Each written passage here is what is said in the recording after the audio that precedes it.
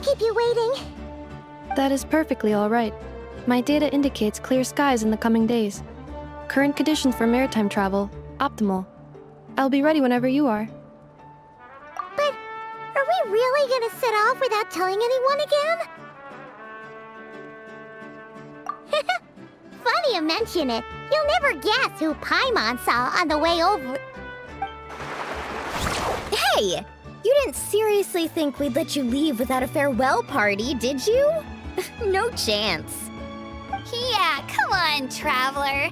We've already made all the preparations. And most importantly, how dare you try and slip away without first paying your respects to the almighty Dragon Lord! A little bird told us you'd soon be leaving for Nodcry. So, we asked Paimon to give us a heads up before the date of your departure. You sure it's not time to think about changing that little habit of ours? Don't worry, we won't keep you long. Besides, everyone's there already.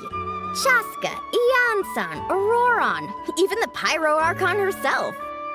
You're invited too, Anefa. Shilonen has a special gift for you. Accompaniment request accepted. Shilonen demonstrates excellent massage technique. My impression of her is exceedingly positive. Wait, so robots like massages too? Or is it just that Shilonen really knows how you're wired? Alright, enough with the chit-chat. Let's head to the venue. Woohoo! Party time!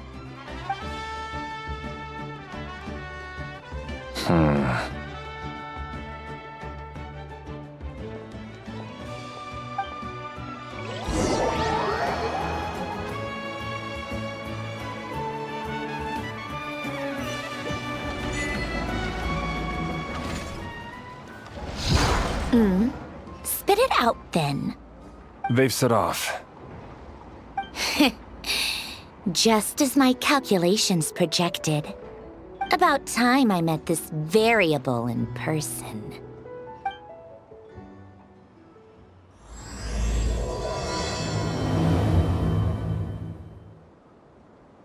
You know, every time we head to a new nation, there's always a point where it suddenly dawns on Paimon. This is it. The next chapter of our adventure has begun. This time, it was the moment she realized she just polished off the very last of her Saurus crackers. Should have stocked up better at the farewell party. In other words, Paimon has marked the geographic coordinates from 2 minutes and 40 seconds ago as the boundary between Natlan and Notcry. This deviates somewhat from the official coordinates stored in my database. Paimon meant more in terms of how it felt on a psychological level. Anyway, what about you, Traveler? When did it really sink in for you? Huh, that actually kind of makes sense. What about you, Anefa? Come to think of it, maybe we should be asking the other way around. So, when you came over to Natlan, what was the moment you felt like you'd left Nodcry? In that case, probably when my sensors could no longer detect the moon's power. The moon? You mean, that one we can all see in the sky? Negative. I was referring to... Here we are. Paimon, Traveler, we have arrived in Notcry. Oh, wow!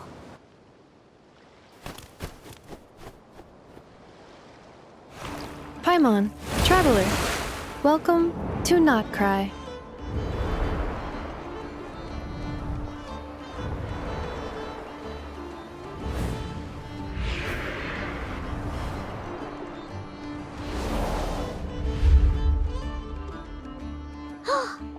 That must be Nasha Town up ahead! That's the place you were telling us about on the way over, right?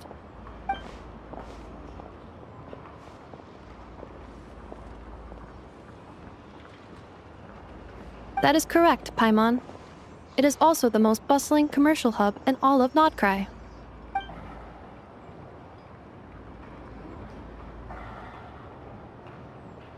Oh! Sounds like the perfect place to start trying out all the local specialties! Huh? Is something up, Traveler? Paimon, this is where our spaceship landed when Ether and I first arrived in Tevat. Huh? Are you sure? But how come you've never mentioned that before? Seems pretty important to Paimon. Well, because those memories are really hazy. All I remember is Ether waking me up and us leaving the ship. But just now, setting foot on this land, I felt something. The kind of power I sensed in those moments. Are you referring to Kuvaki? Kuva, what now? The locals refer to it as Kuvaki. It is a unique elemental force found only in Nodkrai, or rather, a pure, primordial form of elemental energy. That is correct. Another similar concept I have found in my database is the primordial sea. Legend has it that long, long ago, the moon that shines in the sky above us once rose from the land of Nodkrai. Modern geological surveys and meteorite studies conducted in the region have since supported this claim. So, when you mentioned being able to detect the moon's power earlier, you were referring to Kuvaki?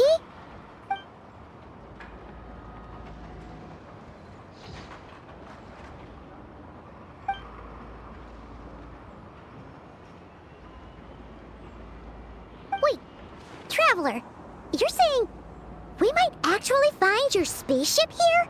Do you still remember where it landed? Nodkrai is surrounded by the ocean. In other words, it could have been anywhere along its coastline. Negative. Description still lacks sufficient detail to pinpoint target location. Hey, it's okay if you can't remember everything right away. After all, it's been a really long time. Let's just do what we've always done, and keep searching as we explore. Besides, what have you got to fear with your sidekick Paimon still here? I'd be more than happy to help you out as well. Our pleasure. Anyway, just knowing that your spaceship's here in Nodkrai surely counts as a big step forward, huh? Like we've crossed another boundary? Paimon couldn't have put it better herself. You sure are a quick learner, Inefa.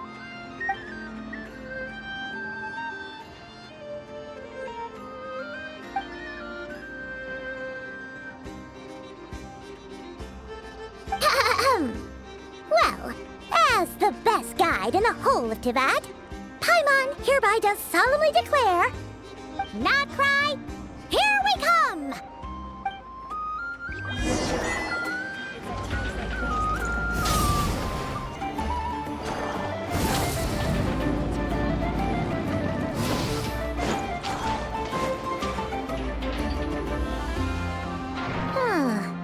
It just occurred to Paimon, if we were looking to put out a missing spaceship commission, or to learn more about Nodkrai, wouldn't it make sense to drop by the Adventurers Guild? The guild is located in Nasha Town. Simply follow this road and you'll reach it.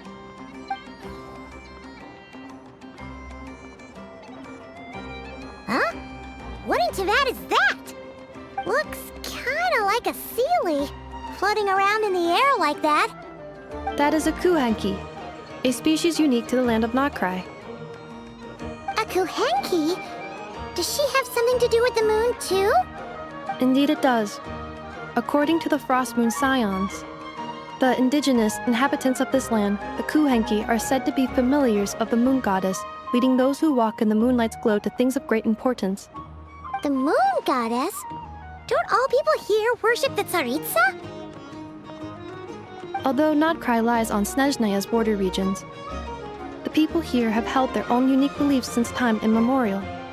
As I mentioned, everything in this land shares a deep connection with the moon and the sky above. The beliefs of the Frost Moon Scions seem to date back to the civilization of the angels. According to the documents in my database, even the 7 Archons did not exist at that time. Wow! So the origin of their beliefs goes back even further than the Archon War? Correct. At some point, you may come across some statues of their goddess. The Frost Moon Scions carved these as well. Hey! Looks like she's floating away! I suggest you follow her. The probability of an ordinary person encountering a kuhenki lies in the single digits. Many here consider them heralds of good fortune.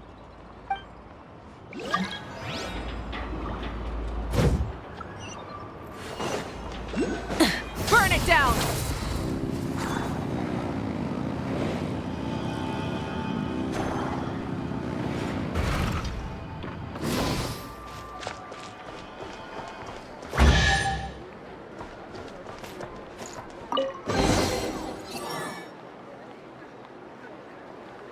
Is this a travel guide? Huh. It actually led us to something useful.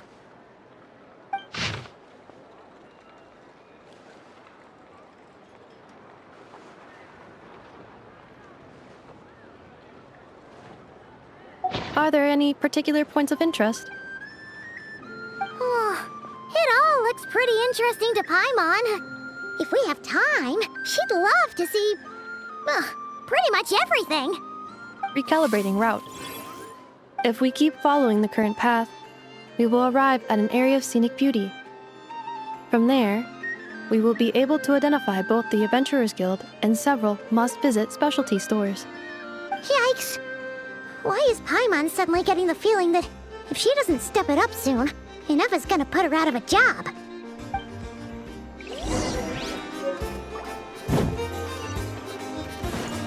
Rise with the sun!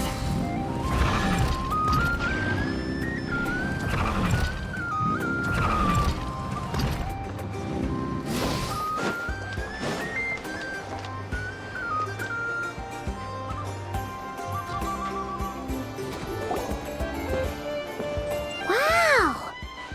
Nasha Town actually looks pretty big from here. Feels a bit different than Paimon imagined, though.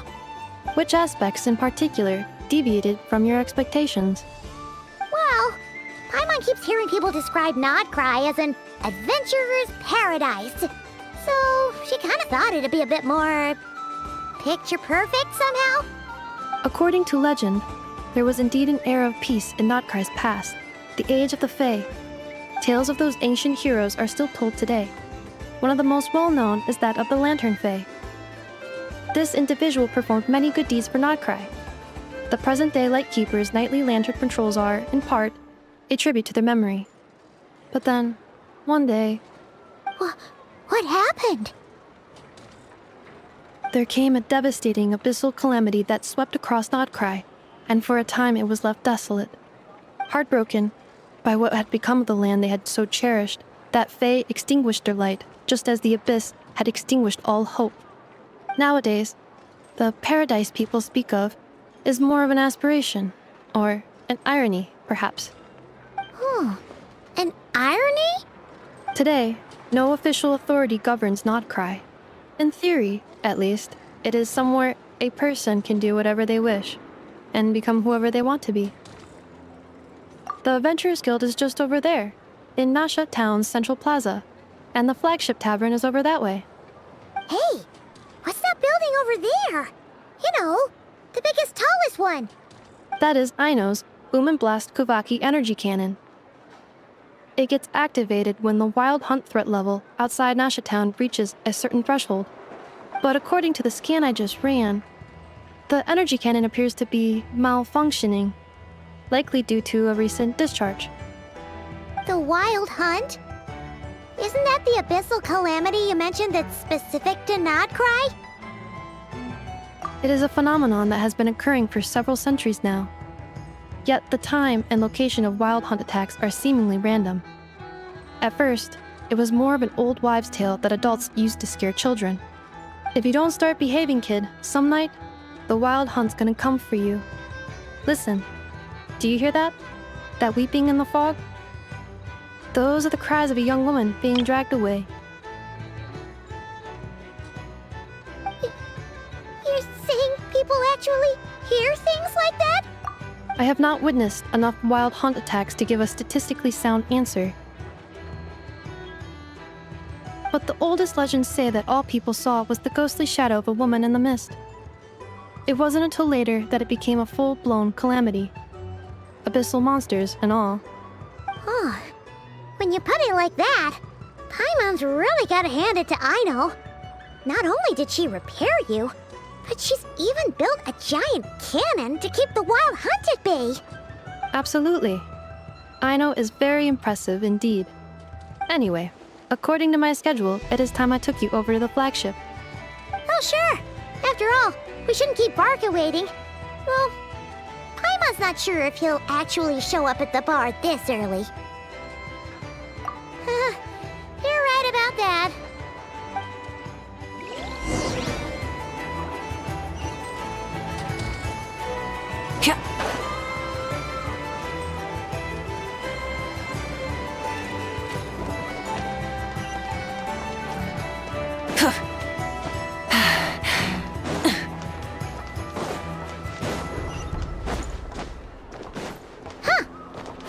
Adventurers Guild?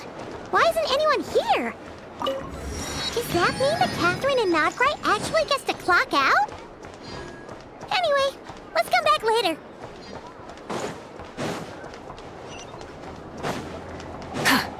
Burn it down!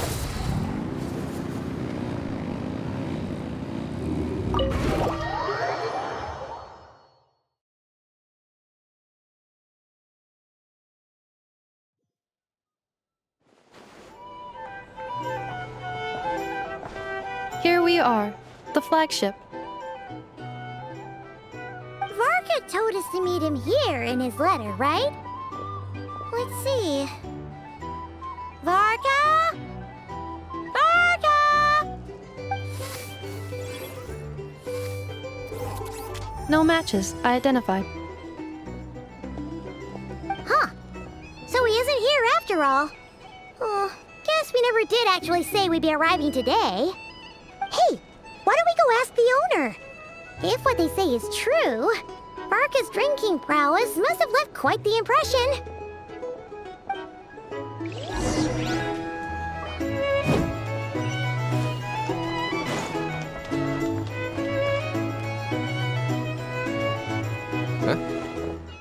Well, well.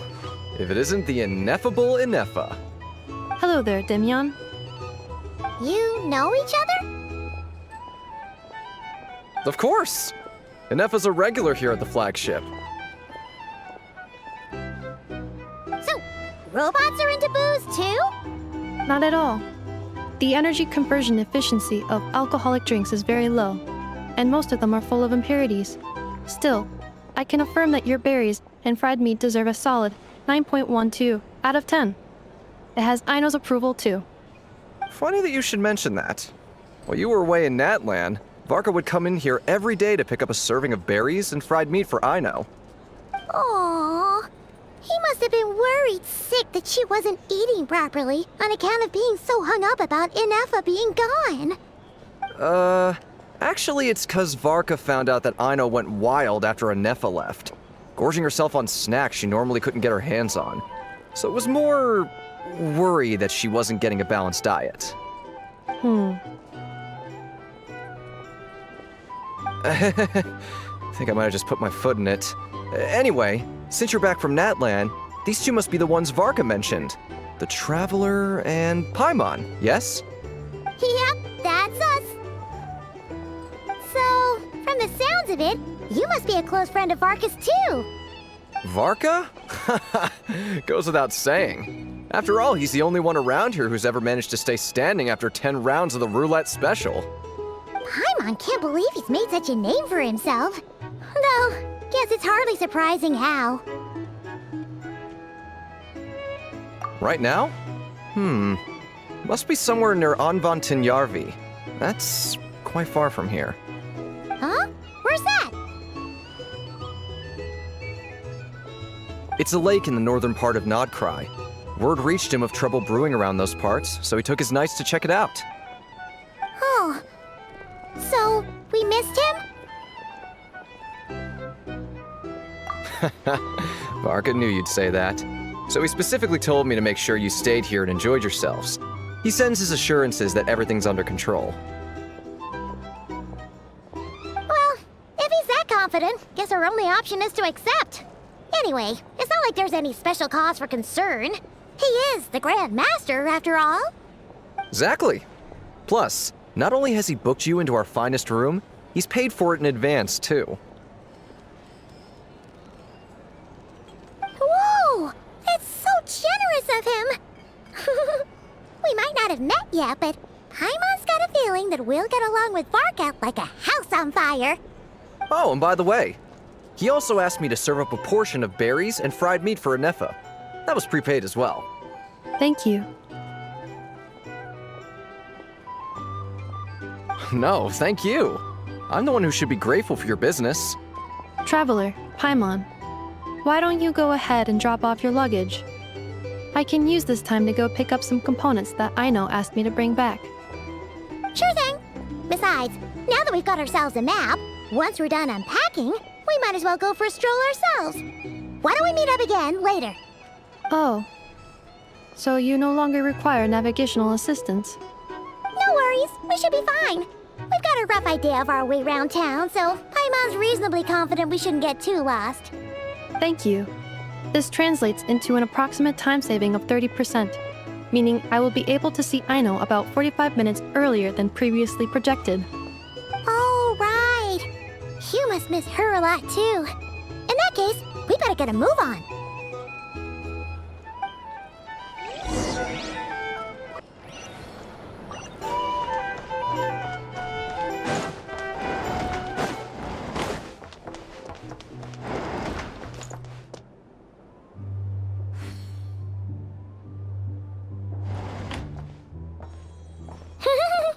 Feels pretty nice having someone sort out our food and lodging for us, huh? But is this really the flagship's best room? It's pretty big, make no mistake, but it looks a little worn out, right? Though, to be perfectly honest, that feels right at home with everything else we've seen of Nasha Town. You mean it's got something to do with Nodkrai's history? Oh, that makes sense. But what exactly was this calamity?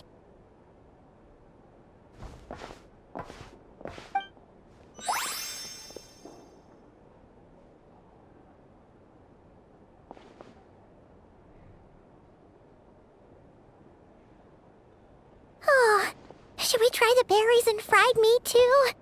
Paimon's getting hungrier and hungrier every time someone mentions it. Oh, sorry about that. Paimon wasn't watching where she was going. Please, there's no need to apologize.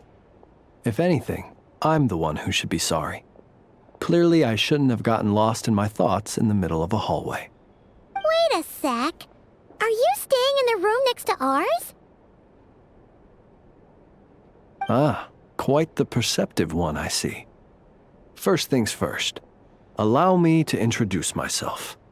My name is Kirill Chudamirovich Flintz, but please, just call me Flintz. Whoa, that's an impressively long name for sure. Ah, is that so? Names like mine ought to have been fairly common in Snezhnaya, at least in the past. Would I be correct then to assume that the two of you are travelers in this land? Yep, you sure would be. Paimon is Paimon, and this is the Traveler. We've been to a bunch of nations already, but we only just arrived in Nodkrai today. What a rare honor it is to meet such worldly travelers. Are you here for travel too? If only I had the time to spare. No, I'm just staying the night. Oh, so you're here for business? That's certainly one way to put it. I'm a ratnik of Nodkrai, normally stationed near the burial grounds to the north. My sole cause for being here today was to repair this lantern of mine.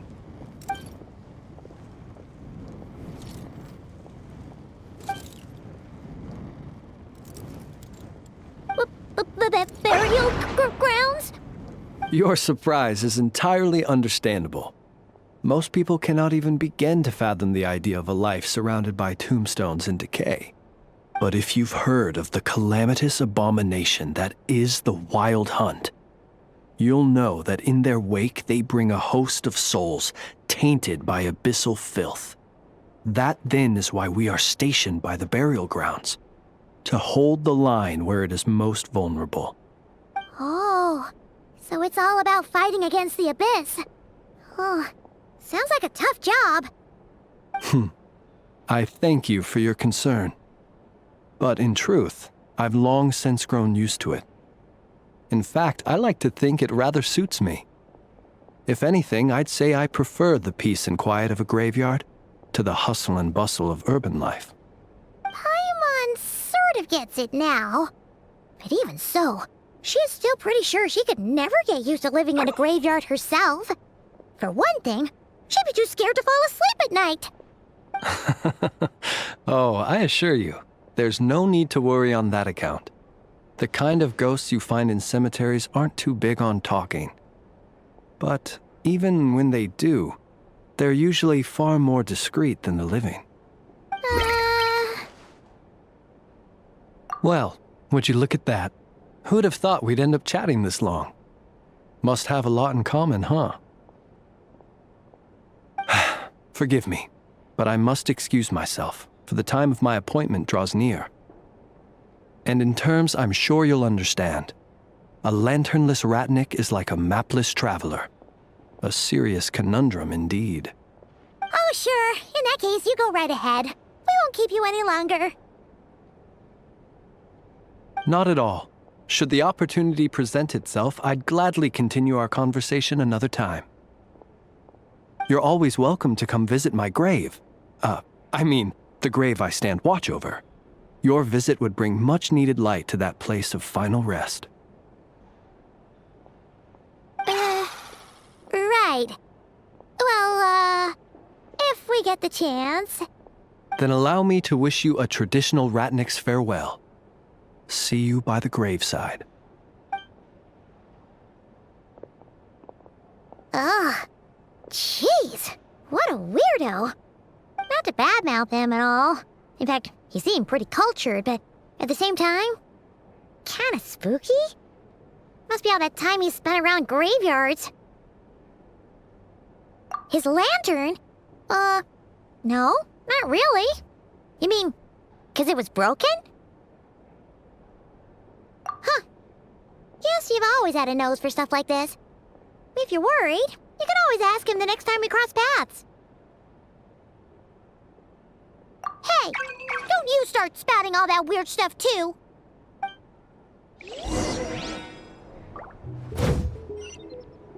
It's so noisy here.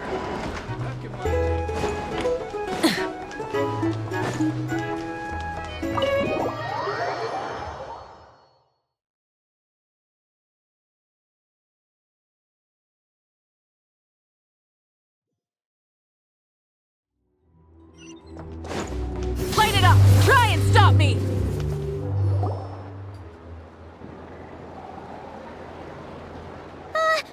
Paimon almost forgot something super important. Were we gonna go try out the berries and fried meat? But now, heading all the way back to the flagship feels like such a waste. Please, accept today's boon. Come night or day, may the blessings of the moon goddess shine down upon you. Huh? What's going on over there? Wait, free food? Wow, the people here are so nice! Quick, let's grab some too. Paimon's super curious what their food tastes like. Moonlight illuminates the path before you, travelers from afar. Huh? How'd you know we were travelers? Just now were a song the birds in the sky, singing of your wanderings. You are no ordinary guests, it seems. The birds and the... what now? Forgive me. I should not have laid the words of others out as a welcome mat for our very first meeting. You, too, must be wondering who I am. I am Lauma, moon chanter of the Frost Moon's scions. Please, as do our followers and other passers-by, accept today's boon. Happy to oblige. Paimon's name is Paimon, and this here is the Traveler.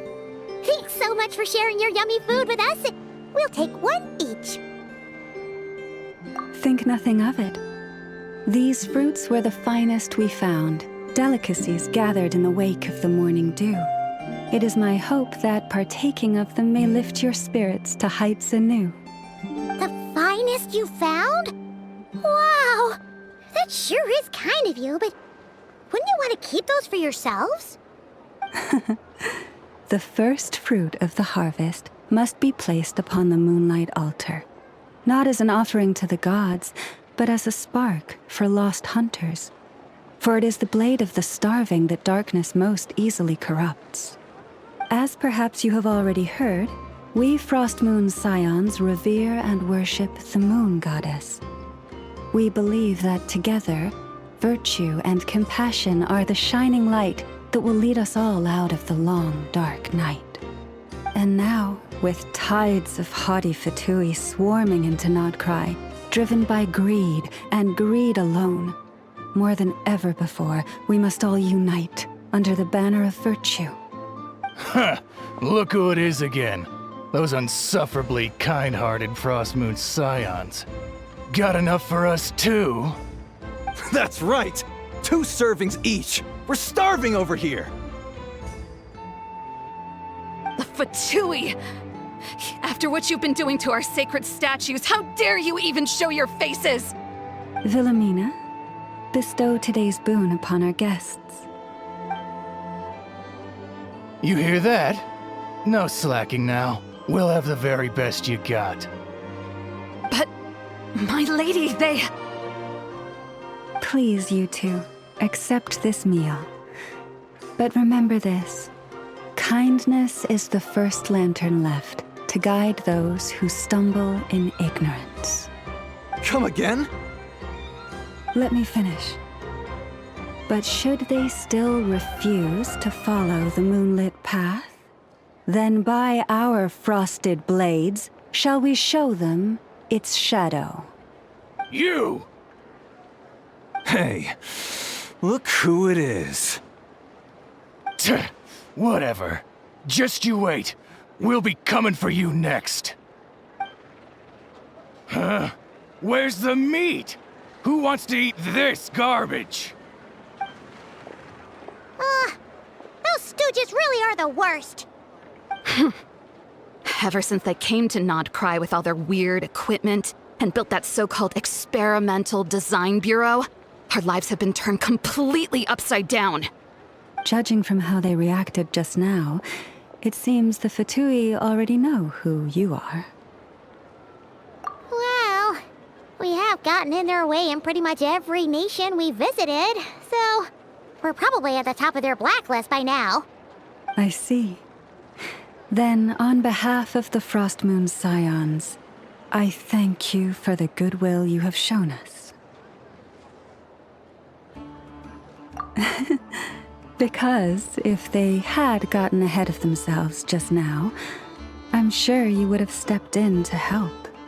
Just as the birds and beasts put it, your arrival heralds joy to us all. Besides, for a weary traveler far from home, what better respite than to bathe in the moonlight?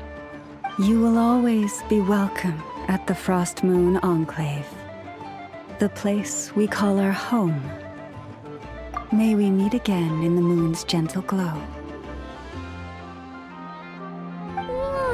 These are delicious!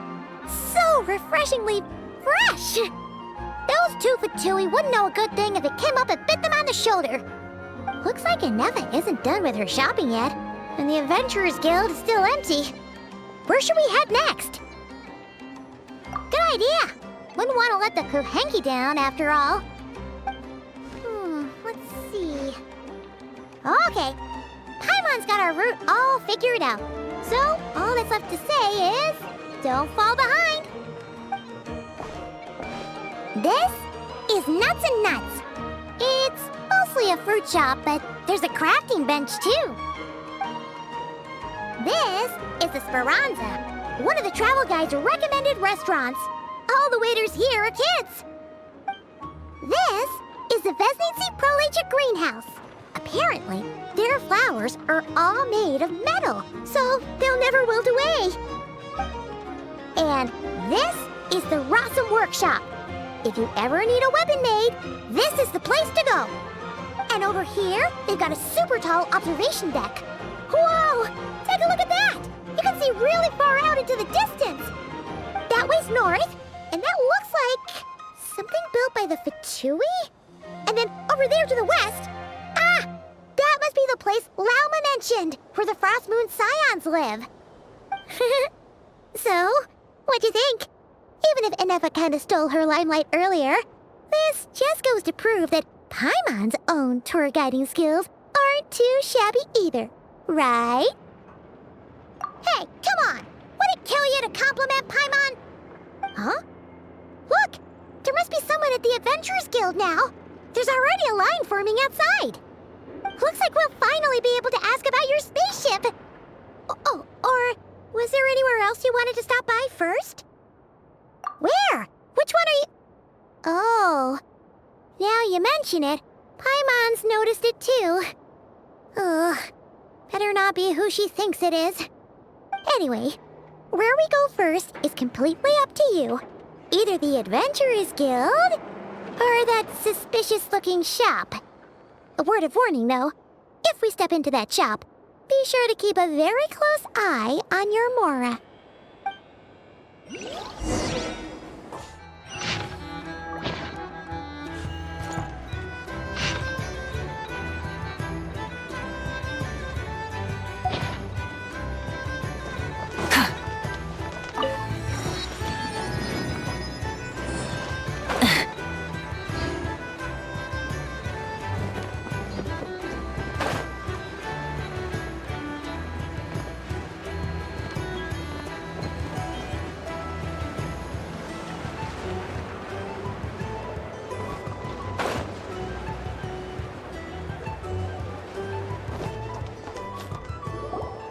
Lucky us! The line seems to be gone now.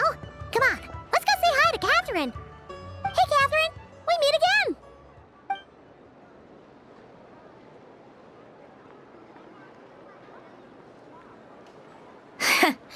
How ridiculous. Huh? They often say that mortals, shackled by their own flesh and blood, may fail to perceive the truth of this world, even when it is right beneath their very noses. Yet I had not expected to have the pleasure to witness such heights of absurdity firsthand. But Paimon must have gotten the wrong person? At second glance, you do seem a bit younger than Catherine, and you certainly sound a lot less friendly. A creator might forgive ignorance, but being mistaken for one of my own creations is beyond all pardon. Look very closely, for standing before you is none other than Marionette, 7th of the Fatui Harbingers. A Harbinger?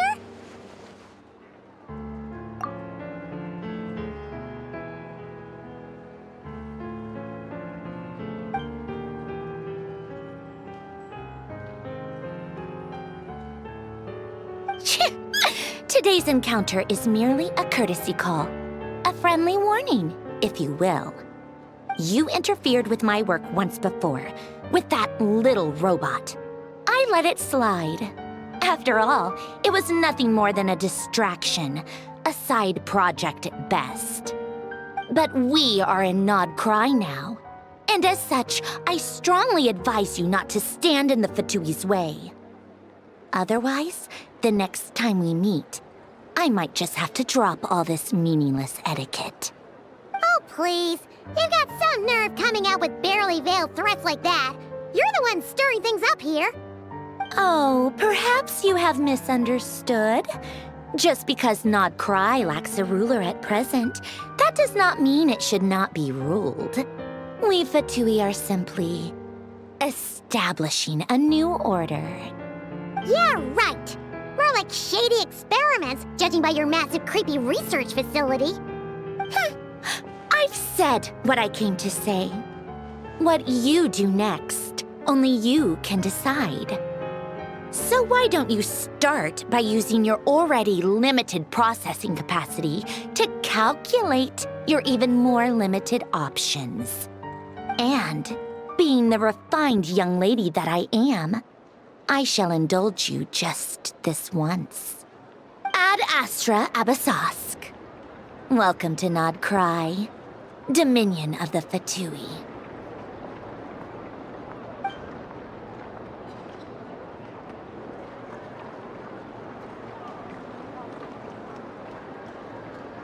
Ugh!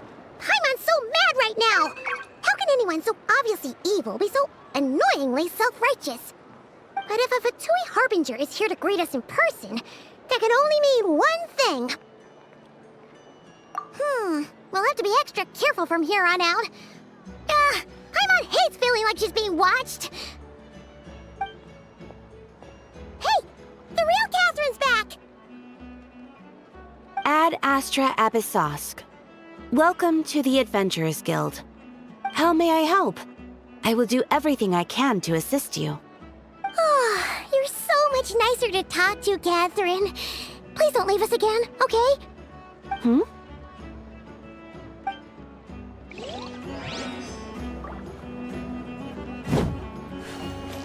Ad Astra Abyssosque.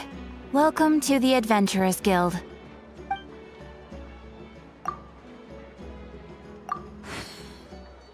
Ah, Traveler. You have come at just the right time. I have something for you. You're certainly very familiar with the kind of work we do. But I'm afraid this has nothing to do with any of the above commissions. Please take this brand new Adventurers Guild notebook. The Adventurer Handbook is for recording details of your completed commissions and intel on all sorts of monsters. Whereas this notebook is for recording the marvelous people and wonderful events you encounter on your travels. I hope it will be of help to you. Anyway, that's all for now. My commission is complete. Safe travels, Traveler. Ad Astra Abyssosque.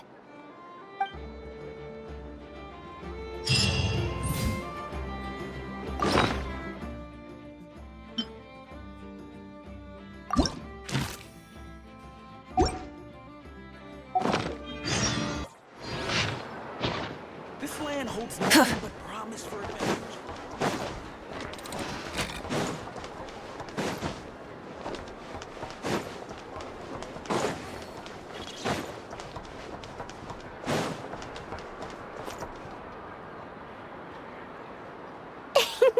Please, here you go. And if you ever need anything else, don't forget to make the great Lord Sangama Bay your first port of call. Oh dear. So it is the real deal. Of course it's the real deal. Everything you'll find here is 110% real, meaning every one of my deals is as real as a deal can... Wait a minute. Well, if it isn't my two most valued clients! And with no small thanks to your munificent patronage. Come. How could you just sneak into Nod Krai like this without telling your dear Lord Sangama Bay? If I'd known earlier, I would have made an absolute pulled out all the stops to ensure that your boat ride over was as comfortable as humanly possible. Thank the Archons we didn't tell you. Oh, come now! You know as well as anyone how impeccably and conscientiously above board I am when it comes to doing business. Well, regardless of whether that's true or not, the main issue here is that we had no idea you had a branch in Nod Krai. A clever merchant always has a backup plan, or two, or three up their sleeves. As the saying goes, a rabbit with many burrows fears not the hunter's arrows. A merchant with stores galore hears no debtors at the door. Since you're both here in Nod Krai, would you care for some of my finest local souvenirs? Whatever you're looking for, I have it. Or if it's Sumeru you're missing, I've got that covered too. We literally just arrived. Do we look like we're on the hunt for tourist trinkets to take back for our friends? My, your high-minded tastes never cease to impress. In that case, I know just the thing. You must be on the hunt for something like this? What's that? Your hat?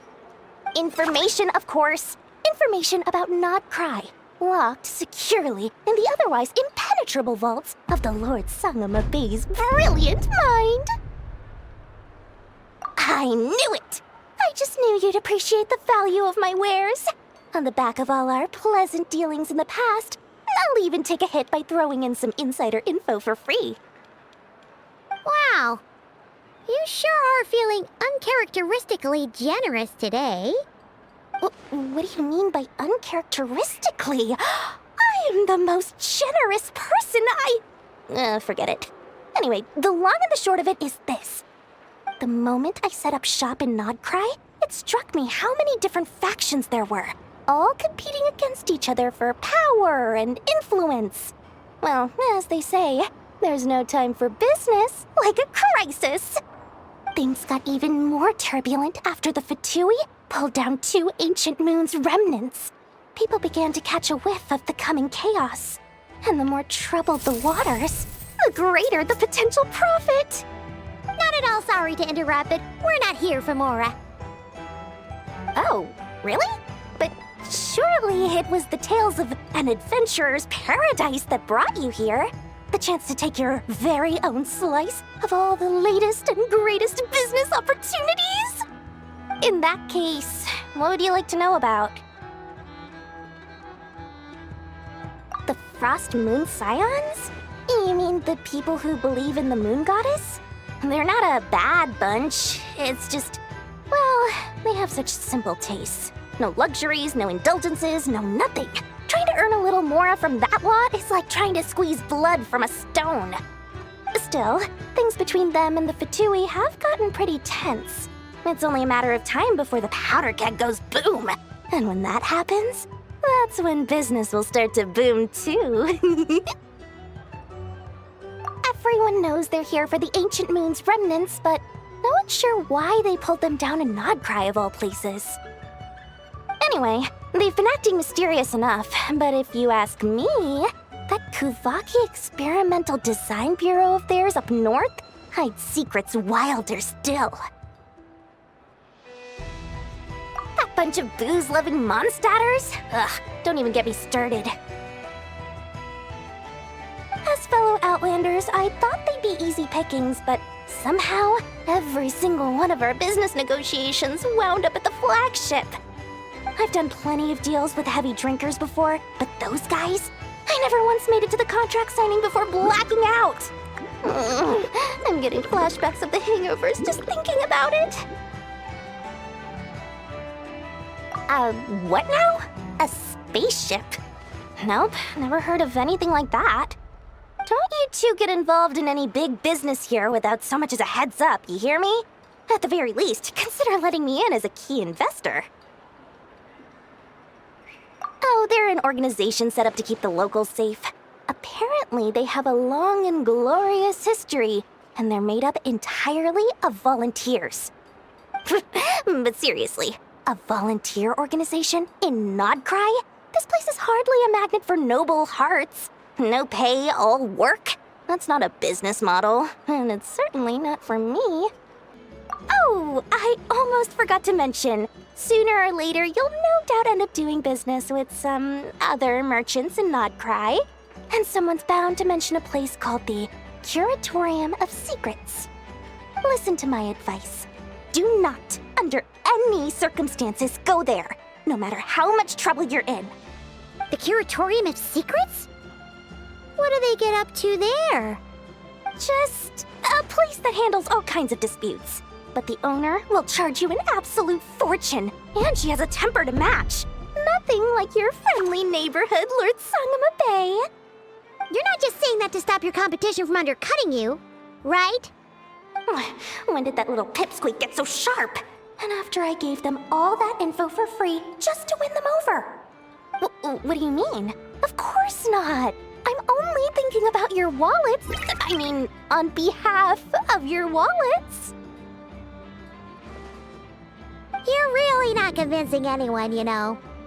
All right. Business is a cutthroat business. I won't argue with that. But I'm not lying about that boss lady. Not only did she make it into my top 3 people not to mess with in Nodcry, she's also in my top 3 people most eager to trade in favors. Seriously? It feels like you're just bad-mouthing your rival now. Fine. If you don't believe me, go see for yourselves. We might both be from Sumeru, but compared to hers, my conscience is so large, why, it could fill 3 whole palaces of Alcazar's array. But when you realize what I'm saying is true, don't say that good old Lord Sangama Bay didn't warn you.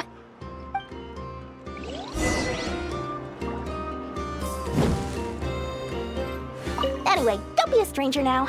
We might be a Nodcry, but don't forget, Dory's doors are always open for you.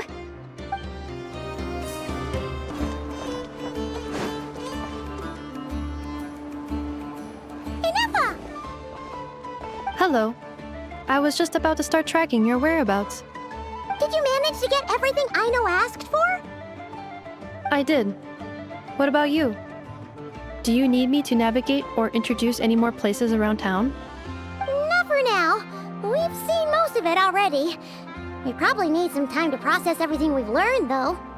Any progress with the spaceship? No. Catherine came back just now, so we asked her, but even she hasn't heard a thing. One possible explanation is the vast stretch of time that has elapsed. Additionally, given the limited resources available in Nodcry, it is entirely plausible that the wreck was scrapped for parts, or even mistaken for a pile of broken machinery. Aww. Understood. In that case, why don't we go ask Aino together? After all, she was the one who salvaged me, ancient dragon technology and all. If there really are any unusual parts floating around Nodcry, there's a high chance they've passed through her hands at some point or another. Good point. And since you keep mentioning her, we're curious to meet this whiz-kid mechanic too. Understood. Then I'll handle navigation as before. ETA at the Clink Clink Krumkake craft shop. 34 minutes ahead of schedule.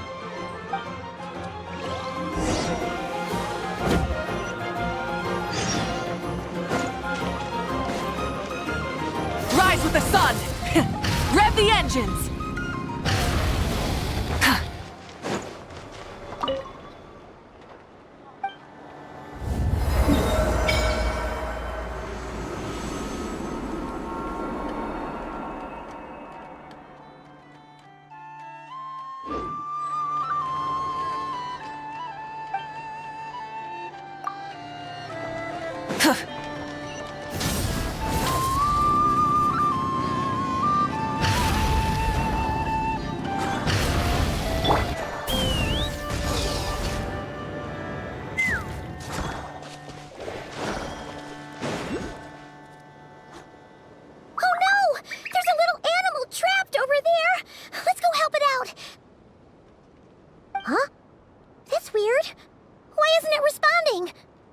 The tides of Kuvaki affect everything in Nodcry. So much so that many creatures have evolved a kind of dependency upon it, growing stronger or weaker as it waxes and wanes. This little animal must have been caught here unprepared. So you're saying we need to use Kuvaki? Paimon will leave it to you guys then. Don't be scared! We'll get you out of there soon!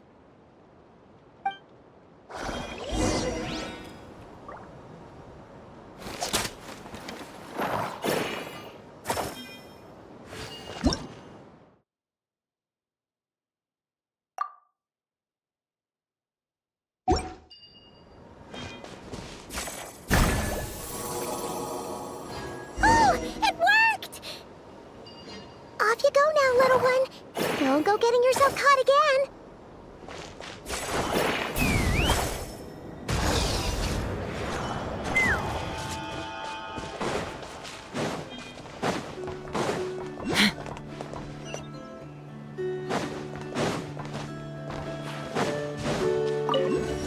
Take me up!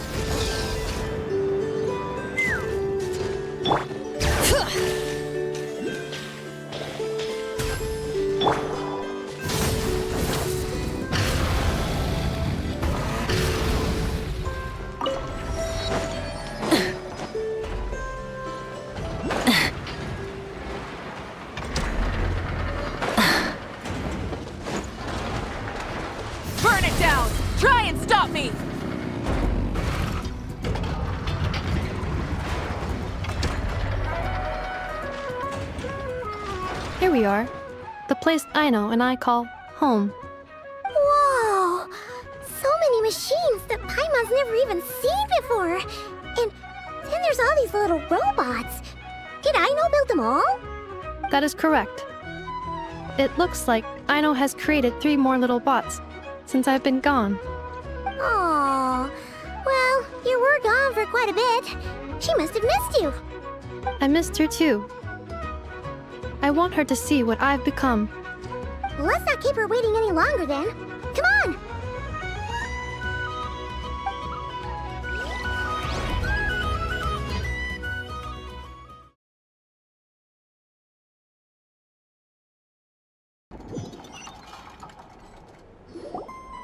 Aino, I'm back.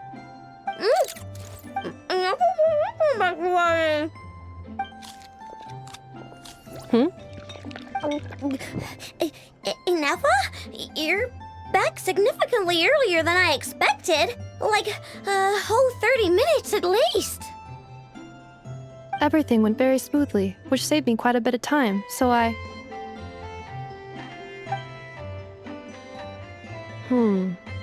Aino. Could you turn around for a moment? Aino. I've been on my best behavior the whole time you've been gone. She's got chocolate all over her mouth. Aino. While I was away, did you strictly abide by my tailor-made snack intake schedule? Oh, of course I did. 1 whole cake, 1 crumb cake, and 1 pack of chocolates a day, right?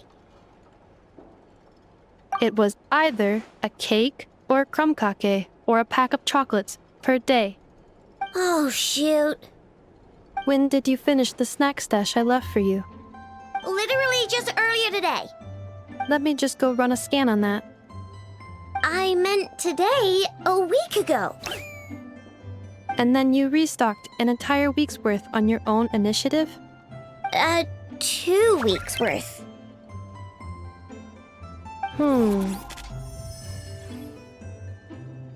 Why does Paimon feel like the roles in this household are pretty much the opposite of what she imagined? Calculation complete. Aino's recommended snack calorie intake for the next 4 weeks. 0. Ah, no fair! You're a meanie, Ineffa. This is what happens when you break an agreement. Oh, come on! Don't do this to me! I only ate a teeny bit extra every day. Just a teensy, eensy, weensy bit extra. That is objectively not a teensy bit extra. Oh, seriously? If you'd only arrived half an hour later, I would have had everything cleaned up and you wouldn't have noticed a thing. But now that I think about it, you even said you'd come back a bit earlier than you did, so I wouldn't have to worry.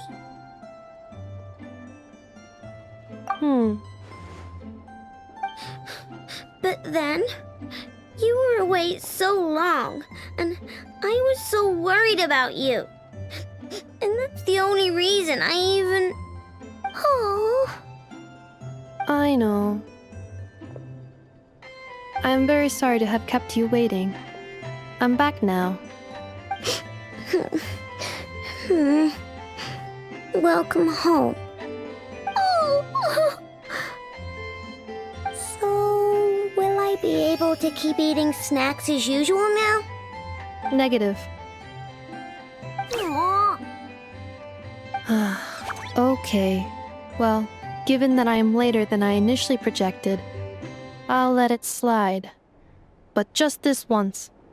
Thanks, Ineffa! You're the best! I know. Allow me to introduce. It's the honorary knight and Paimon! I know. Uncle Varka talks about you guys all the time. Nice to meet you, I know. Ineffa's told us all about you, too.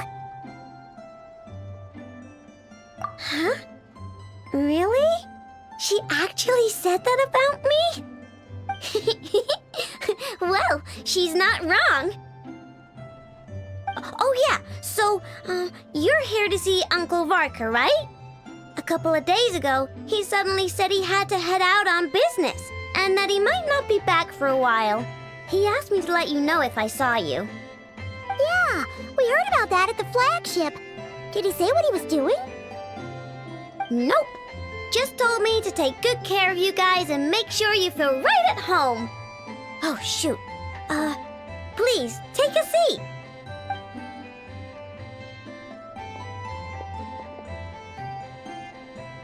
Do either of you need my help with anything? Anything at all? After all, I'm the head of this household. Sure wouldn't know it from that snack tantrum she just threw.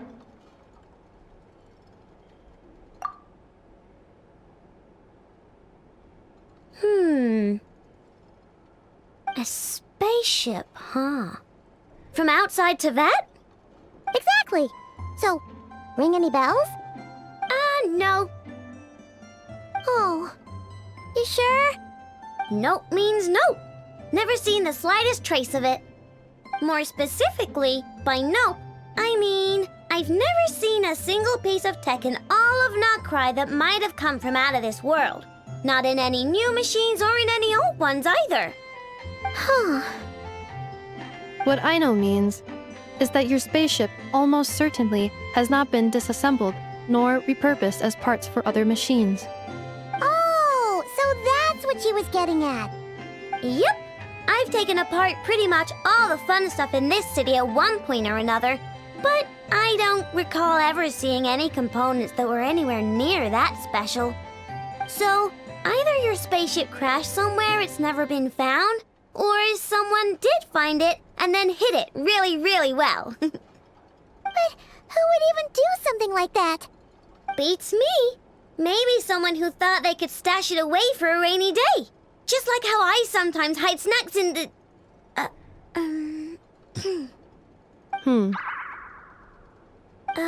Anyway, long story short, I definitely haven't seen anything like that.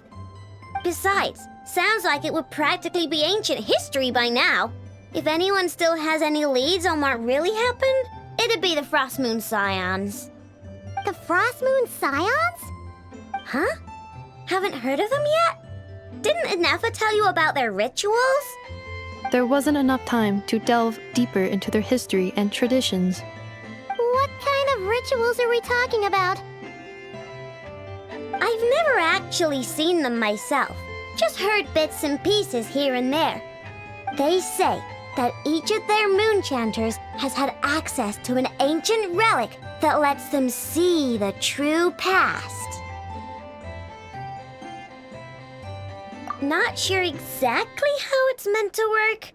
I can't get my head around anything that can't be explained by either machines or science. And to tell you the truth, I don't like it much either. Looks like we'll have to try our luck with the Frost Moon Scions.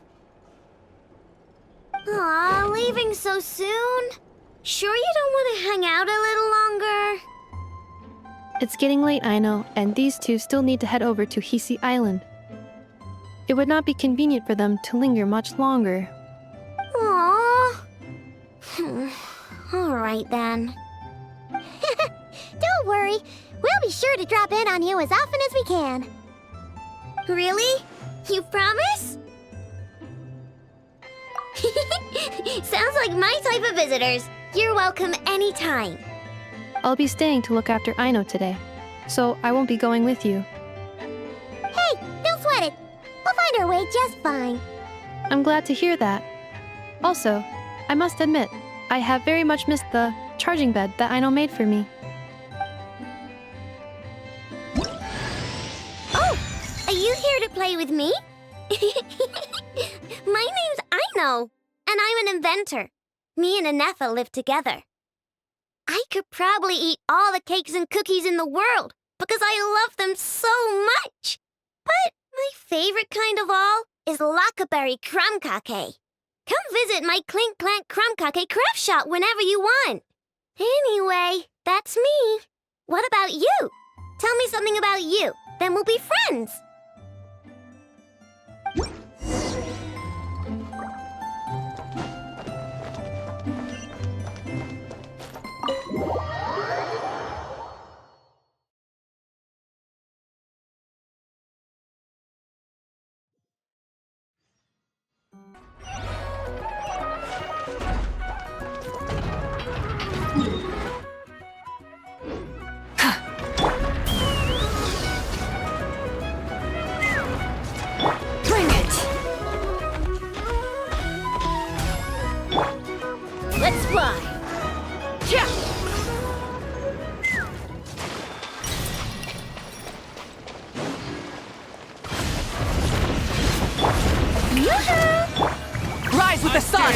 the long night and purge the Hear the darkness! echoes of the valley!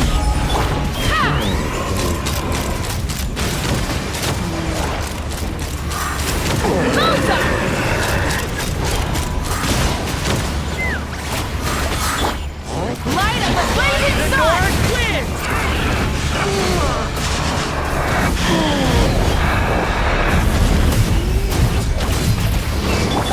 Let my name echo in song! Strike a pump! Let the mountain's veins boil! Let's fly! I stand against the long night and purge the darkness!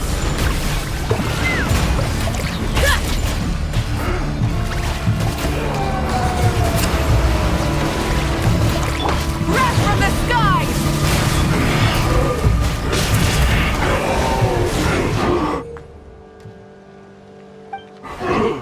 Strike them down!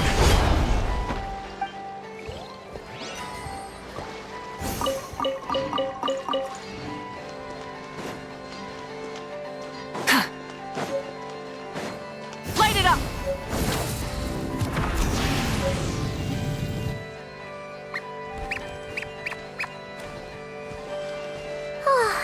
Seeing Anafa and Aino reunited like that sure was heartwarming. We should definitely hang out with them more in the future.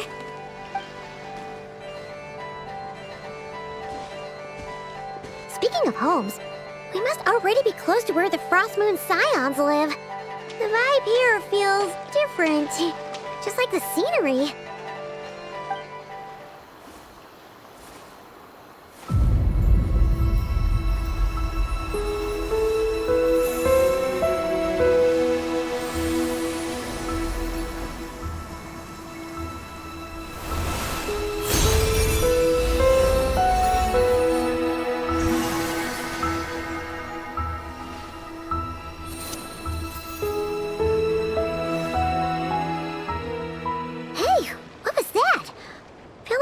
Sort of breeze blew by, and then the petals suddenly turned into... Huh? Is that a Kuhenki? She looks different from the ones we saw before. Hey there! What's your name? Huh. Doesn't seem able to speak.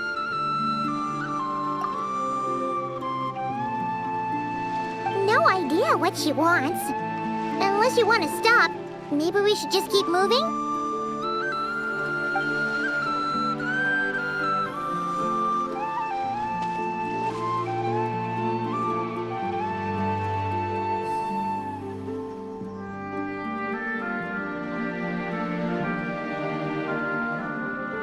She's following us! Go on. Go on now. We've got stuff to do. Best you find someone else to hang out with. Hey! Don't make it sound like Paimon's some kind of meanie. Paimon had no idea what she wanted, okay? Ugh. Anyway, next time Paimon sees her, Paimon promises she'll be nicer. Seeing as we're on our way over to meet Lauma anyway, we can ask her about it while we're there.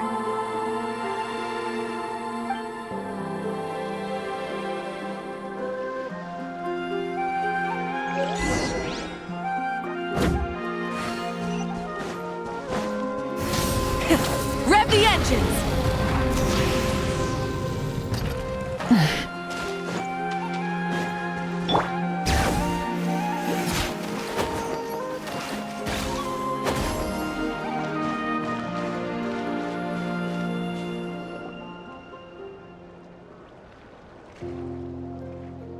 Huh? Hey, look! Isn't that Lauma? The moon chanter? Let me take a look at your wound. You must be more careful. Doesn't matter how much of a rush you're in, your safety always comes first. Oh, you're back too. How was your day? You what? Those two Fatui? The ones who were causing trouble in Nasha Town? You went to teach them a lesson? And you put that in their food? You naughty little thing! How could you do that? They didn't notice. That's not the point. You mustn't do that again, okay? Next time, at the very least, bring a few of your friends along too. You'll be an easy target if it's just you on your own. Hey, Llama! Still remember us? Oh, it's the Traveler and Paimon, isn't it? Welcome to Hisi Island. Not at all. Those who come with kindness in their hearts are always welcome with the Frost Moon Scions. Were you just talking to those animals? I was indeed. The Frost Moon Scion's bloodline is unique, for throughout our history, there have been many among us who could communicate with all living things. What was that? Oh, is that so? She says she was trapped in a plant earlier, and that you were the ones who rescued her. She wants me to thank you on her behalf. Oh, it was nothing. Barely lifted a finger. If you both are free, why don't you join us at the Frost Moon Enclave for dinner? Consider it a small token of thanks for your kindness. We'd love to! And actually, we had something we wanted to ask you anyway.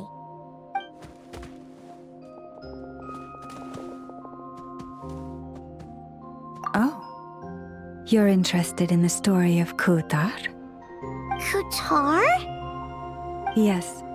Kutar is our moon goddess, the moon maiden who guides us. But up close, this one somehow seems a bit different from the one in Nasha Town. It's like it's more... natural? Or like... more harmonized in its design. That is because, ever since the Fatui arrived in Nodkrai, they have been modifying and defacing our statues as they please. These statues were made by the Frost Moon Scions who settled here hundreds of years ago, crafted from the very finest Lunasol stone. Not only is this stone exceedingly rare, but it also brims with Kuvaki. I suppose the latter must be what caught the Fatui's eye. For a time, we put up fierce resistance.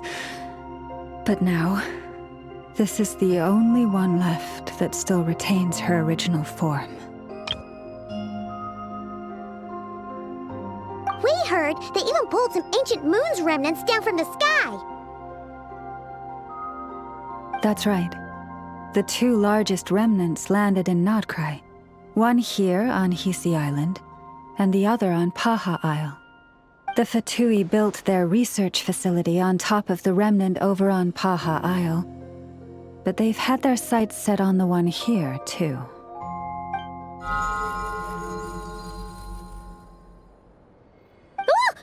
Oh! It's that little Kuhenki again! Surely that can't be. Hey, we've been wondering what was up with it too. It just appeared out of some petals and hasn't stopped following us since. No, that is no ordinary Kuhenki.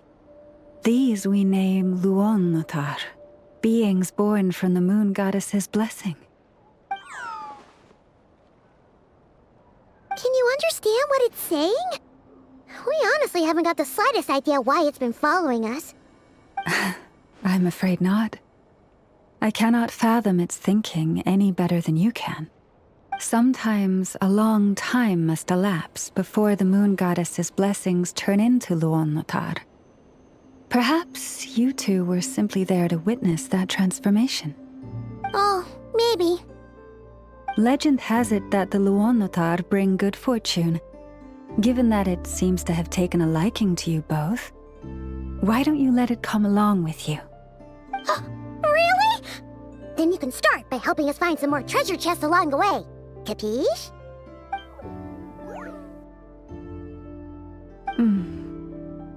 twilight approaches. If you would hear more of the moon's story, then let us make our way to the Frost Moon Enclave. Beneath the gentle moonlight, I shall share this tale in full.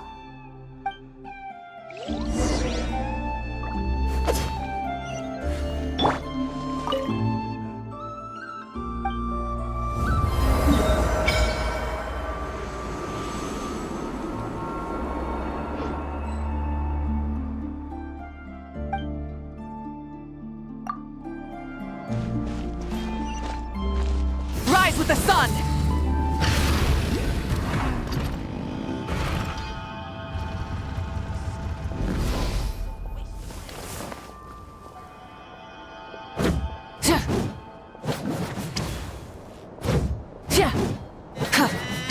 Light it up!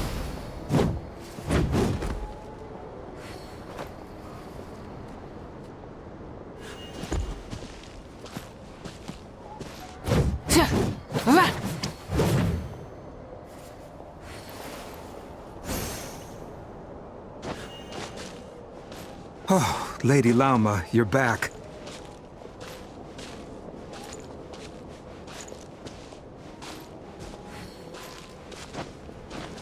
Come day or night, may the blessings of the moon goddess shine down upon you.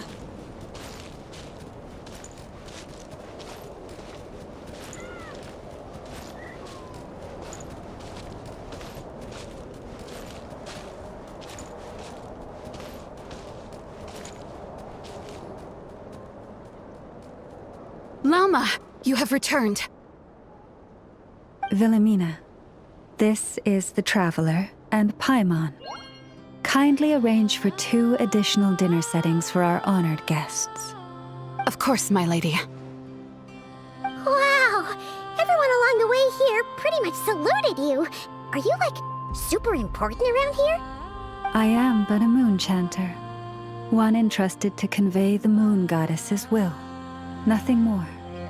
She's just being modest. The Moon Chanter holds the highest rank among us Frost Moon Scions. Lauma is our leader. Wilhelmina? I know. I'll send word to the kitchen. 2 meals coming up. Whoa! Paimon had no idea you were such a big shot. It is merely that the unique traits of our bloodline have manifested themselves especially strongly in my person. That is no accomplishment of my own. Please, follow me this way.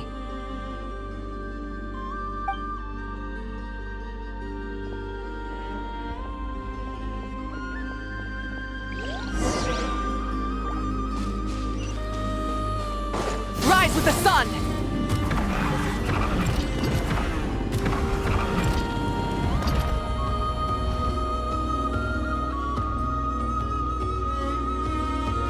Even to this day, I am still trying to piece together the many fragments of our past. It is a story not only of the Frost Moon Scions, but also of the moons themselves. A story of the moons? Yes. We Frost Moon Scions are the last descendants of the ancient golden realm of Hyperborea. Its former glory may have faded, but what remains is a memory uniquely ours. In the distant past, Tivat had not just 1 moon, but 3. It is said that they were created by the primordial master of this world, cast into the firmament to keep peace in the land below. Firstborn was the eternal moon, largest of the 3. Legend has it that it was her immense kuvaki that gave rise to the ocean tides. Next was the Frost Moon. Smaller than her big sister, yet brightest in radiance. Her glow became the cold, undying lantern of the night. Finally came the iridescent moon, smallest of the sisters. Most of the time, her light was barely visible to the naked eye. Yet when she shone, her fleeting halos were all the more mysterious for it. Wow! Sounds like it all happened so long ago. So, What happened to them afterwards? Afterwards, well, as you have seen, the 3 moon goddesses perished.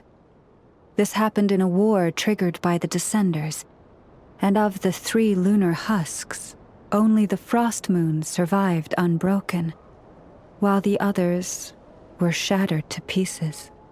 Oh, so that's why there were ancient moon's remnants in the sky. Yes. It is also said that when the moons shattered, most of their fragments rained down upon this land like stardust. That is why Nodkrai is blessed with such an abundance of Kuvaki. As for the remnant that the Fatui recently pulled down, that belonged to the Eternal Moon. Wait a sec. But you just said that 2 of the moons were shattered, so where are the remnants of the iridescent moon? The iridescent moon's remnants were never found. What happened to her after the war remains a mystery. Some say she vanished in an instant, while others believe that her remnants are simply too delicate to leave a trace.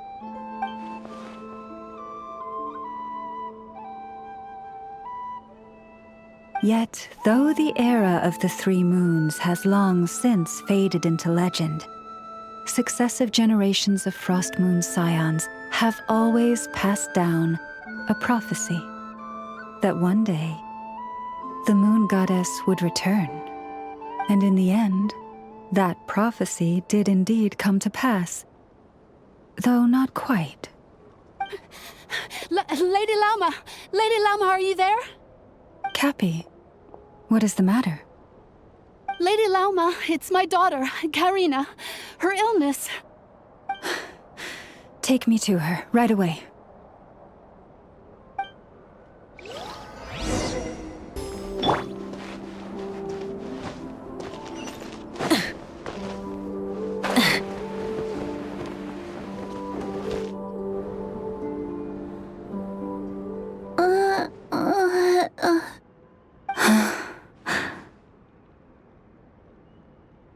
Her sensitivity to Kuvaki is flaring up again.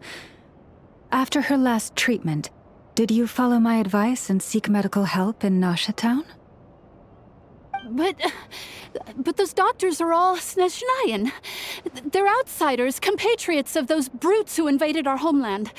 How can we possibly trust them? Not all outsiders are enemies, Cappy. They've been treating this condition for generations. They have the experience we lack. But we're Frost Moon scions. Should we not remember what the outsiders did to our moons? Surely the Lady Kutar will reward our devotion. But Cappy, Kutar is long... This isn't the time for debate. O lost child, snow-swept and buffeted by the howling winds of the frigid night, let not the silver flame within you fade. By the frost moon's grace, I shall warm you, curled up as a fledgling in frozen soil. Praise be to the moon goddess, my Karina.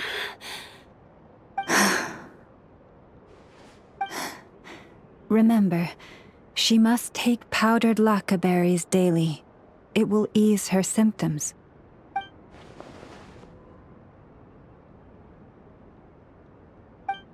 Llama? Philomena, what is it? Dinner is ready. I see. Cappy, let her rest here for the night. I'll have someone bring her a blanket. All right. Thank you so much, Lady Lauma.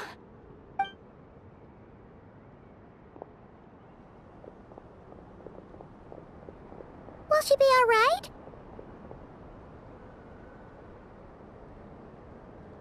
Yeah! If there's anything at all we can do, please don't hesitate to ask. Thank you for your kindness. For now, though, Karina should be fine. She'll be feeling a lot better tomorrow.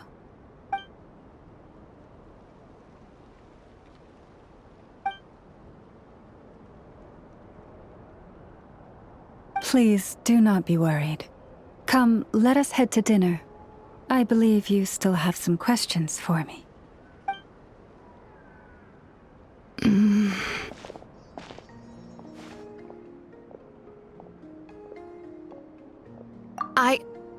Oh, sorry. Yes, I'll be coming too. I was just thinking about something. Oh? Lauma makes such an unshakable moon chanter. Calm, capable, someone we can count on. Deep down, though, I know she's been quietly carrying the burden for the rest of us. Traveler, Paimon, believe me when I say that as a fellow Frostmoon Scion, I do worry about Lauma. It's just that sometimes it's hard to say it to her face. Could I ask you to look out for her? I can tell she really trusts you. I fear that would stress her out even more. Sometimes I really admire her strength, but at the same time, I can't help feeling powerless myself.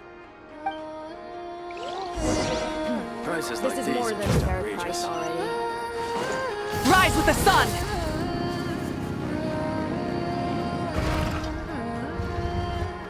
Phew. Paimon's so full. That was even better than the stuff you gave us before. I'm glad to hear it. Thank you for accepting such simple hospitality. Hey, we should be the ones thanking you. Seriously, that was seriously scrumptious. How did you even manage to finish it? This slop's barely edible. Then again, I guess that's what you'd expect from savages. It's you! Those rude old Fatui we just met back in Nasha Town. My sincerest apologies. If you found the food we gave you earlier difficult to swallow, may I suggest taking a deep breath and joining us? These delicacies might change your mind. After all, I suspect that your previous meal may have been tainted with something most unpalatable. Huh? What do you mean? Tainted with what exactly? With the bitter snobbery of those who call themselves civilized. Why, you? Looking for a fight? Sure, I'd be more than... Hold it! We're not here to brawl. Yet. We're here on official business. Orders from above. We're here to deliver the Frostmoon Scions a warning. Or rather, a final ultimatum. You have 3 days to hand over the relic and reveal the whereabouts of your so-called Kutar. If you fail to do so, the Fatui will immediately begin the cleansing of Hisi Island. Which, by the way, is the sovereign territory of the Tsaritsa of Snezhnaya. What insolence! Your demands are outrageous! For generations, this land has belonged to the... Dear guests, allow me to save you both time and trouble with a speedy reply.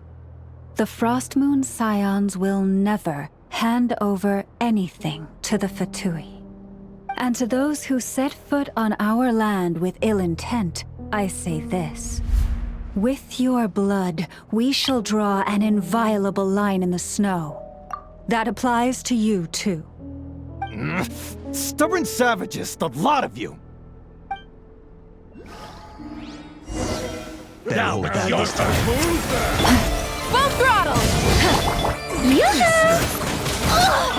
Hear the echoes of the valley! You're pretty sharp. You'll pay for this. Mark my words.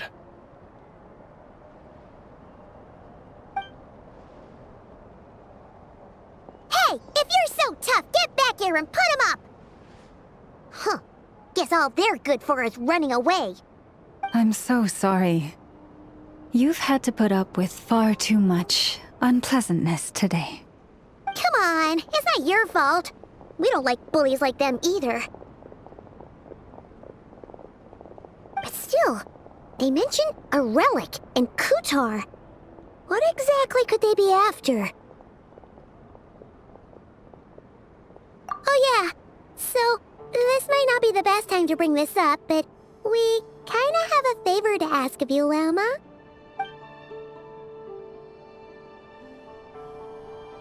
I see. So your questions concern the sacred relic too. Please, do not hesitate to speak your mind. Unlike those insolent intruders, you walk in the moonlight with open hearts. You stood by us when we needed your help, so it's only right that I return the favor. But let us continue this conversation somewhere more fitting. As it happens, there's something I'd like to show you, too.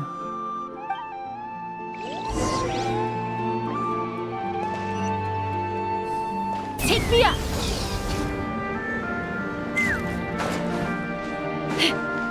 Whoa! Now that's one huge statue! This is the statue of our goddess, the Moon Maiden Kutar. Full throttle!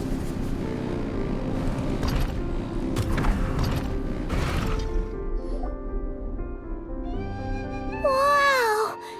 It's spectacular! Kutar was born here on Hisi Island around 500 years ago. As it just so happened, a priestess of the Frost Moon Scions witnessed the moment of her birth. Instantly realizing that this was the prophesied rebirth, she quietly recorded the event and carved this statue to honor that miracle. According to legend, Kutar's birth was accompanied by the sudden appearance of many Kuhenki, who wove the moonlight that bathed her into silken vestments fit for a goddess. Hey! It's like it knows we're talking about it. From that day forth, the Kuhenki have been regarded as Kutar's familiars. Some believe that their habit of guiding travelers to hidden treasure stems from an instinct. The same one that not only drives them to protect the moon goddess, but also to make her smile. After all, according to the records, Kutar always looked lonely as she gazed up at the distant moon.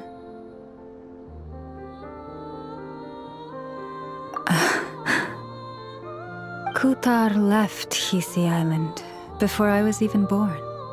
According to the previous moon chanter, the goddess was angered by our people's greed, and that is why she left us. Where did she go? No one knows what happened after she left. But just a few months ago, after those 2 ancient moon's remnants fell from the sky, she was spotted on Hisi Island once more. And the Fatui have been harassing and threatening us ever since. Judging from what they've said, our moon goddess is actually their missing harbinger, Columbina, the damselette. The damselette? But isn't she number 3 amongst the Fatui harbingers? So she's actually the moon goddess. Why would she join the Fatui then? That too is a question I've struggled with. But even at the best of times, understanding other people's choices is difficult, let alone those of a goddess. Plus, forgive me. There I go again, rambling on about our history. But you came here to ask about the sacred relic, didn't you? Honestly, Paimon's not sure which part she's more curious about now. Since ancient times, the Frost Moon Scions have had in our possession a special fragment of the ancient moon's remnants. A piece in which I sense a power unlike any other. Successive generations of moon chanters have all detected a divine presence within it. We call this unique remnant the Moon Marrow. We heard you can use it to see what happened in the past. What is it in particular that you seek from the past? Well, basically, to cut a long story short, the traveler here is actually from outside of Tibet. Oh.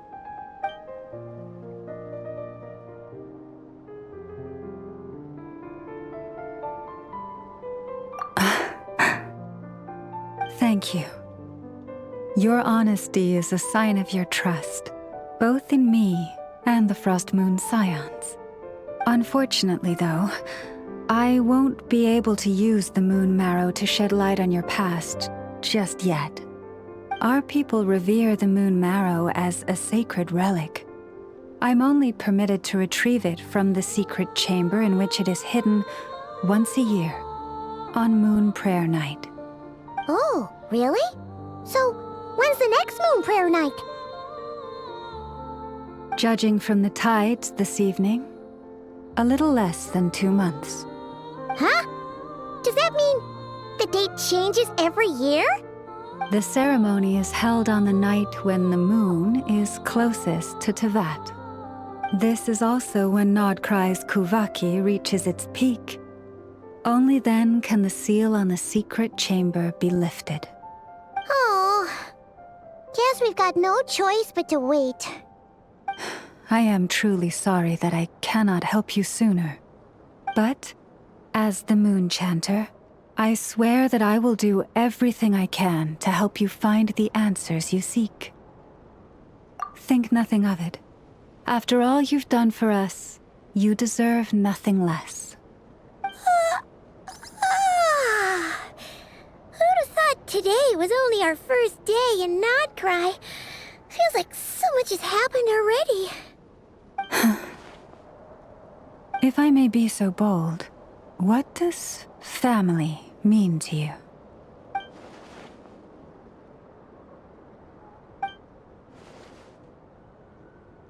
If you are aware of something, a secret that could hurt your family, would you be honest with them? Or try to hide it?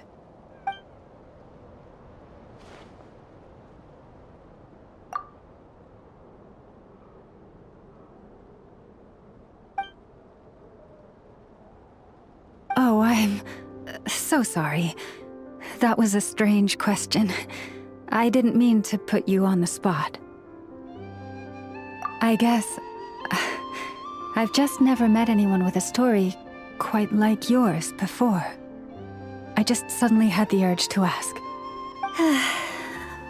It's getting late, and you two must be rather tired too. Would you like to stay the night here on Hisi Island? I can have someone prepare some lodgings. Oh, that's all right. We've already got a room back at the flagship as it happens. Speaking of which, if you ever need us, feel free to come knocking. Do you need me to show you the way back? No worries. It's quite a way, and you should get some rest too, Lauma. We'll make sure to be careful. Understood. Then I won't keep you. May your first night in Nodkrai pass in stillness and peace.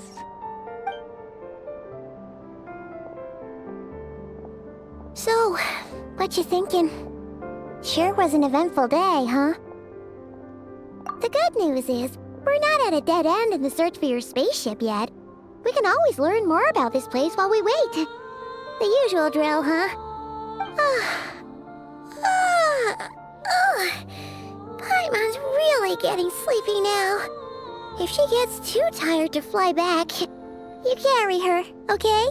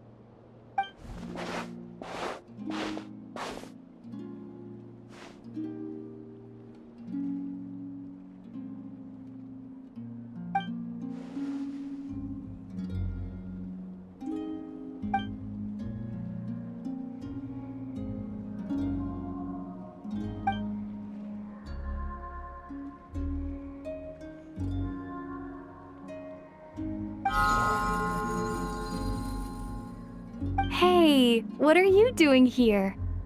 Oh, these flowers. I remember when you first appeared, there were flowers like this all around you.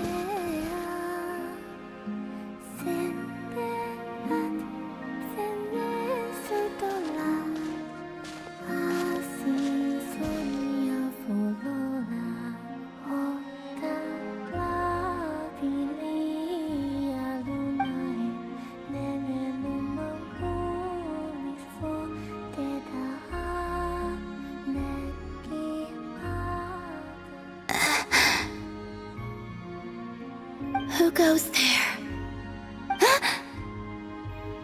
How did you get in here? I am but a passing traveler. I followed your song here. I'm very sorry if I've intruded. Akuhenki. She brought you here.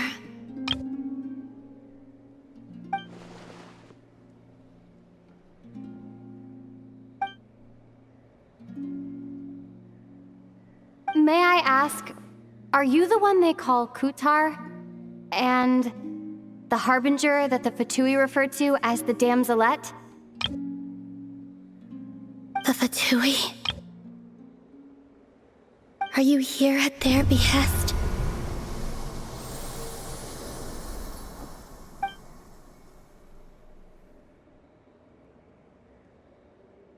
Please don't get me wrong. I have no intention of doing anything for the Fatui. I just wanted to ask you about Nodcry. And the moons. The moons?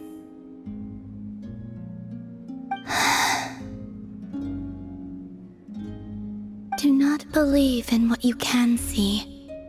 What truly matters is what you cannot.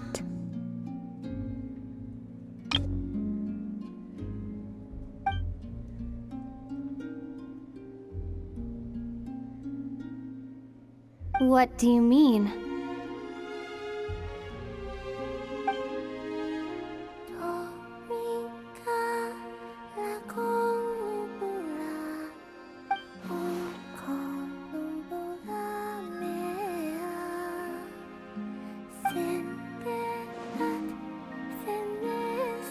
Listen, I'm the Traveler.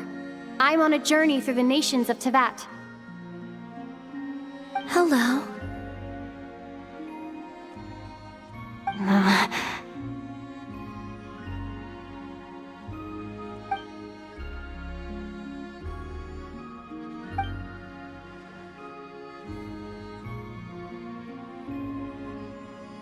Could you tell me your name?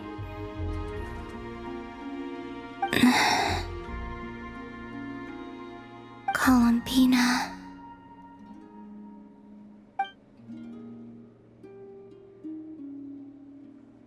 Kutar, the damselette, the moon goddess. Pick whichever takes your fancy. I do not know my own name.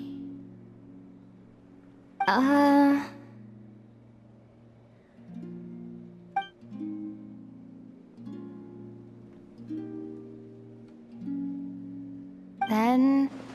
Columbina.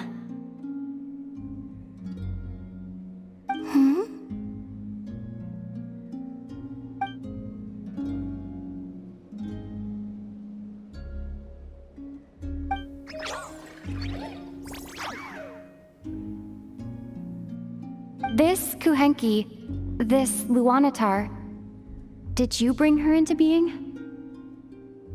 Come here, little one.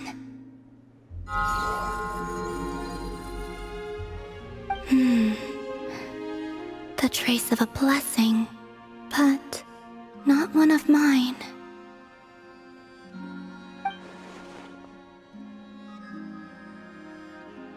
People always assume I can do many things. Assume I have done many things. But I haven't.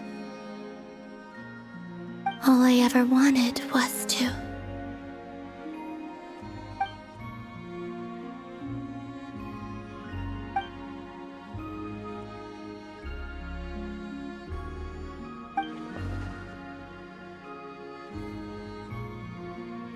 It's about time I got going. I'm very sorry for disturbing you today.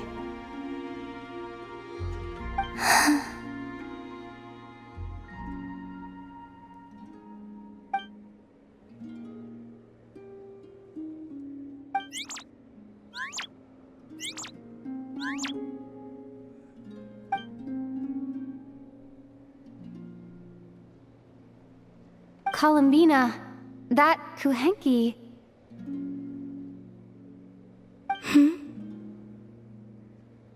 Oh, you're leaving?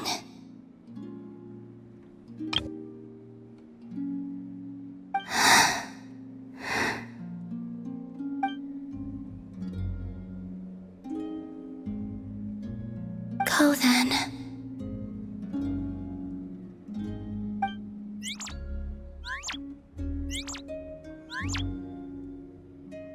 Goodbye.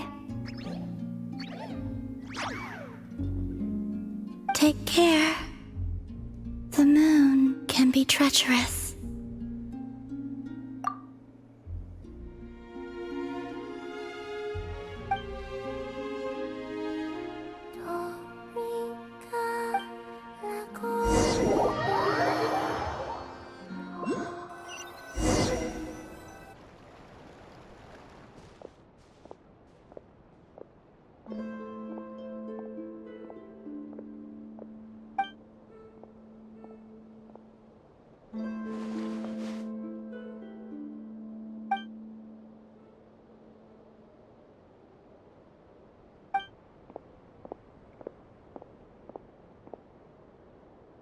Wait, is that... Ether?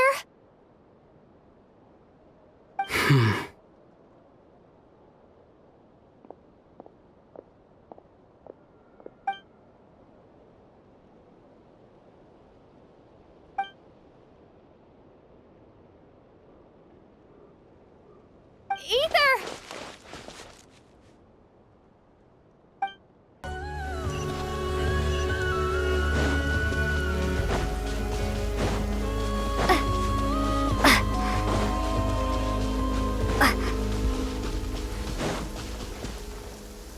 Ether! Lumine, it's you.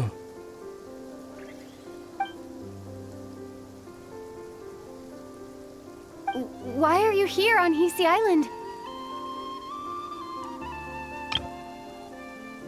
If I told you I was here in search of the Frost Moon Scion's sacred relic, what would you think?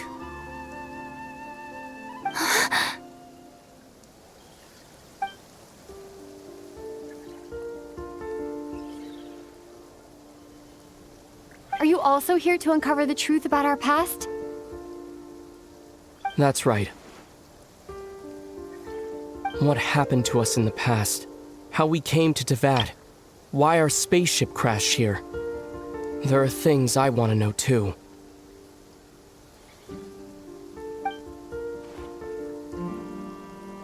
But I'm not about to sit around waiting for another 2 months to find out.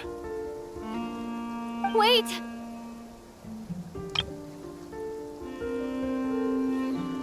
Wait? But I still have unfinished business.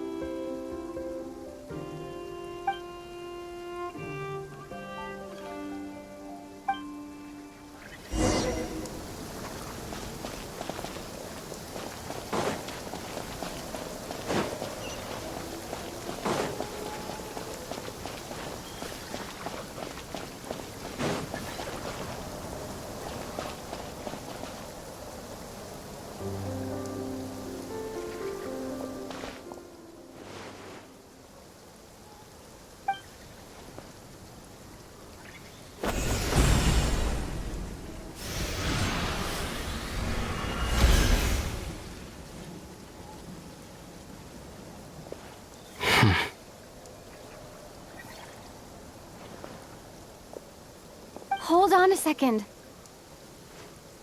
What's wrong? That's the Frost Moon Scion's sacred relic. We can't just... Use it to get to the bottom of all this? We should at least get their permission. You barely even know her. Yet already you hold that moon chanter in such high trust? What do you mean? She told you that the seal can only be broken on Moon Prayer Night, when the flow of Kuvaki is at its peak, yes? You heard all that? Watch this.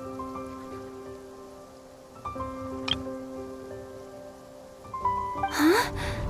But...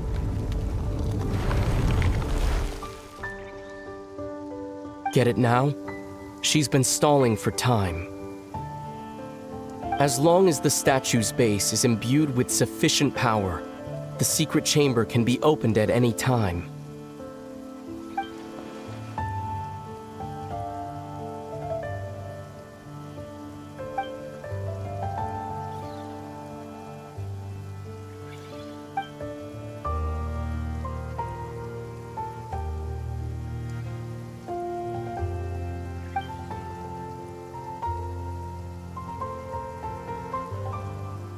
Is it such a sin when I don't put all my cards on the table for you, but not when someone else is doing it?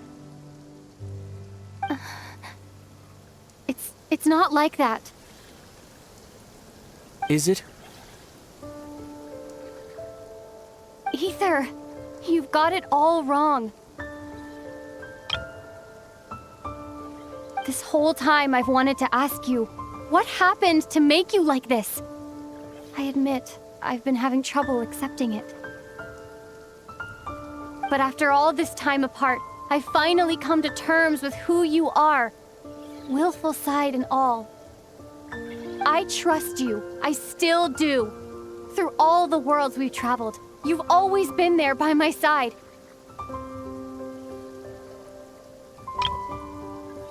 If there are things you can't explain yet, I can wait while the journey goes on. I'll wait as long as it takes, until the day you're ready to talk. Lumina.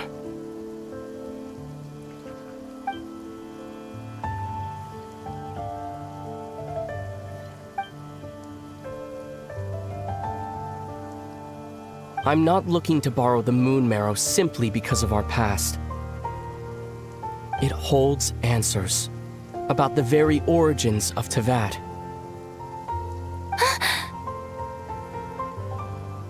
I've always believed that if you want the truth, you have to see the whole story for yourself.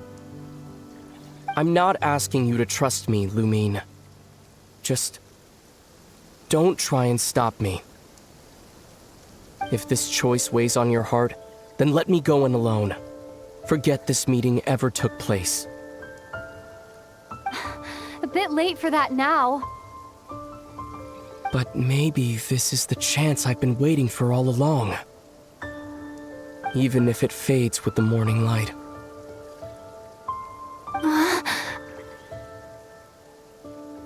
I want to go with you.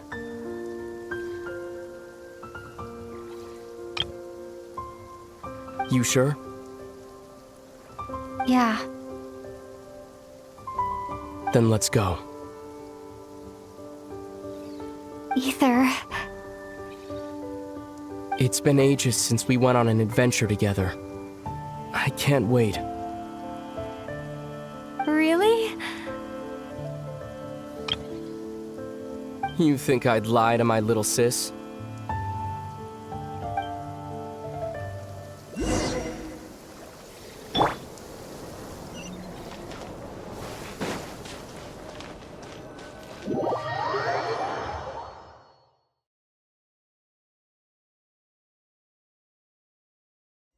From what I understand, the path ahead is likely to be full of trials and challenges.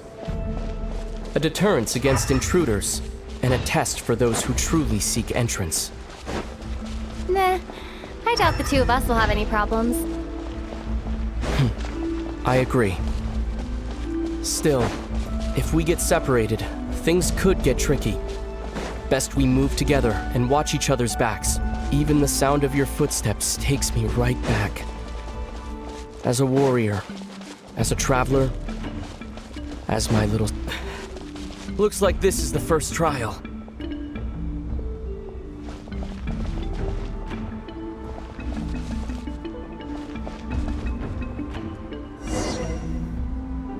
Lumine, do you understand how Kuvaki works?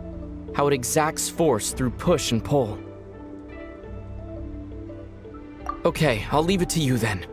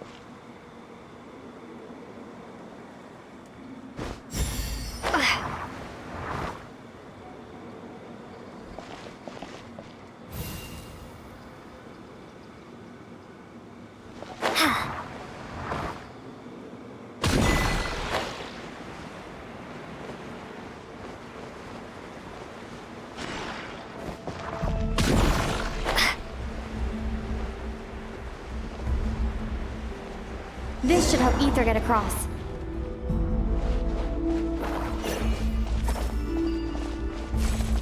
Ether!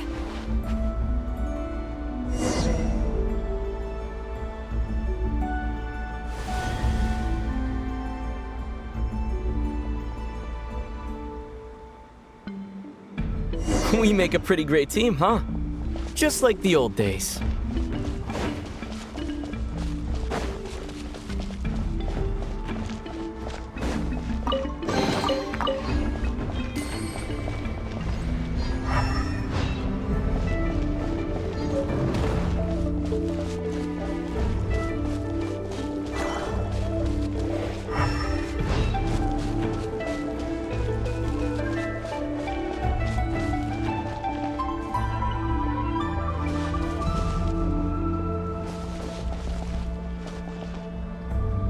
A wide open space. Must be in for a fight.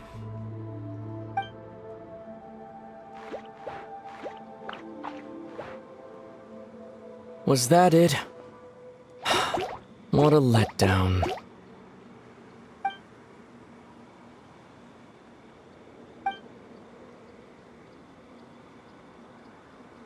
Lumine. What is it? Why are you looking at me like that? Those enemies were weak, were they not?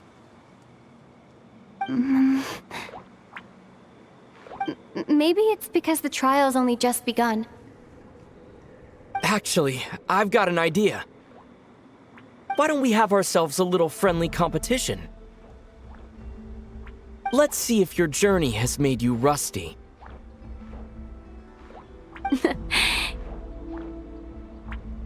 You're on.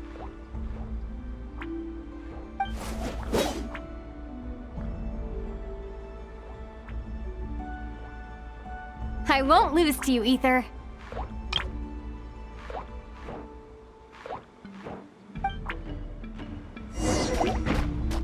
If memory serves, I used to come out on top more often than not.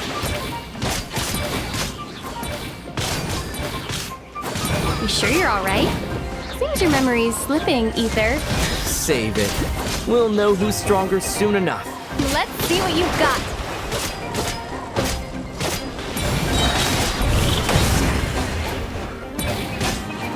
Here, I'll let you take this one. But next time, I won't be so nice.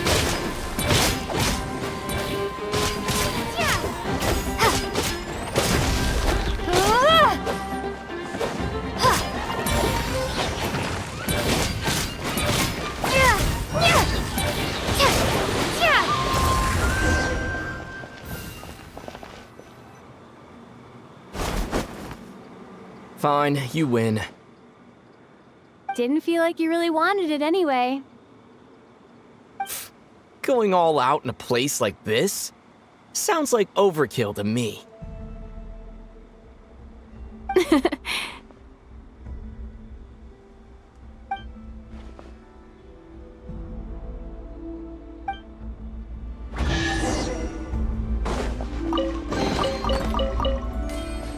Let's keep moving.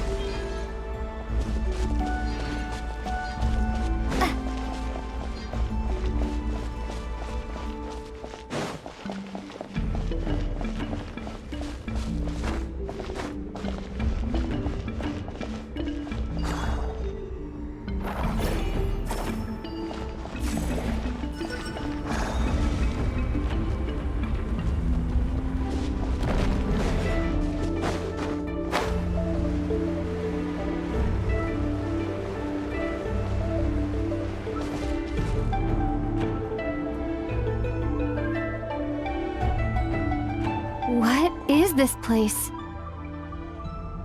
No sign of any monsters. Feels like a ritual site, but something's missing. It's ahead, inside that thing that looks like a mirror. I can feel it. But maybe it's sealed within? Can you open it using Kuvaki? Apparently not. Do you think it might have something to do with the Frost Moon Scion's bloodline? Ether? If this is about strength of blood, what could possibly stop us? Let me give it a try. Why don't you check around for other clues? Sure.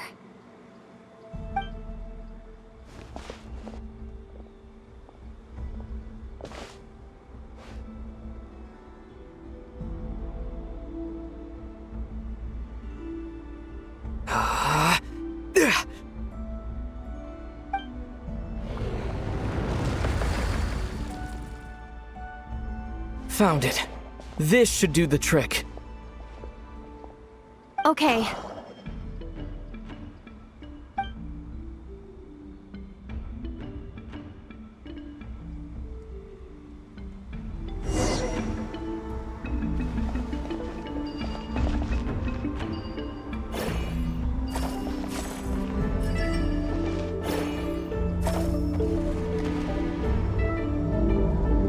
Yep, that got a reaction. That's one down.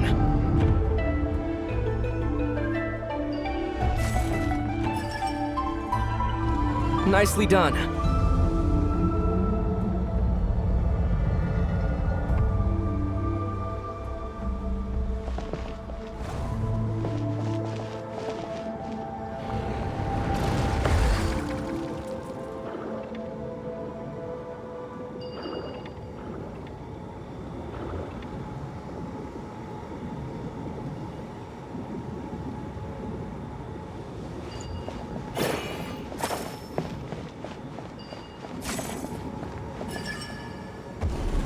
You've got this. One more to go.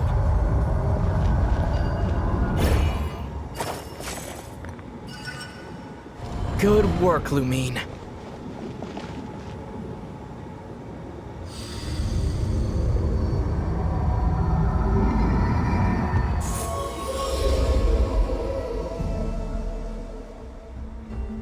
The door's open.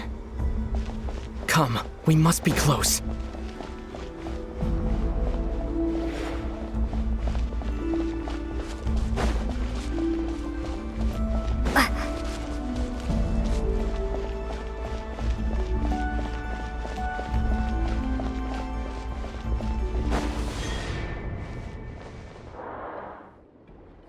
Stay on your toes now. Have you considered that I might be the more experienced between us? Is that so?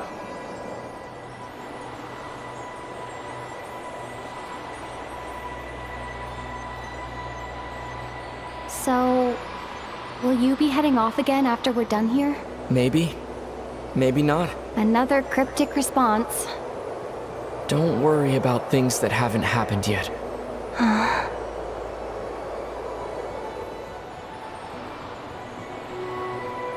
At the end of all this, what do you think we'll find? Whatever it is, we can handle it. What about the end of our journey? That's not something we need to worry about right now.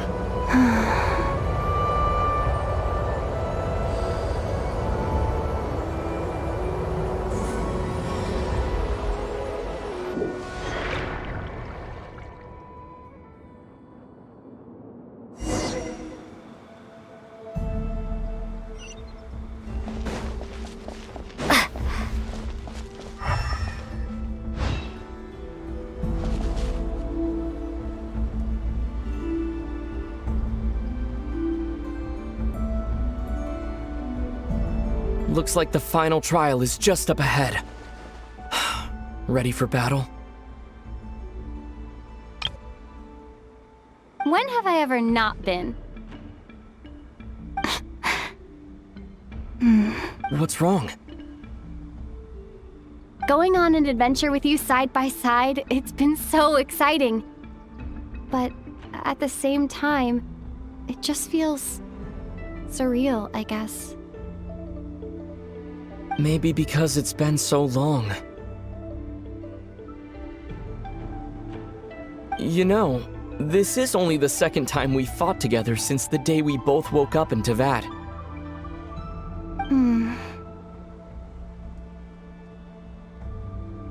Maybe that's it. Lumine, let the light of our blades come together once more, just like they did in the past. Ether. This is a night of miracles, an adventure that belongs to us.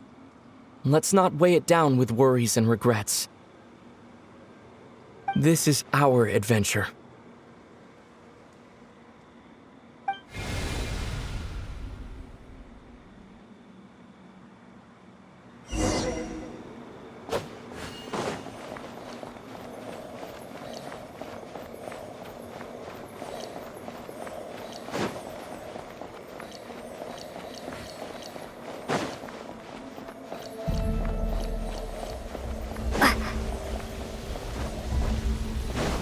Here goes nothing. Prepare for battle. Stay focused! Dodge its attacks!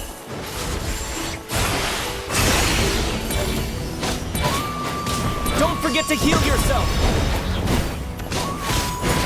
Now's our chance!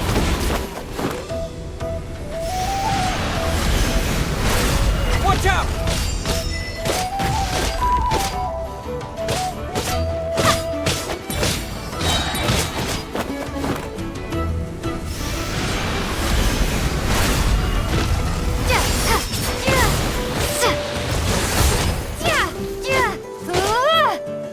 Stay focused! Time for the finishing blow!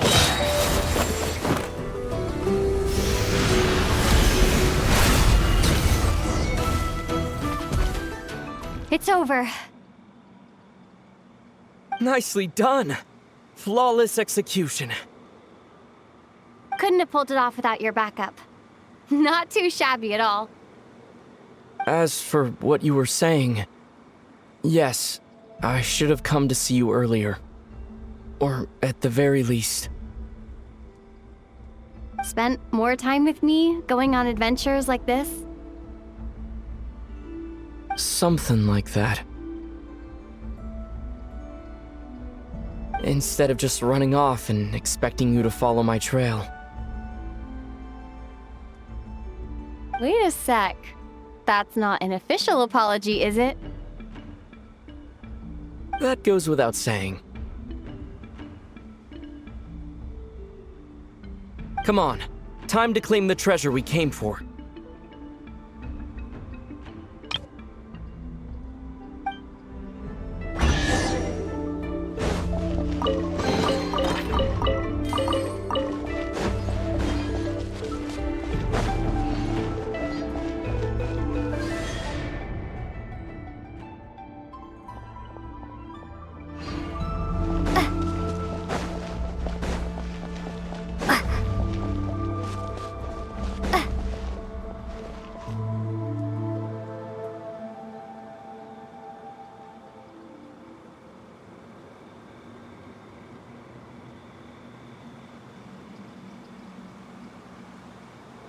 So this is the Moon Marrow, the treasure we've been after.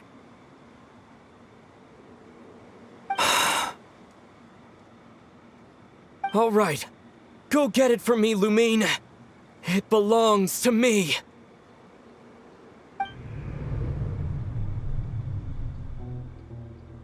What's wrong, Lumine? After everything we've just been through, you still don't trust me? Don't you want to know the truth too?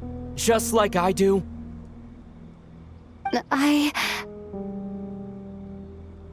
Rest assured, I'll share the truth with you afterwards.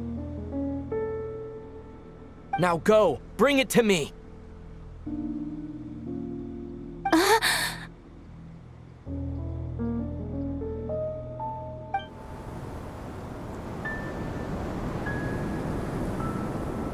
What's going on?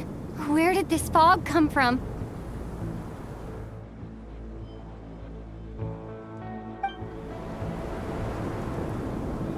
Ether!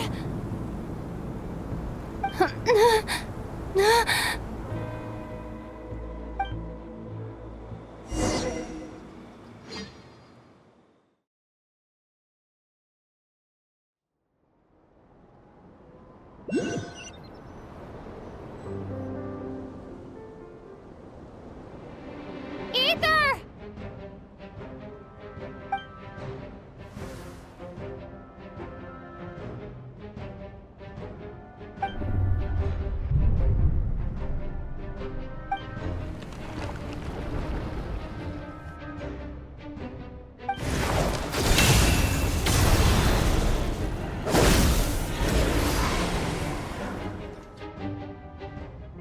Ether! Huh? Huh? What are you doing here? Yes, we ran into each other at the flagship this afternoon. I'm honored you still remember.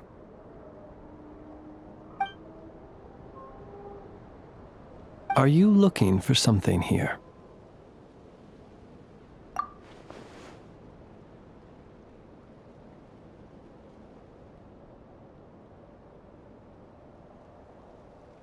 And you just happened to end up surrounded by the Wild Hunt.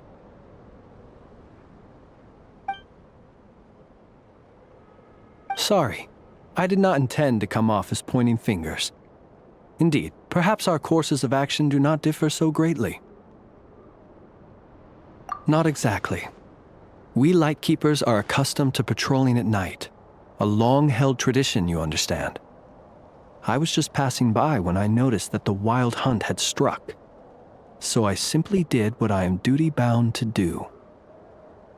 As a matter of fact, I just saw someone leaving in quite the hurry. Was that your companion?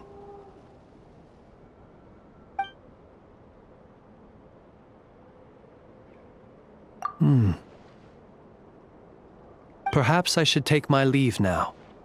After all, my patrol isn't over yet. Nod Krai is a dangerous place to be at night. I'd advise that you head back soon as well.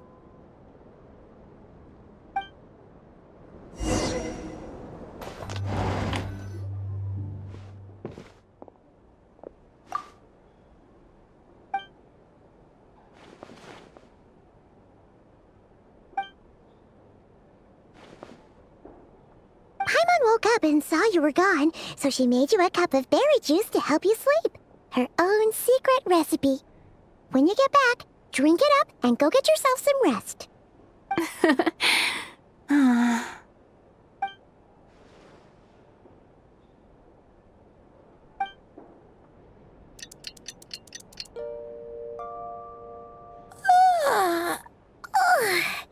Good morning? If now still counts as morning. When did you get back last night? Did you sleep well? Good to hear. So, where'd you wander off to on your midnight stroll? Anything interesting to see in Krai at night? Oh, really? Come on, don't leave Paimon hanging.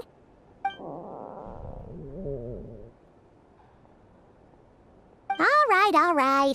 Guess we'll have to feed your stomach before we feed Paimon's curiosity. Let's go grab something to eat while we talk.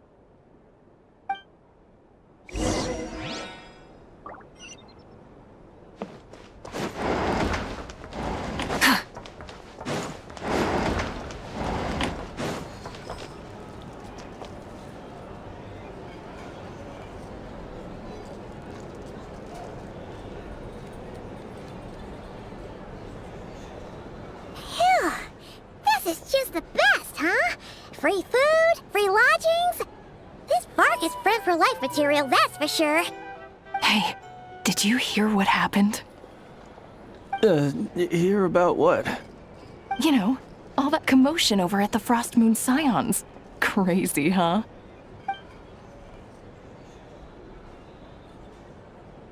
Huh? What happened? See what I mean? Completely oblivious to what's going on around you. The sacred relic of theirs. It's been stolen. Hey,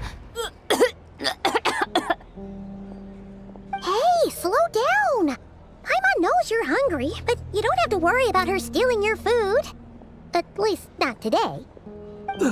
What? Was it those Fatui? No idea, but the news has already spread right through Nasha Town. What did their high priestess... what do they call her again? The moon... something... Anyway, what did she say about it? What could she say? She's the one who discovered it was missing. She was in Nasha Town first thing this morning, hoping to launch a joint investigation with the Voynich Guild. Whoa! Did you hear that? Lauma and the others, their sacred relic's been stolen! Who in Tivau would even have the nerve? Paimon bets it was that bunch of good-for-nothing, rule-breaking, troublemaking Fatui!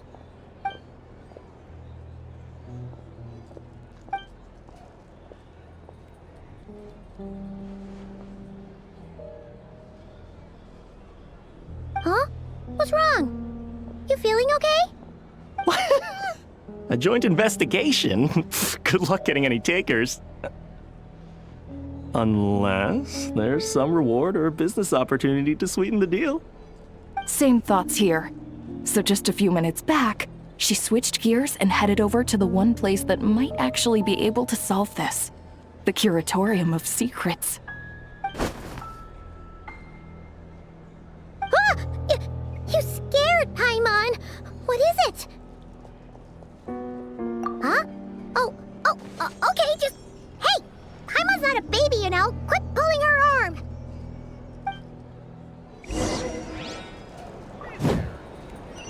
Here's the thing. You can't live life without a little...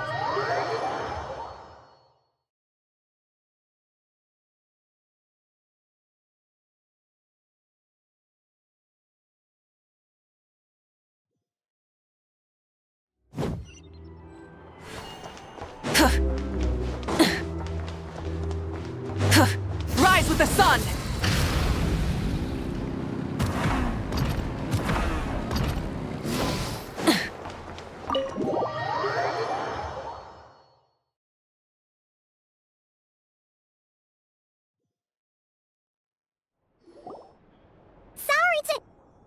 Huh?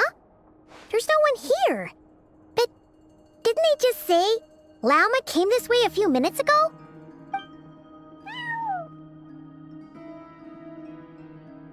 No one except for a cat watching over the front desk. Excuse meow? Are we supposed to check in here?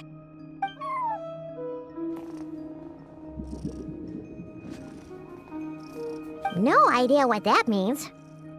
Is this Lauma's personal receptionist or something? Pretty sure she'd be the only person who could actually understand it.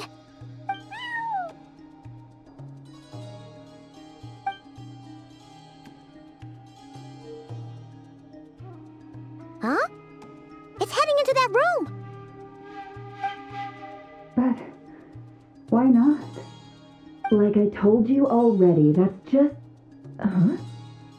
Another client.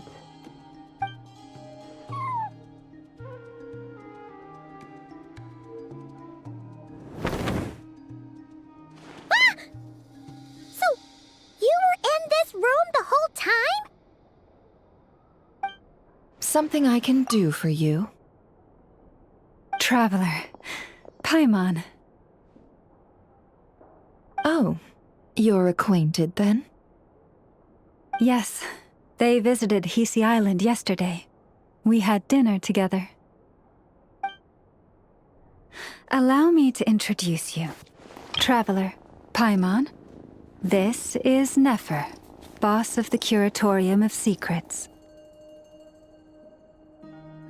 Pleasure to meet you. They are travelers who arrived in Nodkrai just yesterday. Greeted by the birds and beasts of this land, they are kind-hearted souls who walk in the moonlight's glow.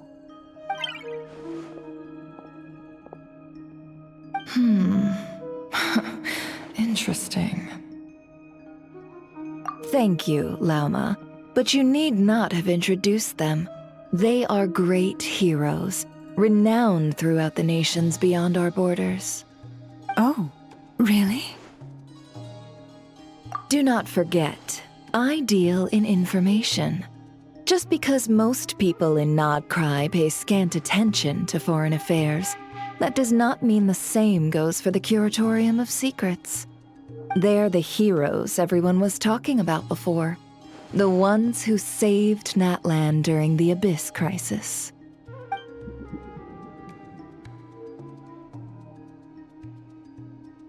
I see. We Frostmoon Scions seldom leave our domain, so I had not heard of your heroic deeds. Please, forgive my ignorance. It's no big deal. We were hoping to keep a low profile anyway. If we had to list all of our titles and good deeds, we'd be talking till sundown, and then some. Huh? What's wrong? Still not feeling great? So, what brings you both to the Curatorium today? Oh, so basically, we were just eating when we overheard people talking about how the Frostmoon Scion's relic had been stolen, and then she dragged Paimon over here. I see. Ah, I see. So you came over here because you were worried about Lauma. A combination truly befitting of great heroes. Strong at arms and pure of heart. In that case, Lauma, I've got a suggestion. Why not ask these battle-hardened heroes to take the commission for you? Honestly, it's a little beyond the means of such a modest establishment as ours. Your modest establishment? Unable to handle a commission? You just don't want to take it, do you? You're right. I do not. What kind of commission is this? Surely it's not to recover your stolen relic? Yes, that is it.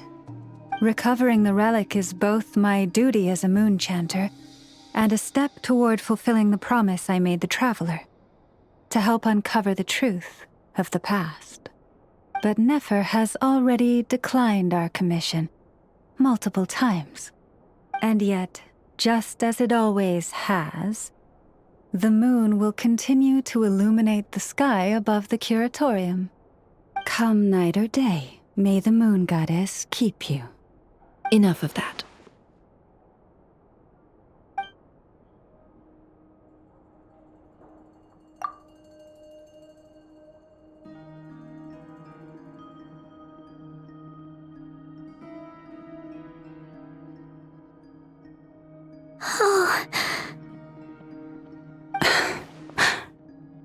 So, according to her, she never came into contact with the relic.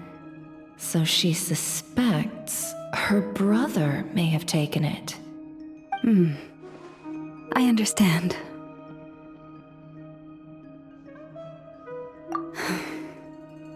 The Frost Moon Scion's secret chamber has remained hidden from the world for generations. But the reason outsiders are forbidden entry is not only to prevent theft. Within the chamber lie ancient trials, challenges designed to test the worthiness of those who enter. To intrude without rightful cause is a most perilous act indeed. So please, don't be too hard on yourself. The fact that you made it through those trials proves your right to stand before the relic. To put it simply, the Moon Marrow itself has deemed you worthy. No. Your honesty tells me everything. You never sought to take the Moon Marrow for yourself. As for what happened at the end, I suspect the chamber's protection mechanism may have been activated. Among those who entered the final chamber, there was either someone with impure intent, or else an abyssal presence. The Abyss? Perhaps that's why, then. Either way, the Moon Marrow was taken. And I believe you. So the problem remains the same. I need to recover our relic. See? Didn't I tell you it would all work out in the end? But before everyone starts celebrating, forgive me for asking just one more thing. Are you absolutely sure your brother took the relic? What do you mean? Weren't they the only ones inside at the time? Who knows? Think about it. After your brother broke the seal with abyssal power, what was to stop someone else from following you in there? In theory, nothing. And as it just so happens, I received a tip-off from one of my sources earlier this morning. Word is, today of all days, the Fatui suddenly called off their search for the relic. What? Huh? Why? Well, either they woke up this morning and suddenly decided they'd lost all interest, or... Exactly. Are you wondering if your brother might be in cahoots with the Fatui? Which is why I asked. Are you absolutely sure your brother took the relic? Or to put it another way, do you really know your brother?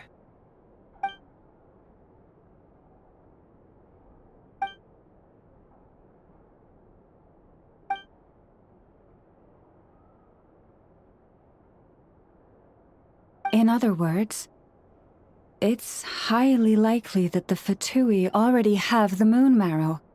So, basically, all we need to do is find our way into that Fatui research facility, and we should be able to get to the bottom of this, right? Congratulations, you've found your answer.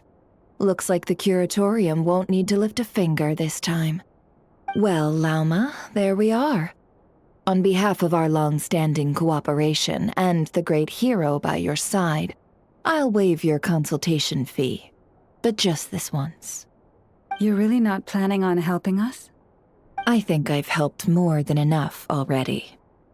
If we're to stand any chance of infiltrating that facility, we'll need the help of a specialist. Just so you don't get the wrong idea, let me make myself crystal clear. The Curatorium of Secrets has always striven to abide by a policy of strict neutrality. We do not take sides with any faction in Nod Krai. I cannot help the leader of the Frost Moon Scions sneak into a Fatui facility. That would make me their enemy.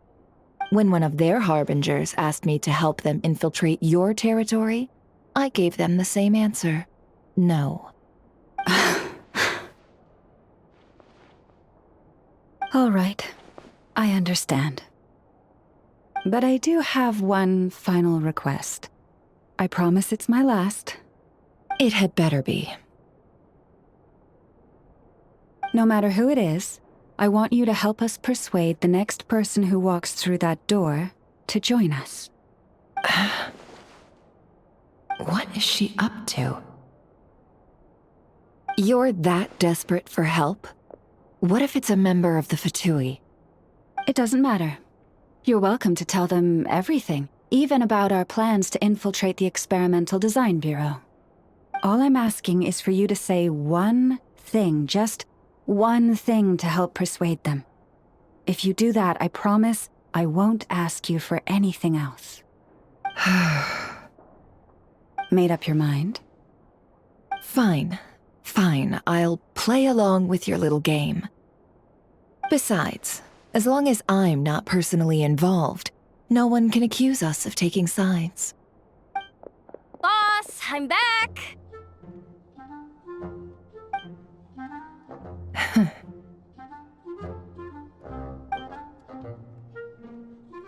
You won't believe the luck I've been having today. Remember you sent me to find that runaway cat, yeah? And you said I'd only be back after dark?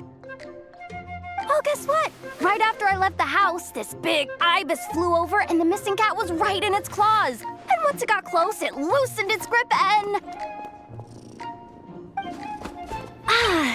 Boss, you're meeting clients. I'm so sorry. I'll get out of your way.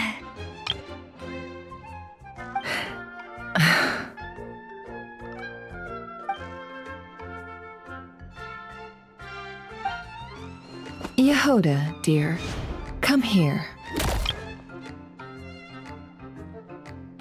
Huh? Me? Is something the matter? Oh, hi there. My dear Yehoda, I have a request. Yikes! Why does the boss sound so scary? Did I do something wrong? Would you be so kind as to accompany these 3 delightful clients of ours and help them infiltrate the Fatui's Kuvaki Experimental Design Bureau? What is going on here? Boss usually just says things like, hey, go do this, or you, go take care of that. Why is she being so scarily polite? And wait a sec, the Fatui's research facility? That's basically a death sentence. Made your mind up yet, my dear?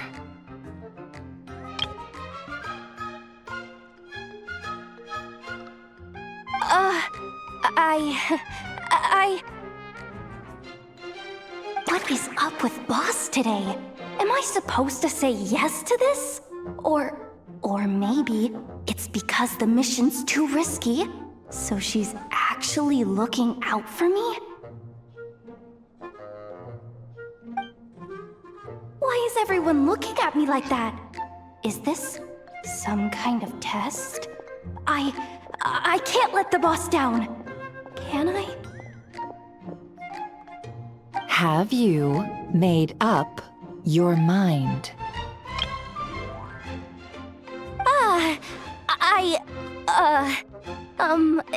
That's... Sure, why not? Really? You really don't mind helping us? Huh? Oh, yes. I mean, no. Of course, I guess I do. Oh, thanks so much! We owe you big time! On behalf of the Frost Moon Scions, too, thank you, Yehoda, for your help. What the? Seriously, what just happened? Why does the boss look so fed up? Oh no, was I supposed to turn them down? All that mentoring, time spent teaching her how to deal with different factions. In one ear and out the other. Never. You got what you wanted. You promised that was it. I know this goes against your principles. I won't forget the favor. Trying to get me to change my mind now? Of course not. I just wanted to say thank you. So, thank you. Oh. Yehoda, we'll leave the planning to you. Let's discuss the details elsewhere. Huh?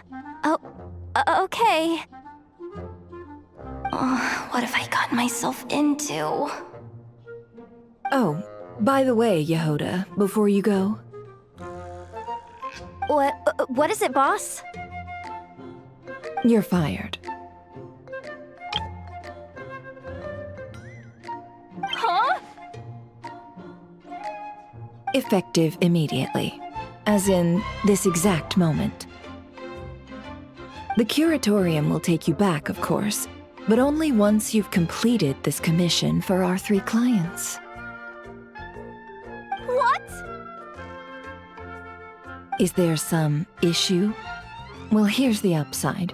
Without me taking a cut from your commission, you'll earn more. Seriously? Can someone explain what's going on here?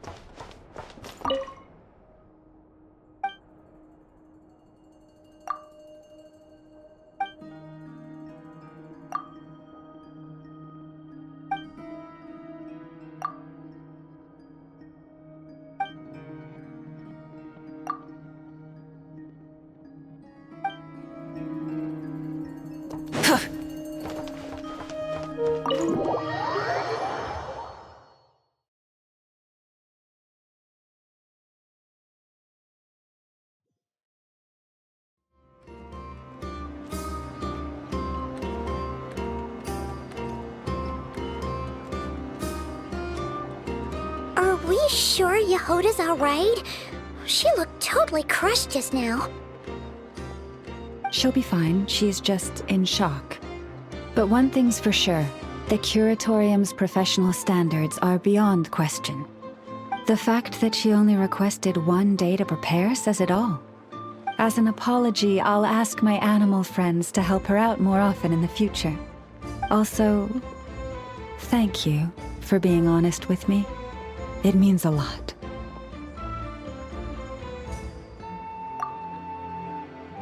Was it really, though? As far as I see it, trusting your family is never wrong. In this case, let's call it a misjudgment. But the truth is, we all make mistakes every now and then.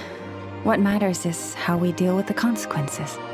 So, in return for your sincerity, there's something I'd like to share with the two of you as well. Oh? What is it?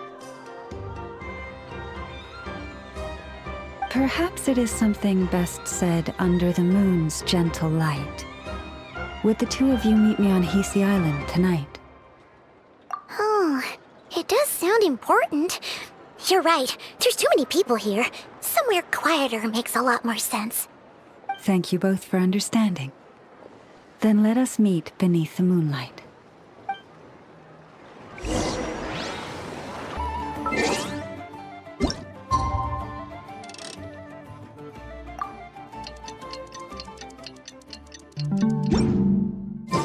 It's about time, and the moon's already up. Let's head over to the place we agreed to meet Lauma.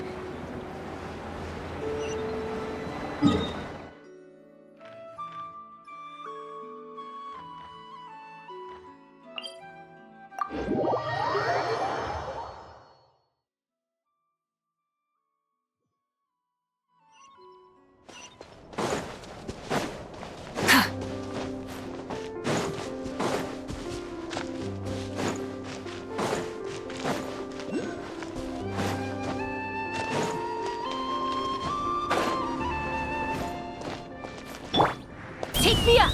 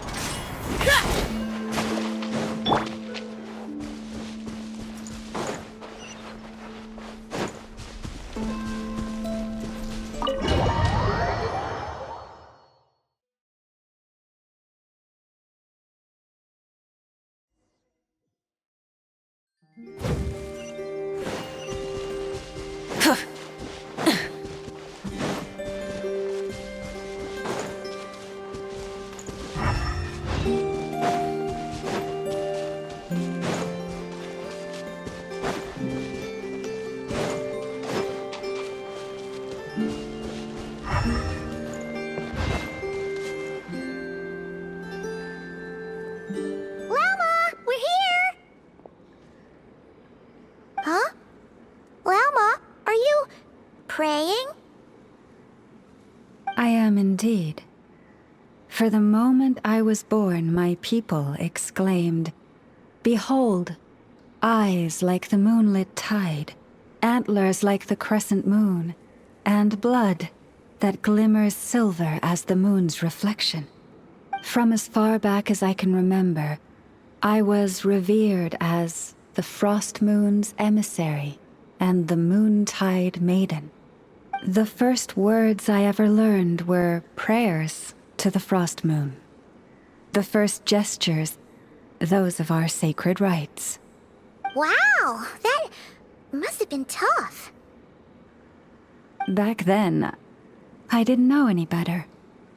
It all just seemed so natural. The Frost Moon Scion's bloodline has long since begun to run thin. Nowadays, even those of us with antlers are few and far between, let alone those attuned to the power of Kuvaki. But I...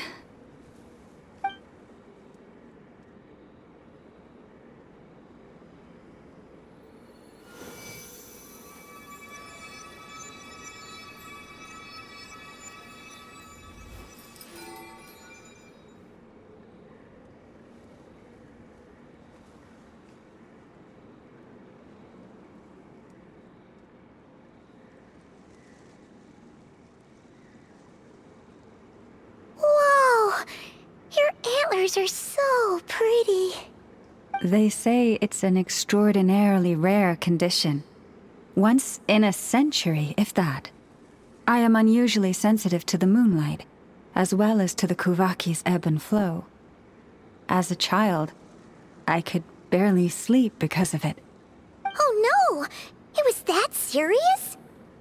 To others, fluctuations in Kuvaki are something you easily get used to, like a gentle tide lapping away at the shore. But to me, that same tide is a towering tsunami, a surging swell crashing against me. Of course, as the years went by, I learned how to suppress my senses and my power, enough to keep it all from overwhelming me. But because of that, I also had to walk the path of concealment. Concealment?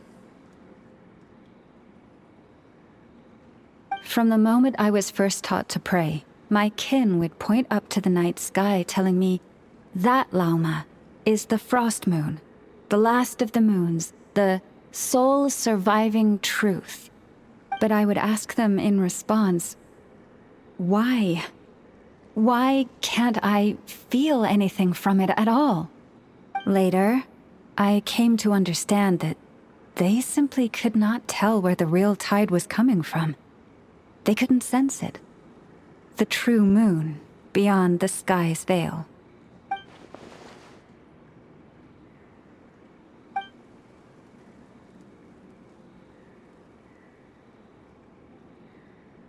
The moon is false. I reached that conclusion long ago. But there was no one I could tell. Not a single soul. At least, not until now. Am I the one who's wrong? Is it the moon that is false, or my own senses? I asked myself such questions time and time again.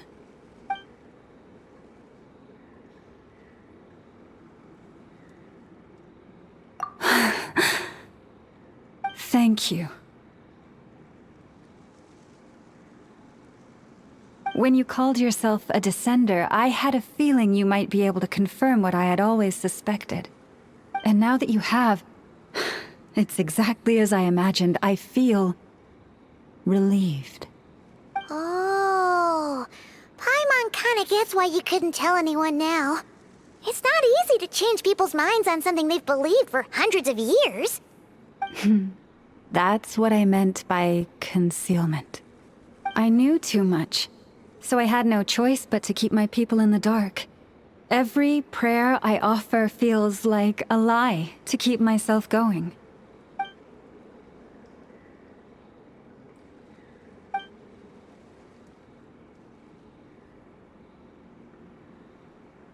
You've already met our Kutar, haven't you?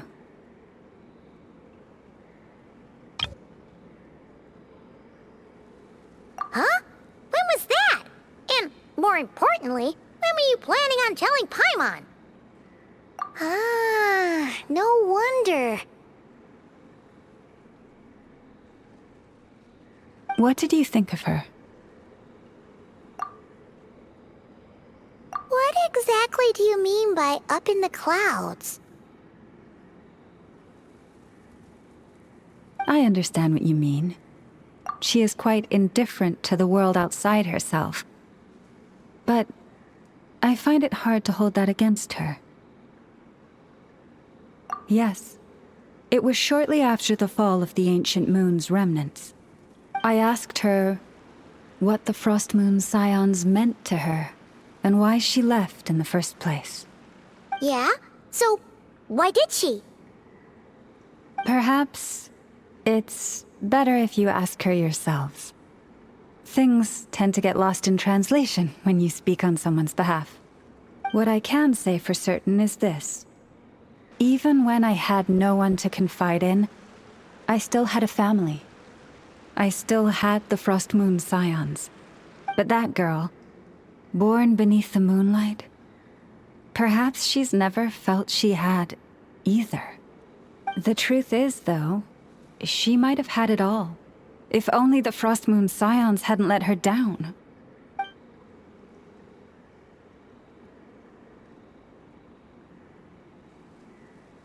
The Frost Moon Scions now walk a path of error. They offer their prayers to a false moon, and to a goddess who can no longer answer them. I want to change all that. But with the Fatui closing in on us day by day, the Frost Moon Scions must stand united, now more than ever. I just need to wait for the right moment. Lady Lauma! Lady Lauma! Cappy? Has Cardina's condition deteriorated again? Traveler, Paimon, we'll have to continue this conversation later. We'll come too!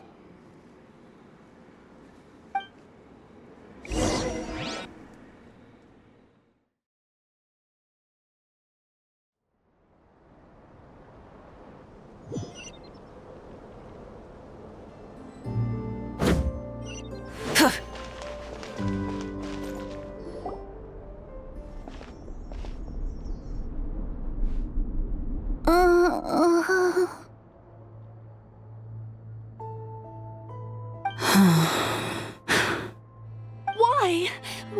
Did I do something wrong? I've been praying to the moon goddess every day. Why isn't she getting any better?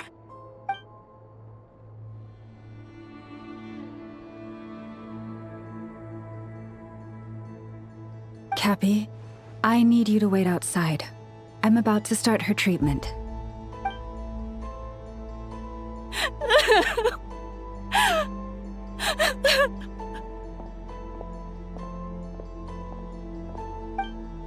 Is there anything we can do to help?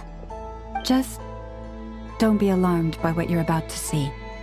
And please, don't let her mother see it.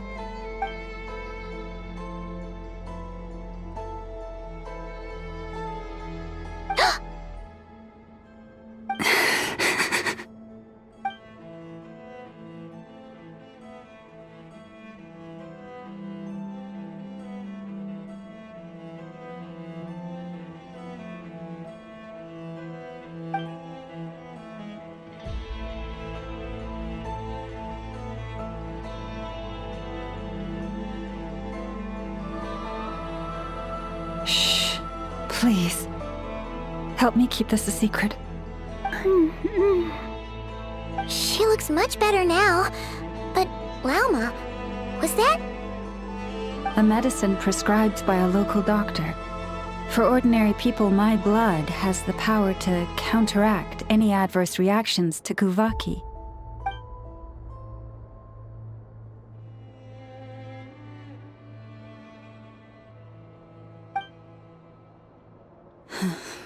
So, now you know another of my little secrets. I had hoped to guide the Scions out of error before Karina's illness reached this stage, but clearly, I was too late.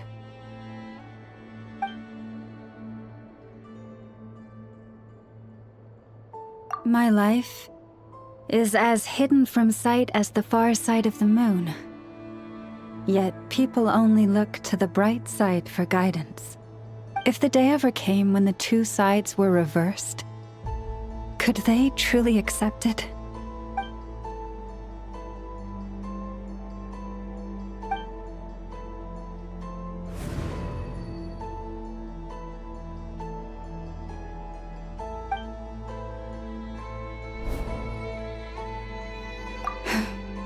Hearing you say that puts my heart at ease.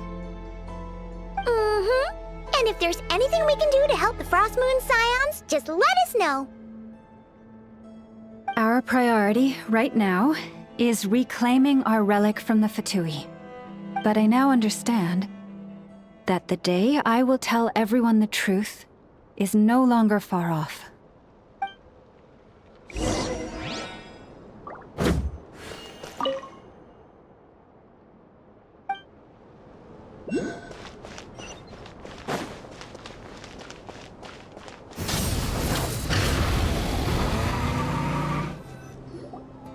Wow! Paimon would never have guessed Lauma had all that bottled up inside. Hey! Watch your step! Ah! What's wrong? Oh, you scared Paimon. You scared me there too. Almost stepped right into one of my traps. A trap? Why would you leave a trap somewhere like this? Well, it's not like this is a main path. And besides, we Frost Moon Scions would recognize it instantly.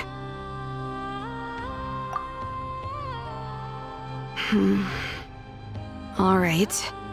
You don't seem like you're with the Fatui, so I guess there's no harm telling you. Lauma asked me to set up these traps to keep the Fatui at bay. Oh! Come to think of it, their 3-day ultimatum is almost up now. Yes. Hopefully they'll back off when they realize we won't go down without a fight. Oh, you've done a lot for the Frost Moon Scions too, just like Lauma.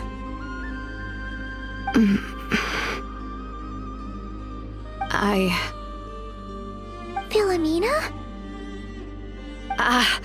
It's nothing. I was just wondering if any of this is really worth it.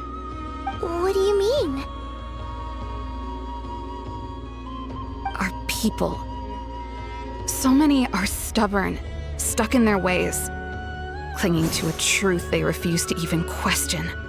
Do they really deserve everything Lauma's doing for them? Well, yes, but even so, no. I shouldn't be saying this. Just forget it, okay? Bye.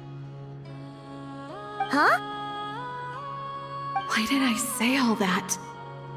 Or really, why am I still doing any of this? Either way, this will be my final night with the Frost Moon Scions. Wow, she sure took off fast. So, are we heading back to the flagship for a break or what? Wait, you're not thinking of visiting that damsel light up in Cloud Cuckoo Land, are you? Huh, given who she is, pushing her won't get us anywhere. Hey, why don't we... Let's bring her something tasty! If she doesn't want to talk, we'll have to win her over with food. Hey, no harm in trying. At the very least, it shows we're trying to be friendly. Let's see. How about Ineffa's 9.12 out of 10 berries and fried meat, the Frost Moon Scion's boon of the day, and one of your signature dishes. Your choice. Should be a good mix of meat and veggies. There's bound to be something she likes.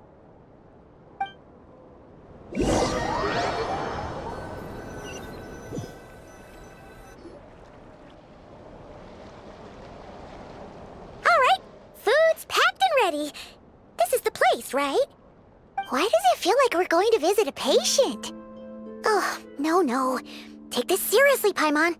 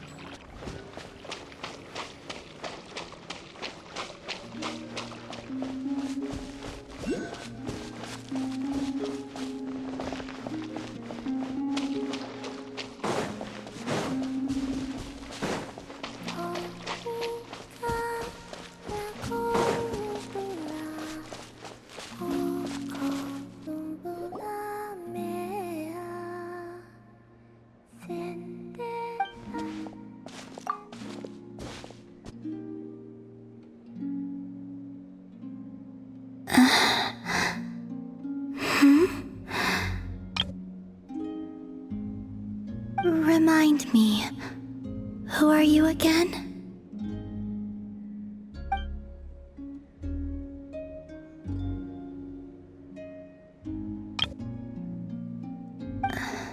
A different one floats by your side today.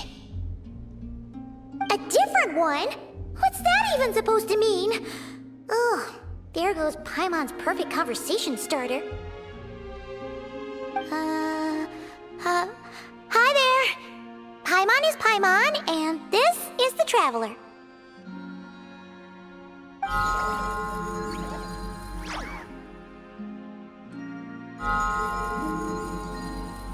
Oh, there you are. Between the two, I suppose you're cuter. Wait, what do you mean Paimon's less cute than that floaty thing?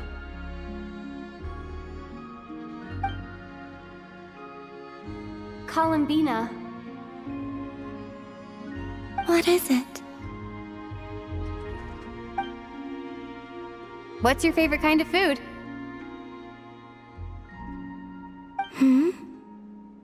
Is this a treat? Or an offering? Let's go with treat. Anyway, this is all the Traveler's cooking, so please, help yourself.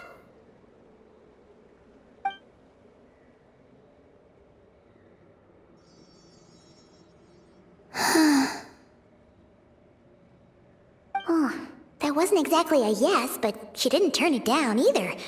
What could she be thinking?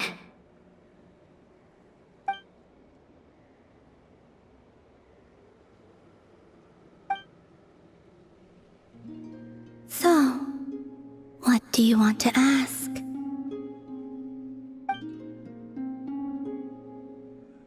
Hey, she's actually playing along! Quick, now's our shot. You know the moon in the sky isn't real, don't you? I know there is only one moon in the sky.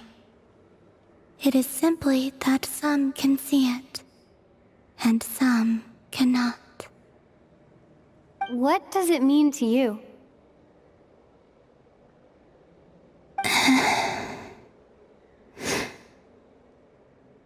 The missing prologue. What?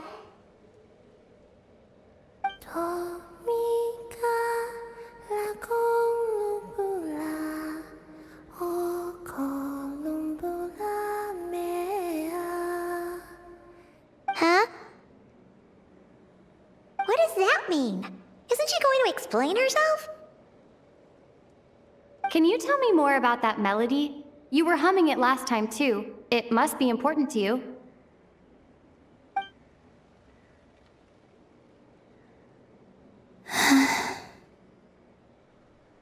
It is all I remember from the moment of my birth. A melody. A few lines of lyrics. Like a lullaby from a foggy dream. Oh, so who was singing it? I do not know. I have nothing else. Just that song. Huh? And the Frost Moon Scions who found me. They had nothing either, but hope. Before I even knew what was happening, they were already calling me their goddess. And I had no reason to decline. Like two lost infants unknowingly exchanged, I adopted their faith, and in return, they adopted me. But my adoption drops you into the story halfway through. What came before was scribbled onto the wrong pages, never even bound into the book. That sense of something missing only served to nurture their greed and doubt. And thus, I came to realize that this place was never truly my home. Greed and doubt? O Moon Goddess, forge weapons for us, drive out our enemies, and expand our lands. O Moon Goddess, heal our wounds, ease our suffering, grant us strength. They asked for everything, and I obliged. until the day came when no answer could be given. If mortals can turn to the gods when they are powerless, then who do the gods turn to when they have nothing left to give? You've got Paimon there. In those days, the Frost Moon Scions cared more for faith than for truth.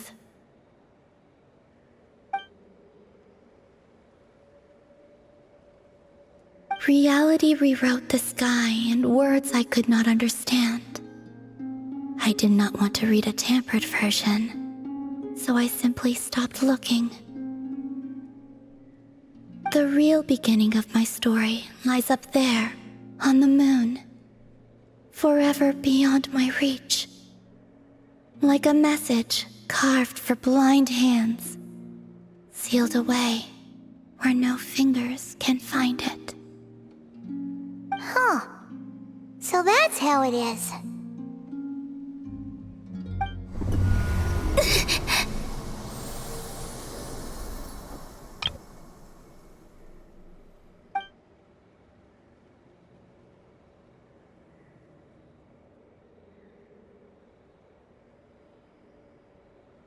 What's wrong?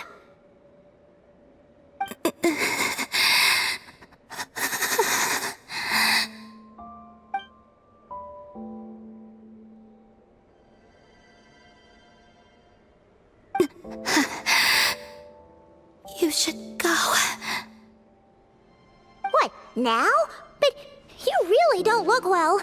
Did something just happen? Is there anything we can do to help? No. Aside from answers, I have nothing else to give you in return. This is the price of running away from home a second time. Running away from home?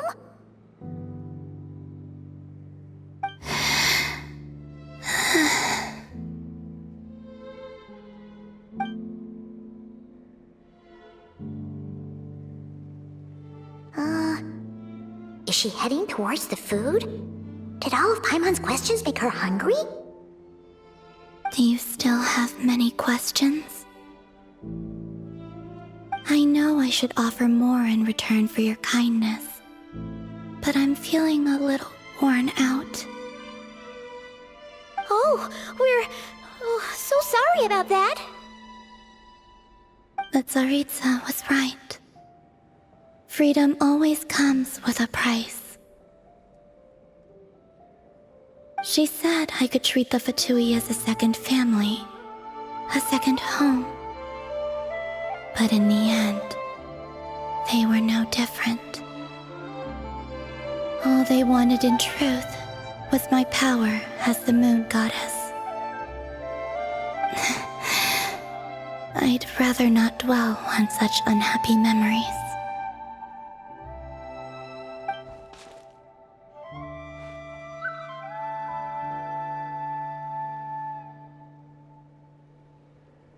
I have fulfilled my promise to the Tsaritsa, though it has used up much of my power.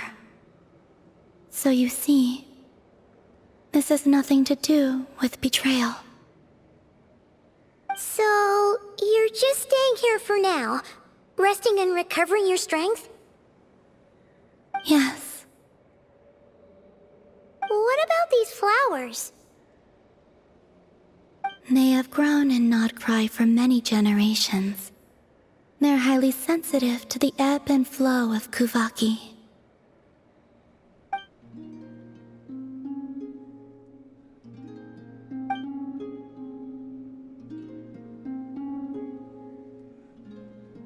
At times, I thought about using that relic the Frost Moon Scions had hidden away. I could sense the power within it. But going out is such a hassle. People might see me, and I promised Lauma I wouldn't show myself to anyone. Besides, I know it's gone now anyway. Really? Lauma asked you to stay in hiding?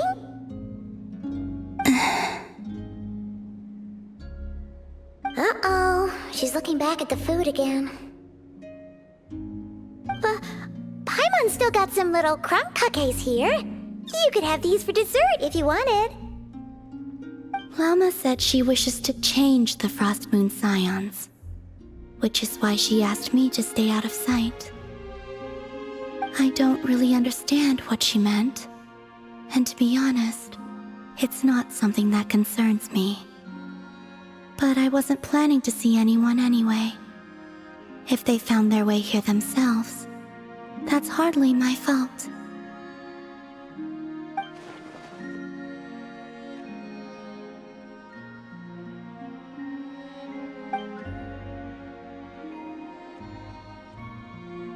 Lauma, the Maiden of the Grove. She is quite unlike any Frost Moon Scion I have ever met before. After hearing my story, she actually apologized for how the Frost Moon Scions treated me back then.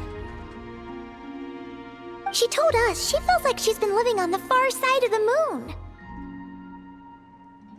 Is that so? I actually got the opposite impression. She's been keeping her true power hidden away, afraid that people might be dazzled by its brilliance, and that they'd no longer be willing to look her way.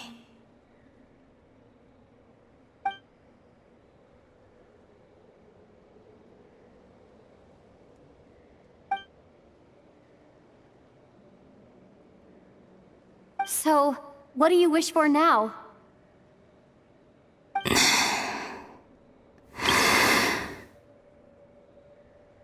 I wish to return to the moon, to the home where my story is written. Right now, that is all I wish for.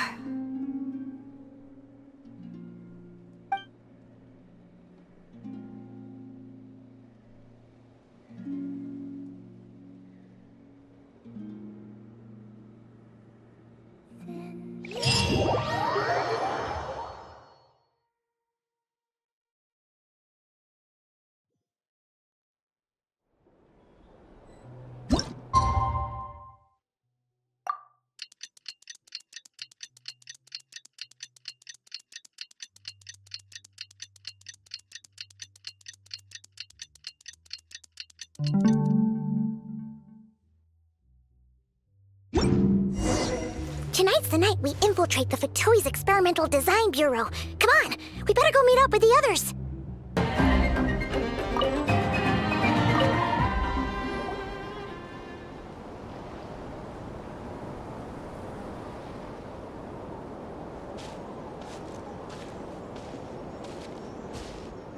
Huh?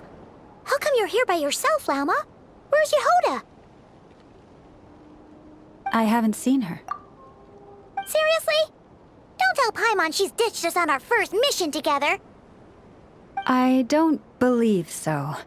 Nefer and I have our differences, but that shouldn't interfere with our shared objective.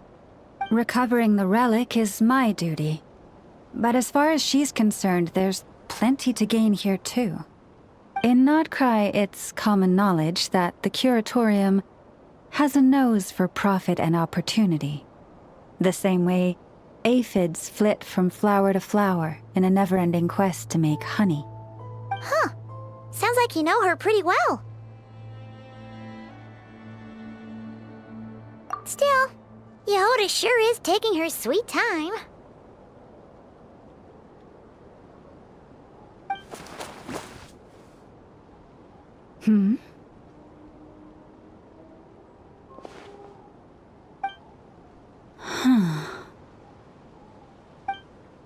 I believe we may have misjudged and underestimated Miss Yehoda. Huh? What do you mean? As a former employee of the Curatorium, I'm confident that she possesses both professionalism and integrity in ample measure. Huh? What was that noise? The sound of a wavering conscience, perhaps? Whoa! Something just fell down! Hello, everybody! What kind of an entrance is that? Wait a second. Have you been hiding nearby this whole time? Yeah. I was just, scouting things out from up high. Darn it. How did Jane Doe even notice me up there?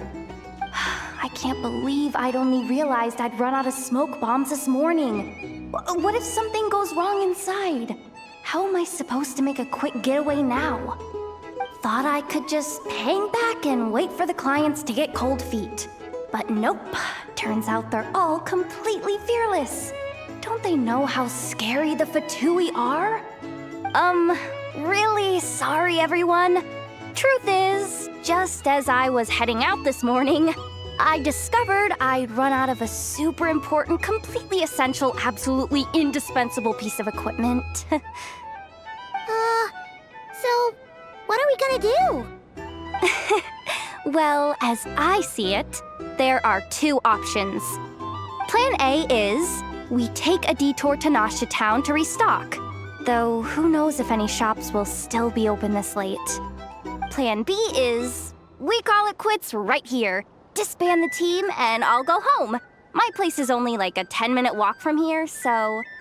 Personally, I vote Plan B. Bada bing, bada boom! Maximum efficiency, minimal effort.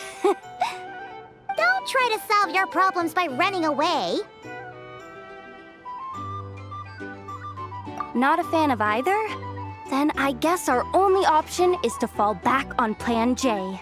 That's J for Yehoda, by the way. Why didn't you just tell us that was an option in the first place? Come on, that would have totally ruined the surprise. Boss pulls this trick all the time, and it's always the clueless ones who end up praising her to the skies.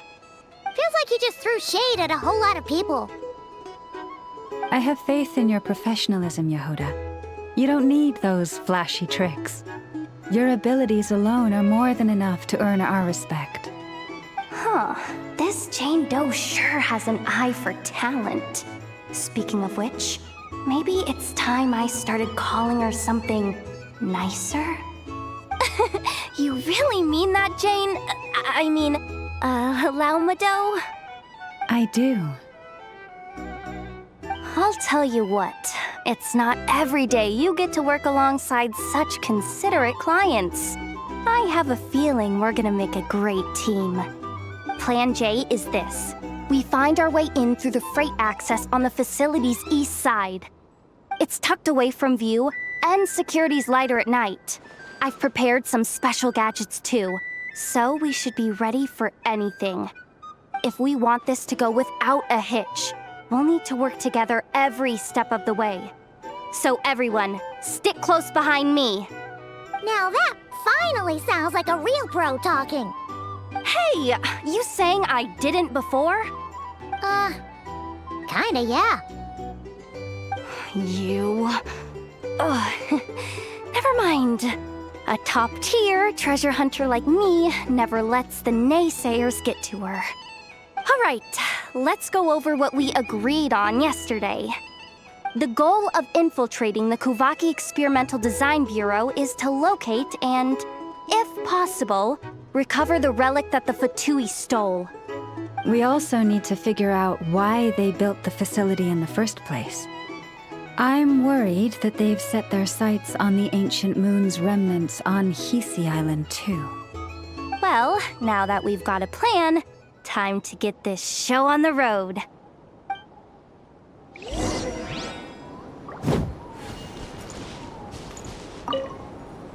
Everyone ready? Yeah? Then, let's move. No rush. We'll be waiting right here. Just don't go sneaking home on your own, okay?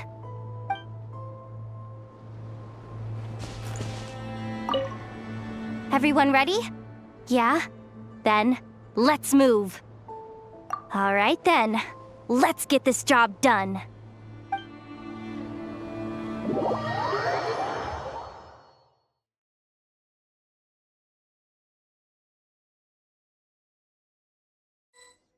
Go, go, go!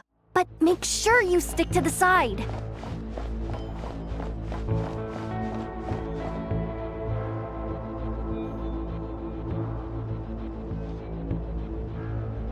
Just as I thought.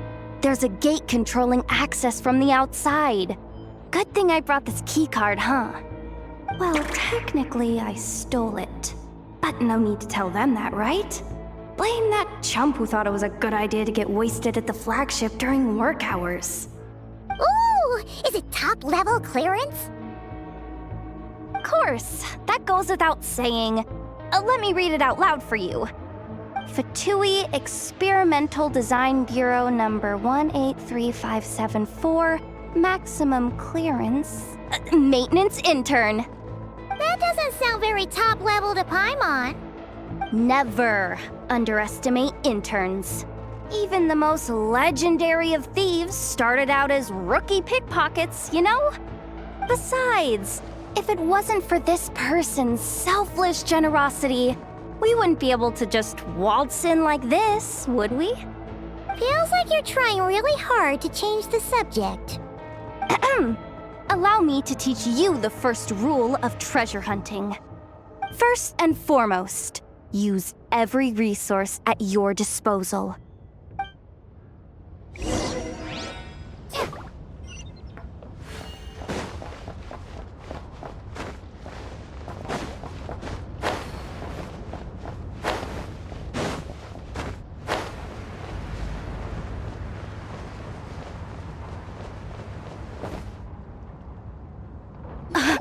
I get it now. It's like a pair of light bulbs just lit up in my head. What did you just get? The blue light, aka Plan A, is telling me to take the path along the left side. It'll be a lot stealthier, but that might mean a bit of a detour. The red light, aka Plan B, is saying, just charge straight in. But that'll mean dealing with, like, a dozen sentry bots already powering up. Although, I might be able to switch them to training mode. Their attacks will be weaker, but we'll still be in for a fight. Can't you just put them in sleep mode? Hey, I told you, I'm just a maintenance intern. Give the new recruits some time and space to blossom, will ya? We're still pretty close to the entrance. Surely they'll call the whole thing off once they see what these bots can do. Anyway, I say we go with Plan B.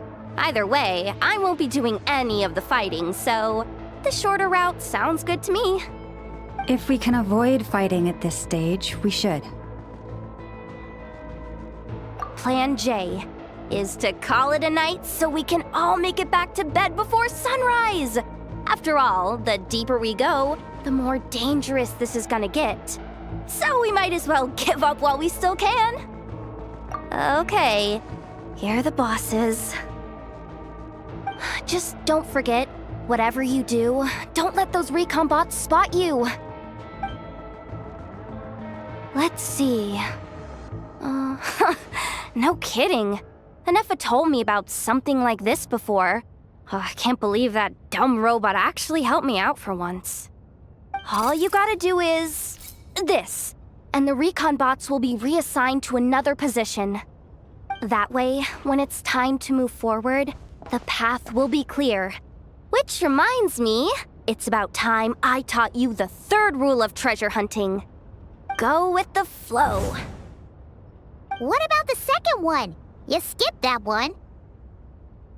Huh? Did I? Oh geez, must have gotten muddled again. I mean, the second rule is exactly the same as the first. Guess that's what you meant by going with the flow, huh?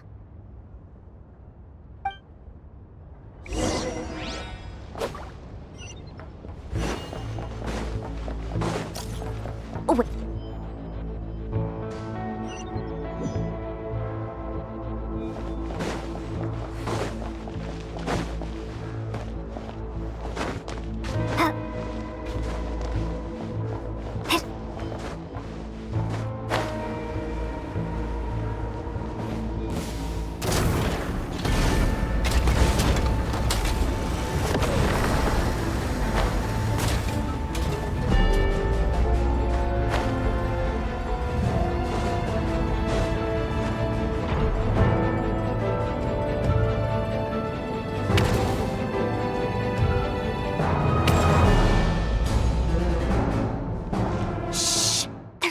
up ahead.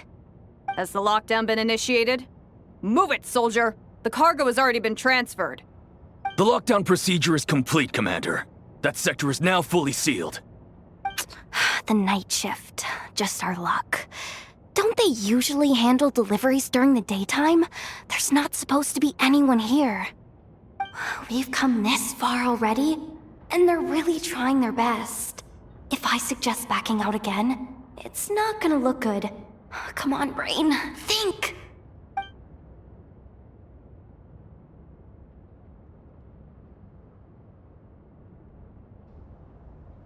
Got it! The freight shaft to the upper levels. We might have a shot there. Let me see.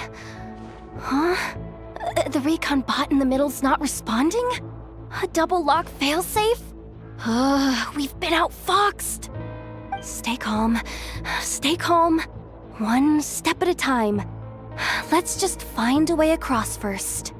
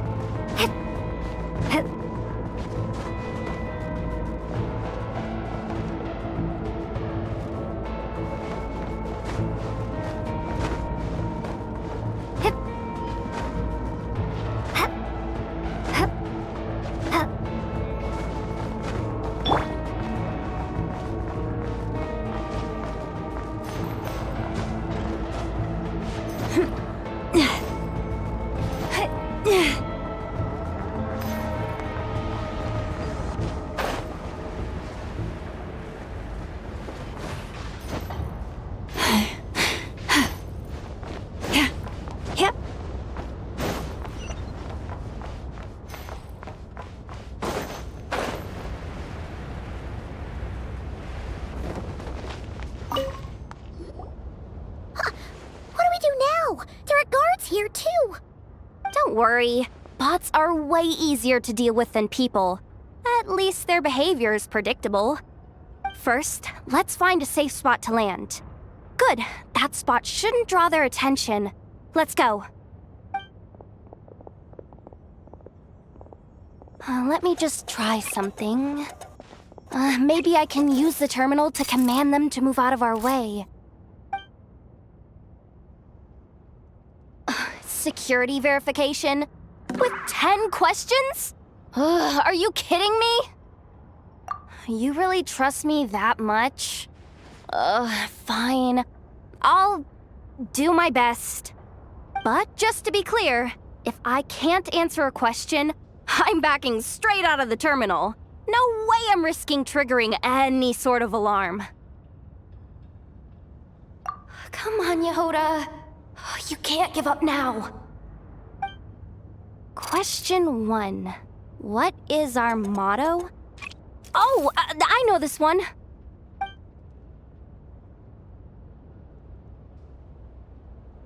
Question 5. The name of the harbinger in charge of this facility. Let's go with, Sandrone. This one should be the Pale Star Edict. I've heard one of Boss's informants mention that before. Final question. Enter employee ID. And it's timed? Okay. 183574. Confirm. I actually got them all right? What a miracle. Not bad, Yehoda. Not bad at all. Guess you're an official maintenance intern now. Hey, that could be my personal plan B if I can't get my job back. Just kidding. The Fatui are awful. The bots have taken the command. They're moving off. Let's get going while the coast is clear.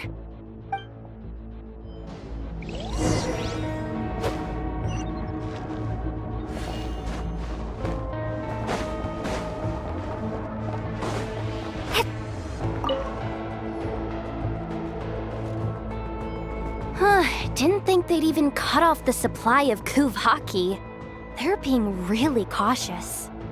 If we can somehow divert some emergency power into the system, we might be able to force boot this thing.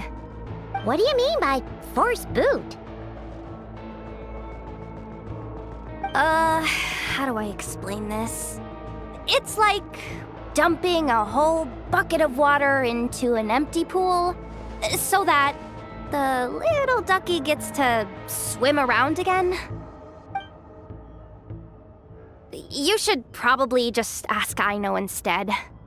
So, we just need to find that bucket of water, right? Huh. Paimon thought your explanation was great. Kinda adorable. In a childish sort of way. Hey, you could have just skipped that last part. Here, bucket, bucket, bucket. Where are you hiding? Judging from the concentration of Kuvaki, over there. Wow, you can sense that, Laumado? That's incredible.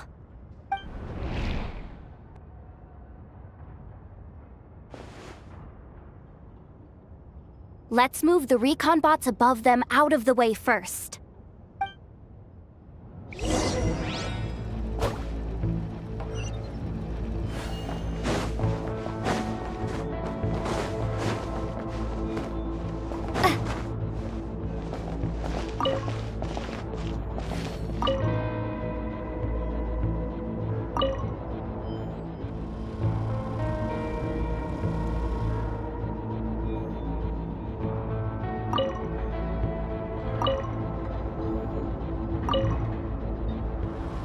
All right, that should keep the alarm from going off.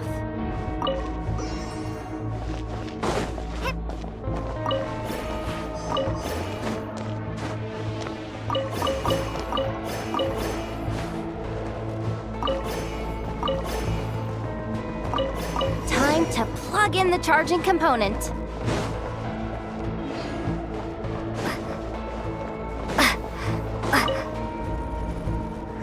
Running at last. Let's hope nothing else goes wrong. Please, everyone, step inside. Oh, it's so dark in here. Well, it is a cargo crate after all. No point in being picky about lighting at this point. Ah! Something sharp and pointy just poked me in the back! Sorry. That was probably just my antlers. It's pretty cramped in here, so I had to crouch down. Oh, having antlers must be inconvenient at times like these.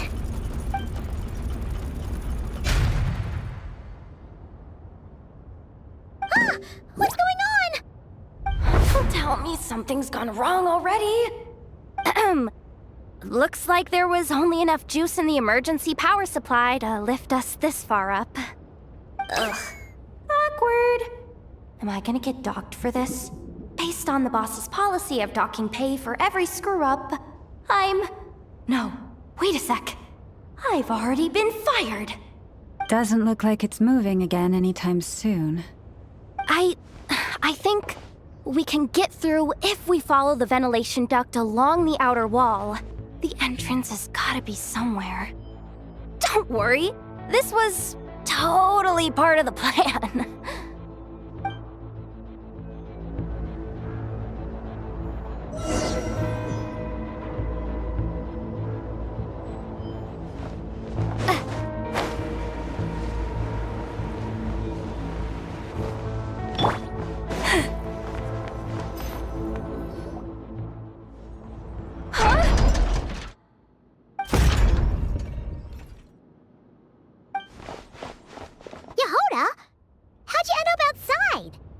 Looks like she slipped out at the very last second, just before the gate shut. Impressive reflexes, I must say. Though I'd expect nothing less from a former employee of the Curatorium. I'm so sorry. That was pure survival instinct. I didn't mean to ditch you.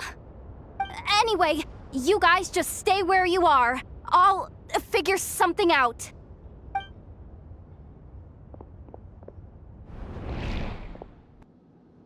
Hey, there's a terminal nearby. Hang tight! Can you hear me now?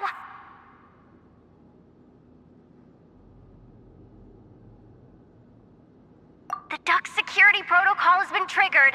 The gate must have dropped when it detected a living presence. Wait, so we're trapped in here? I'm checking what I can do from this end. Watch out for the laser up ahead. What laser?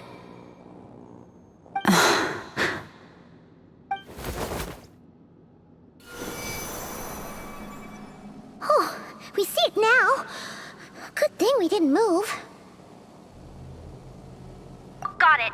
I think I understand the situation. Hang in there. Just one moment. This is killing me, but I think I've got it. I can try adjusting the direction of the Kuvaki flow inside the duct. If I've got this right, you might just be able to dodge the lasers by utilizing the Kuvaki's pull in reverse. Oh, Paimon thinks she gets what you mean. But I can't see where you are from here, so I'll need your constant input. Just tell me what to do. I'll follow your lead.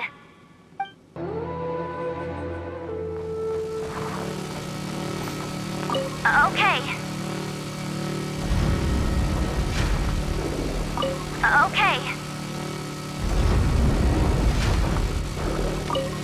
Sure thing.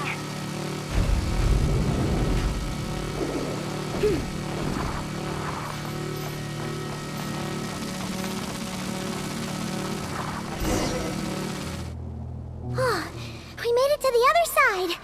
And all thanks to Yehoda. What?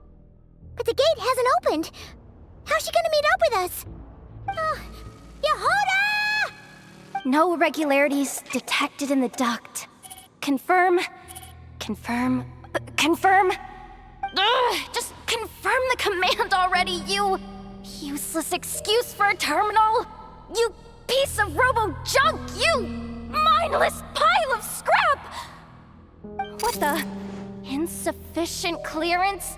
Of course, I don't have the clearance! You oversized...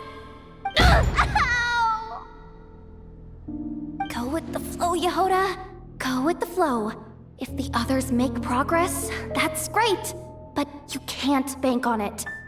You've never been one to depend on others. So it's about time you stepped up to the challenge.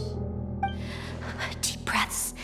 Stay calm. My priority right now is getting my hands on a high-level access card. That way, I can override the security protocol.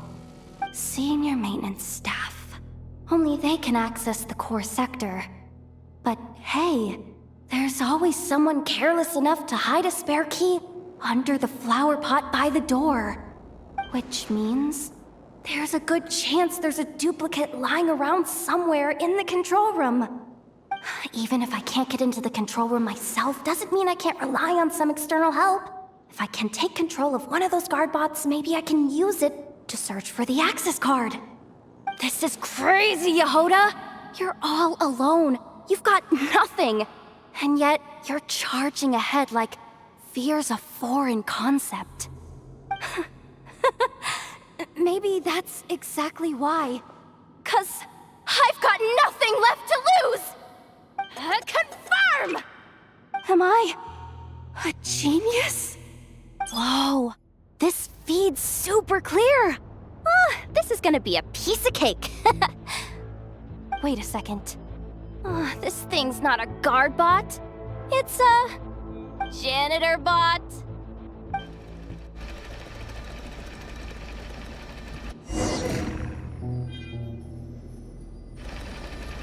You think Marionette even knows what we do down here? She seems to spend all day either holed up in her lab or out doing the rounds. It's still a mess over there. Go clean it up. Why? Planning to skim a little off the top? No, nothing like that. Just wondering if anyone would actually notice if we didn't show up from time to time.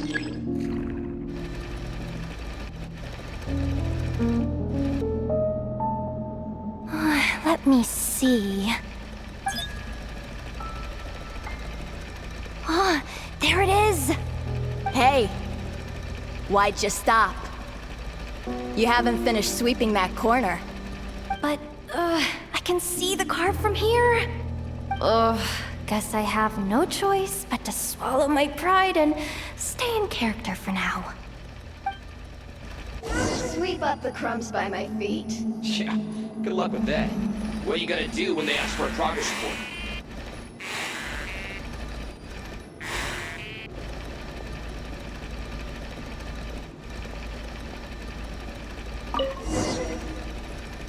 Sucks though.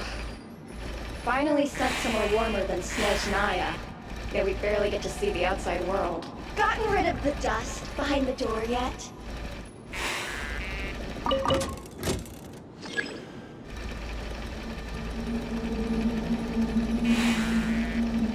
Come. Leave this spot too. I saw you.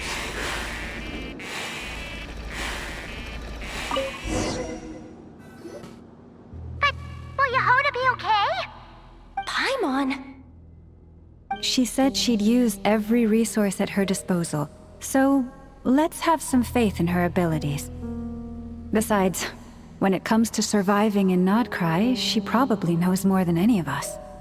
So, they really do believe in me. But how long are we gonna have to stay here? Paimon doesn't want to get caught by the Fatui either. Does Paimon mean the two Fatui in that room? Let me see if there's a way to distract them. Wait, did you hear that? Huh? The alarm? What's going on? Let's go check it out.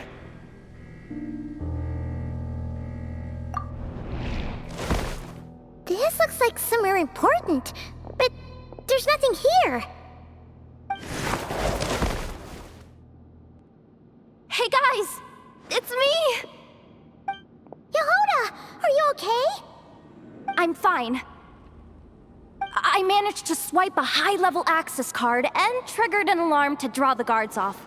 But we don't have much time.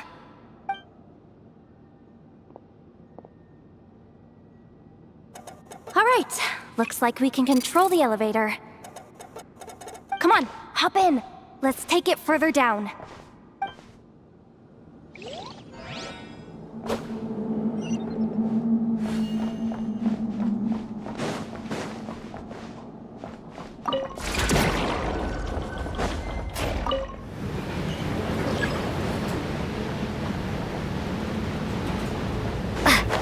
We should be able to use the terminal to move the drawbridge. Here's the access card. I'll keep watch while you handle the controls.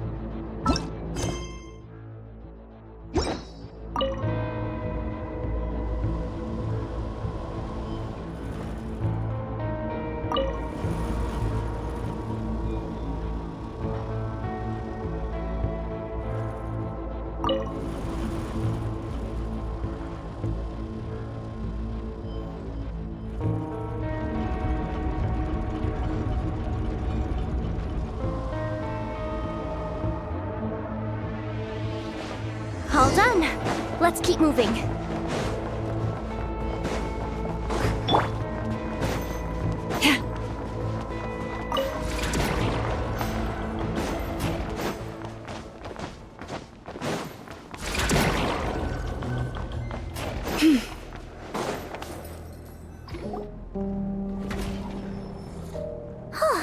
There's no one here! That's good news for us. Let's head inside. Looks like a rest area for the Fatui's Oprishniki. Huh? The terminal's still on?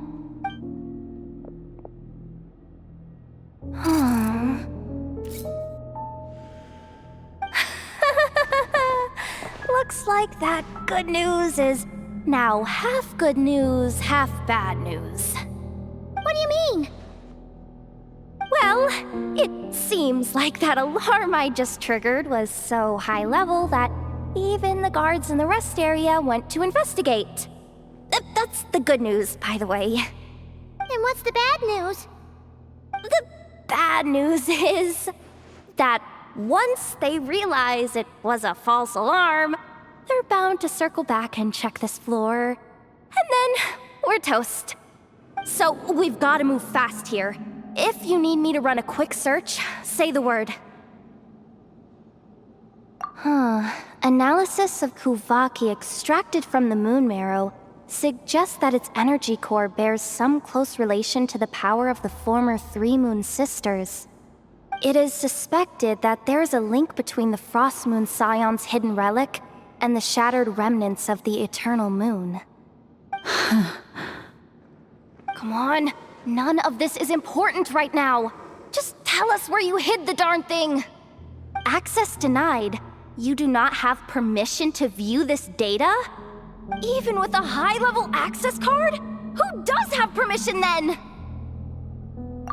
Good idea. Pulling it right away. Wow. What's with that huge hollow structure down below? That might just be it. Secluded, out of the way. Exactly the sort of place they might be keeping the relic. 264 pages! What is this? A novel? Can we just skip to the end? I'm flipping through it as we speak. Kuvaki, a weapon. Seems like the Fatui and Snezhnaya are trying to harness the power of the Light Realm to build some kind of weapon. The target of which is... Seriously? Insufficient clearance? Again?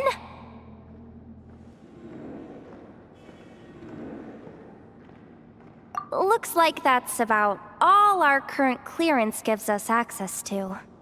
Based on what we know so far, it seems like the rest must be hidden inside that massive hollow beneath us.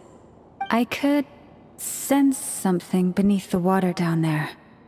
Something unsettling. If they've gotten their hands on the moon marrow, odds are it's hidden down there too. And here I thought we were almost done. But nope, we're going deeper and deeper into the danger zone. Chin up, Yehoda. Once this job's done, you're buying yourself the biggest nod-crying hot dog in town. Deal's a deal.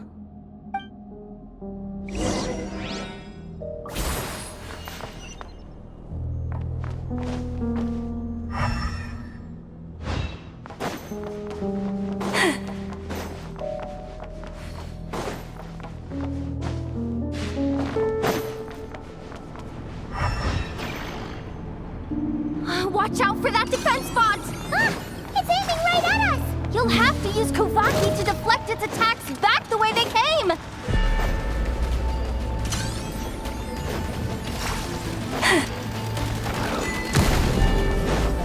I am being tested.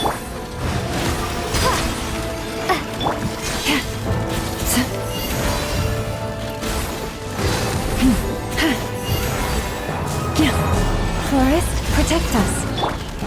Water jet!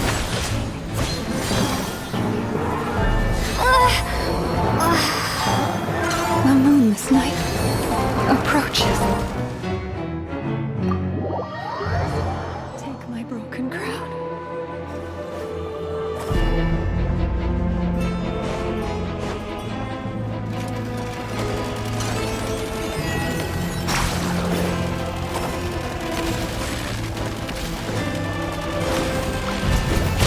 Water jet!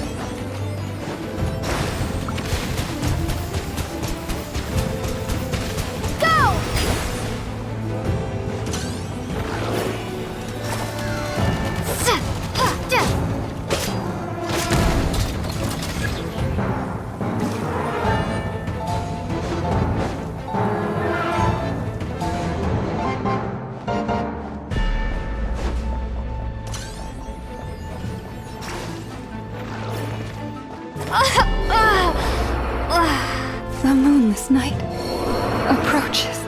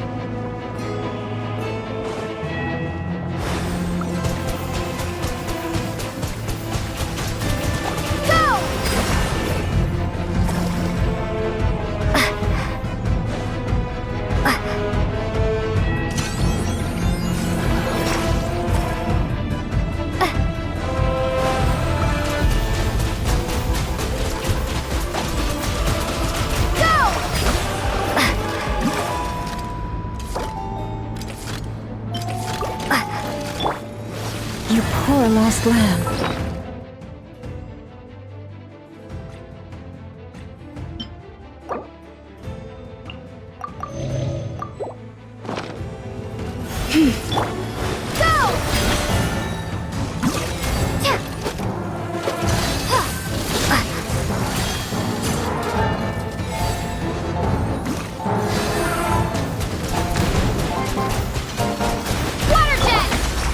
Leave this place.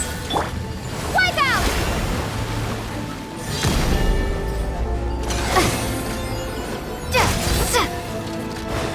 Water jet!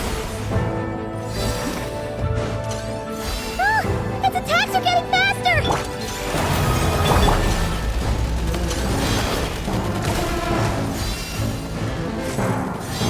Almost there! We're almost there! The moon's night approaches.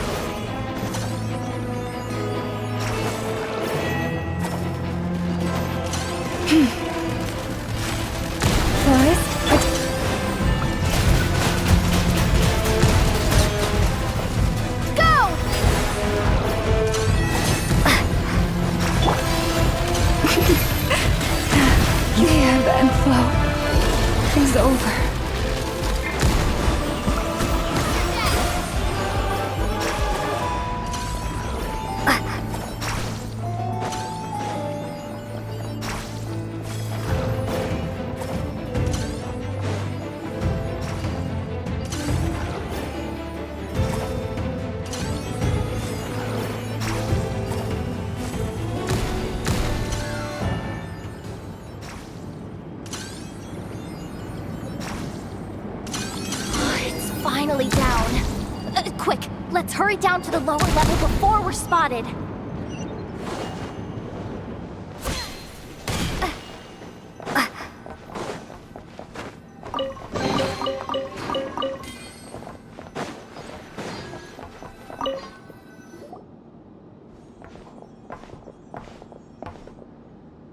That switch looks suspiciously obvious. No way I'm pulling that. But you guys, go ahead. Hey, you spotted it first. Shouldn't you be the one to pull it? Not a chance. I'm just the guide, remember? At most, I'll help you look for an escape route. They don't seriously think pulling this thing's gonna lead to treasure, do they? I'd be amazed if it doesn't set off an alarm. Besides, I didn't even bring my smoke bombs. Which reminds me of the actual second rule of treasure hunting. Better safe than sorry.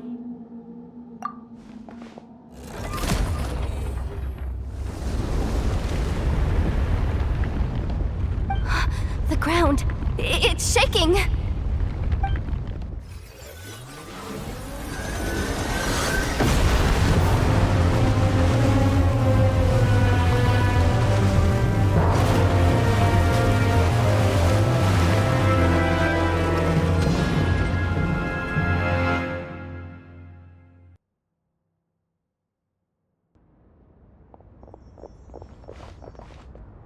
Wait, did the surface of the water open up?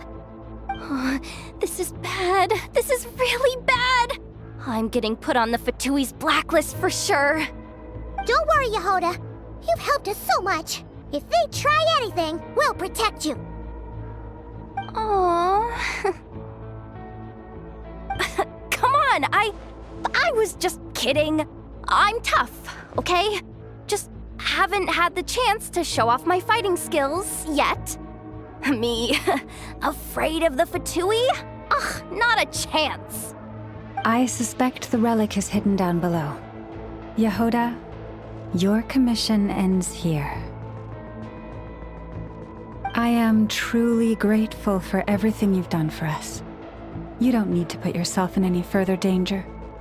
Oh, I'm coming with you. This has nothing to do with the commission or the danger or whatever. This has already gotten way out of hand, so I'm coming too. End of story. Ah, she's blushing. Hey, zip it. Why'd you keep staring? Oh, you looking for a knuckle sandwich or what? Oh, come on, move it already.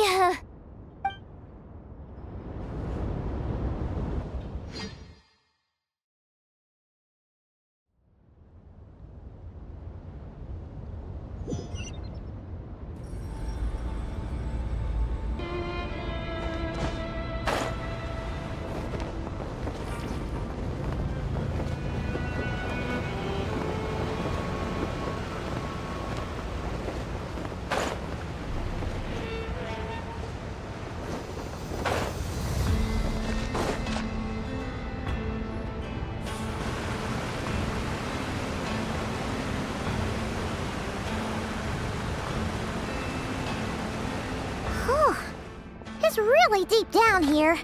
What is this place?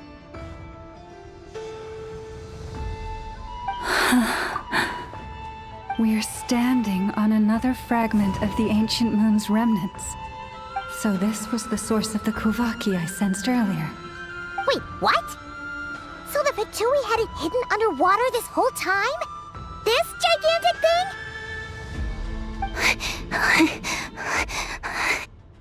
Yehoda, you've been kind of quiet since we got down here. What? Me? Have I? It's nothing. Really. We're doomed. How are we even supposed to get back up from here? Oh, my grappling hook's not nearly long enough. And if someone spots us here after all that commotion, we'll be sitting ducks.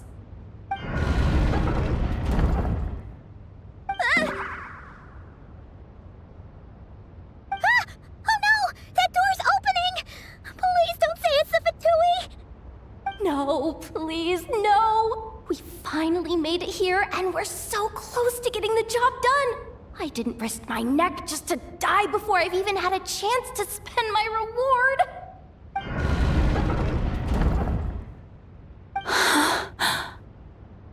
What happened? Why did the underwater barrier open? How could this be?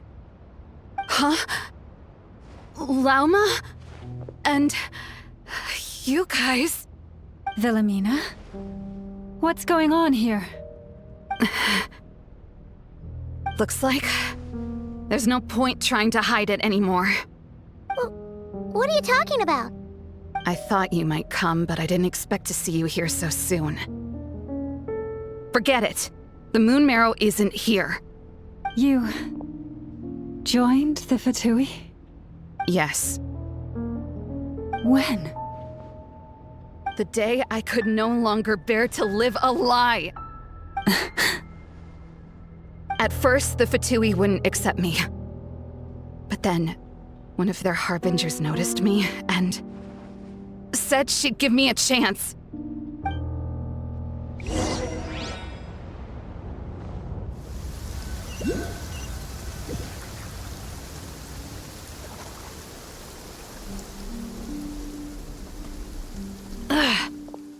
Lost them again. That harbinger told me to follow the blonde traveler who might visit the Frostmoon Scions. Easier said than done, though. The animals are on alert at night. If they see me, Llama will catch wind of what I'm doing sooner or later. Am I really doing the right thing? No. It's too late to turn back now. The empty prayers, the stubborn displays of faith like Cappy's today. This isn't the life I want. Huh? Is that...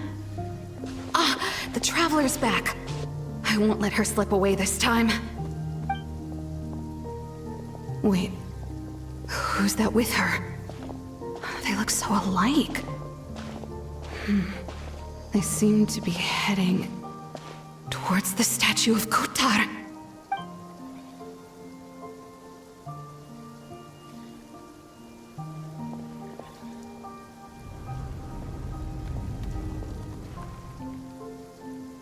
They've opened the secret chamber? But wasn't it meant to be sealed? Wait a second. The Moon Marrow! Surely they're not after the Moon Marrow. I'd better go report this straight to... Hold on. If they do actually make it to the final room, then maybe I'll be able to get my hands on the relic. The one thing the Fatui have been after this whole time. If someone's going to take it, it might as well be me. This could be my ticket to joining them.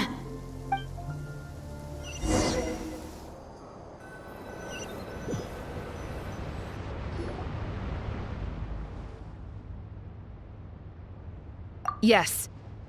And in your final moment of hesitation, I took the chance. And then you gave it to the Fatui? But when we talked to you before, you seemed so genuinely worried about Lauma. Because I thought she was as fed up with the Frost Moon Scions as I was. We grew up together, Llama. I know you were chosen to be the next Moon Chanter when you were just a child. They never gave you a choice in that. I saw the look in your eyes when you were treating that child. That sense of helplessness. Surely you too must see that this blind, inherited faith of ours is simply holding us back. If our prayers are never answered, then why keep praying? Do they really deserve all of your devotion? Or are you trapped by the responsibilities they imposed on you?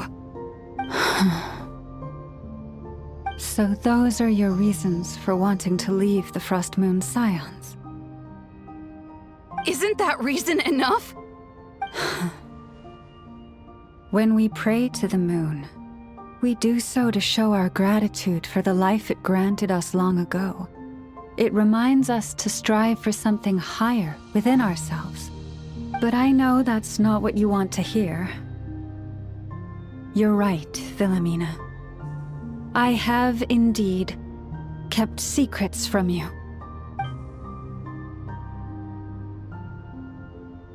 I knew it. You don't want to be the Moon Chanter, do you? No, that's not it. I'm talking about the fact that the moon in the sky isn't real. What? You're saying... Huh? I've completely lost the thread now. Oh, do we really have to do this here? What if a Harbinger shows up? Oh, I'm not cut out for fighting big bosses! The pain you sensed in me was the pain of hiding this truth. If what you're saying is true, then you already knew that the Frost Moon Scions wouldn't believe any of this. Why didn't you just leave like I did? You don't understand, do you? That's the difference between us, Philomena. I care about the Frost Moon Scions. They're family to me. It hurts because I care. And that's why I chose to hide the truth. But now I understand that was a mistake. My family deserves to know the truth. I shouldn't have tried to hold it all together with empty prayers. Are you trying to say that I only ever cared about myself? There's nothing wrong with that in itself. No one would have tried to stop you from leaving. But you did not have to stab us in the back like this. We've been spotted! I knew it. I just knew it. Oh, what now? If a Harbinger shows up, I'm out of here. No darned relic is worth dying over. Looks like I misjudged you, Llama. I didn't think you had it in you to stand up to your fate. Turns out, you are a great moon chanter after all. But you were right about one thing. I haven't considered Hisi Island my home for a long time now. Bosses, time to go. I will change the Frost Moon Scions, Wilhelmina, as soon as the new moon rises. Then I guess I won't be around to see it. Say, Llama, what happens to those who betray the Frost Moon Scions? May their antlers be shorn with silver blades, and let them be cast into the long night of unknowing.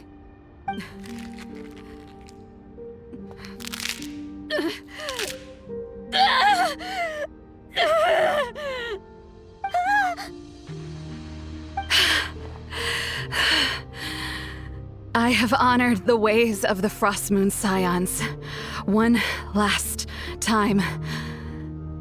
Think of it as a gesture of respect, Llama. There they are! Grandma? Marionette has the moon marrow. She went to Starsand Shoal. Don't flatter yourself now. I'm not trying to atone. I just don't believe you'll actually be able to change them.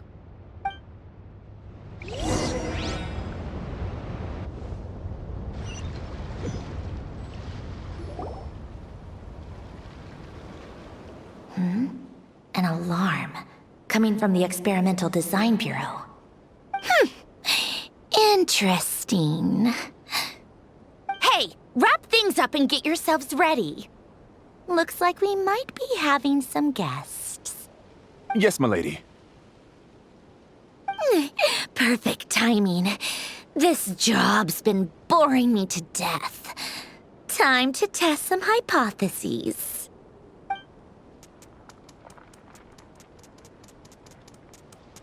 Bosses! I mean, esteemed clients. I mean, generous benefactors. Wait up! Come on! Sure you don't want to consider heading home first and coming back another day? Nasha Town's that way. You are aware that this is the way to... A little ahead of schedule, aren't you? Oh no, it really is a Harbinger this time. Marionette. So you are here after all. Hand over that relic right now. It belongs to the Frost Moon Scions. You mean that thing your antlered turncoat brought us? I have never much cared for trophies given up without a fight. But watching you tear each other apart over it? Priceless. I'm not in the mood for warnings today. Ooh, how frightening. Had I a Trimble function, I'd have rattled off at least a dozen screws by now. Or perhaps I've just set my sense of humor parameter too high. Were you trying to be funny just now? You don't honestly believe you're a match for me, do you? Go on then. Let's serve our guests a little appetizer.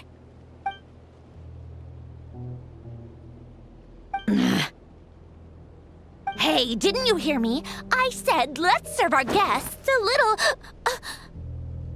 What's going on? Oh no. Watch out! It's the Wild Hunt!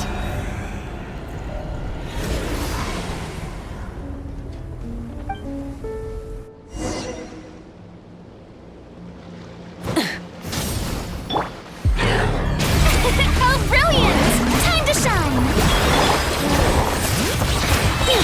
Let the mountain's veins boil! Light of the blazing sun!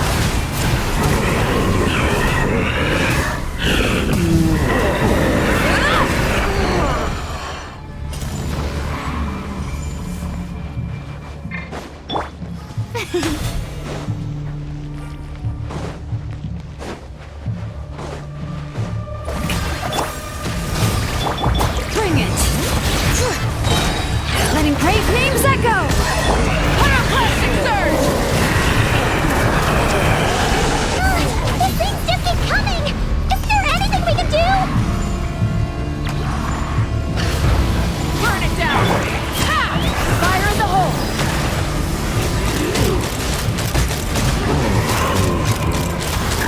Open fire! A worthy fight. Let my name echo in song! Let the mountain's veins boil! Rise with the sun! Wrap from the sky!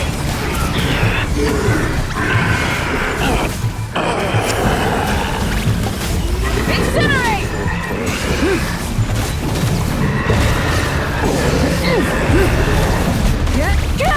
Bring it! Letting brave names echo! Strike a pose! Light it up! Pyroclastic surge! Use that device to seal them away!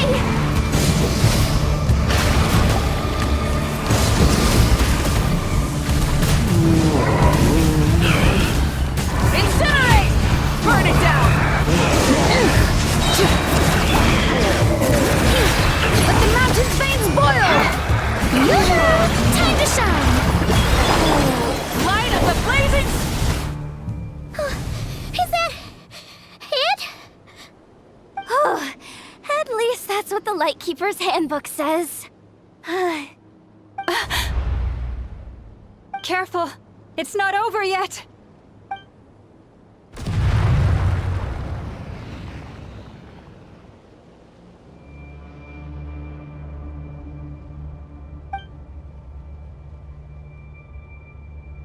Paimon! Lauma! Yehoda!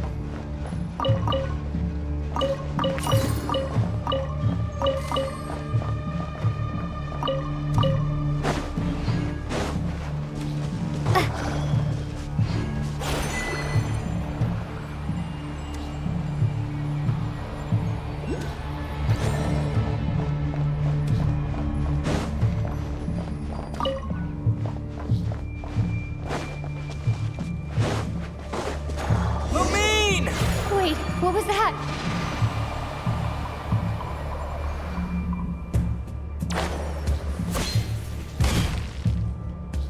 Lumine, over here! Ether! Quick, grab my hand!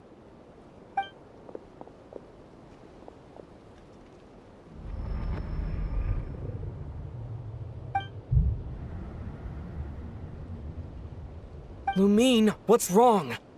Why are you here at all, Ether? What do you mean? If I may be so bold, what does family mean to you? Why were you after the Moon Marrow that night, Ether? Among those who entered the final chamber, there was either someone with impure intent, or else an abyssal presence. We can talk about that later. Tell me why, Ether.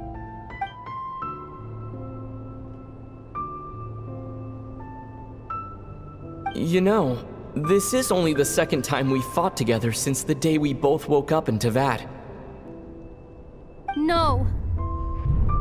Lumine, But when I found you, you were still in hibernation. Even the key to the chamber was still secure on your person. We didn't wake up together. What are you talking about? We don't have time for this, Lumine! Look at me, Lumine! Don't you want to explore this world with me?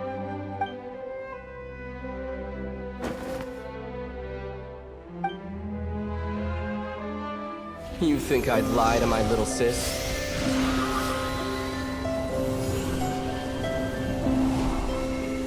What a letdown.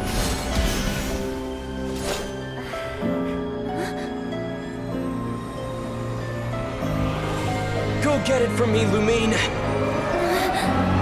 It belongs to me. I never believed it. I didn't want to believe it. That strange feeling that something was off. I wanted it to be real so badly, even if it only lasted a moment. But you're not my brother.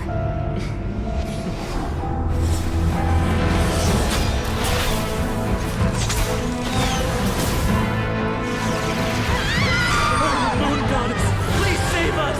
Why is this happening to us? Is this abandoned?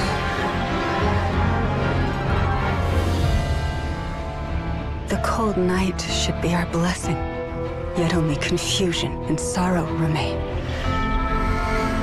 The truth may yet lie beyond the sky, but must we become lost because of it? Standing before you, as a scion of Hyperborea and the Frost Moon's emissary, I say this.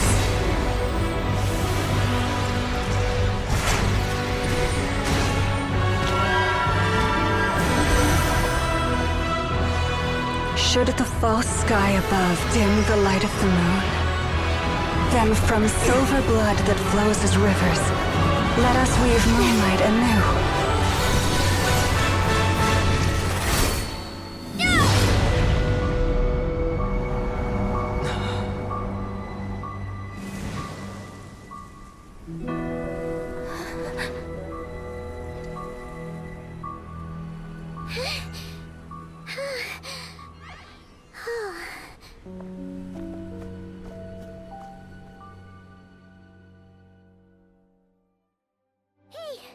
Is everyone okay?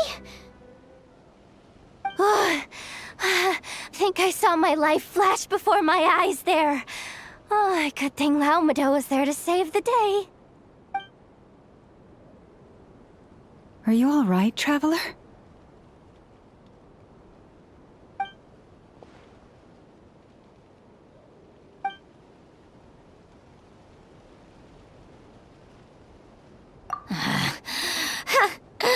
Well, that took you long enough. Seriously, how many of you are there? Pathetic. Oh no. Oh, I spoke too soon. Totally forgot we still have a Harbinger to deal with.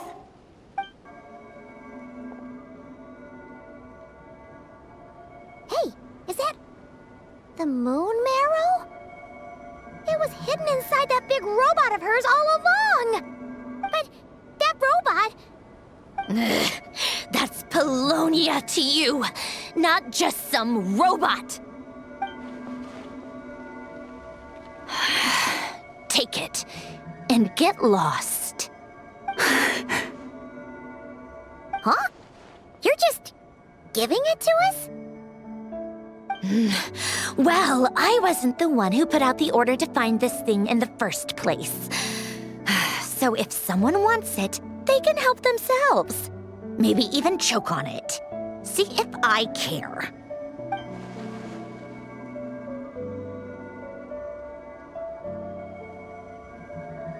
So, are you waiting for me to change my mind or what? I'd be more than happy to pick up where we just left off. But I should warn you, I'm in a bad mood right now. Let's go.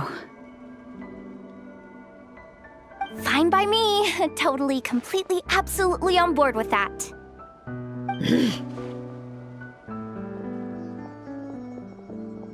It's finally over. If that doesn't make the most thrilling commission of the year, I don't know what will. Looks like the Fatui are all gone now. Lalma?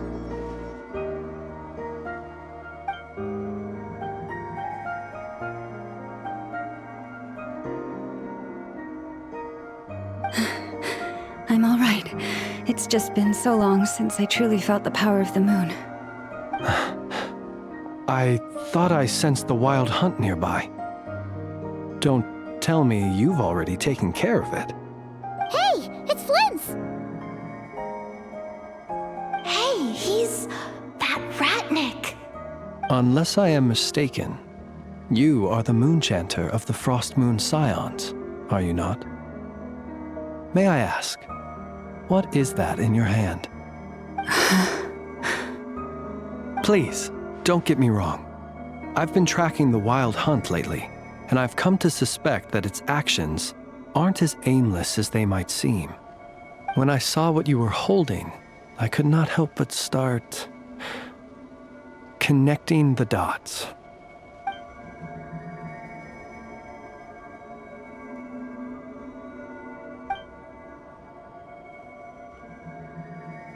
You better be extra careful, Flint. It seems like the Wild Hunt is capable of impersonating people now. Oh, is that so? Funny that. I just showed up completely out of the blue, yet you seem to have no problems trusting me. I apologize. I shouldn't be making jokes like that right now. Anyway, I understand. Thank you for the tip-off. It seems that the Wild Hunt has somehow changed in nature. I'll have to report this to HQ right away. For now, let us part ways here.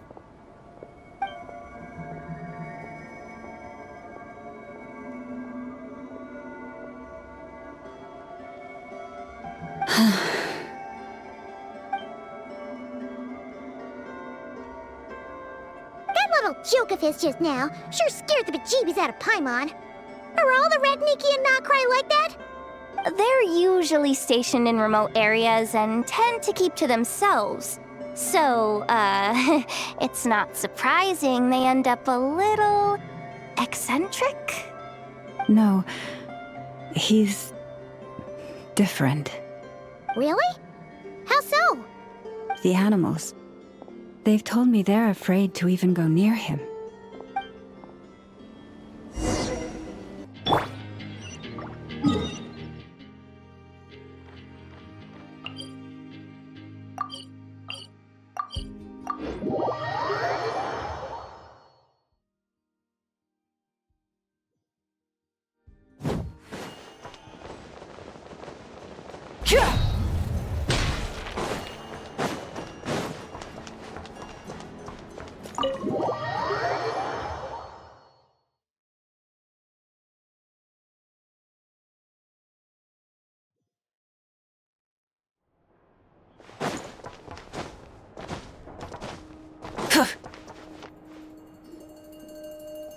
Oh, you're back. I just made you all a pot of tea. Better drink it while it's hot. Boss Neff, you wouldn't believe how scary our day has been! Seriously, I am never, ever taking random jobs like that ever again! You hear me? Oh, come on now. You even faced the wild hunt and lived to tell the tale. What's left to be afraid of? Wait a sec, how did you? Oh, right. Like you told us before, your business is dealing in information. Huh? Boss Neff, the teacups. Why is there one missing? Did you think I wasn't coming back? My. How could you think that of me? You know the rules. If a member of staff wants tea, they pour it themselves. Your cup's sitting safe and sound right there, in the cupboard. Member of staff? Does that mean you're accepting me back? Wasn't that the deal? Boss Neff! You're the best boss ever! You never change, do you? Everything turned out fine, no? You found exactly what you were looking for. Yet there you are, sulking away as usual. Nefer, that medicine we discussed before, the one for congenital Kuvaki sensitivity, I need you to get it for me. And how do you expect me to find something like that for you in the middle of the night? You'll have to wait till morning, at the very least. I need it right now. All right. I'll see what I can do. But you know urgent means extra charge, right? Thank you. You know what? You do seem a little different. In a good way? Or a bad way? Who can say? I'll take it either way, so long as you don't start making a habit of asking me for ridiculous favors.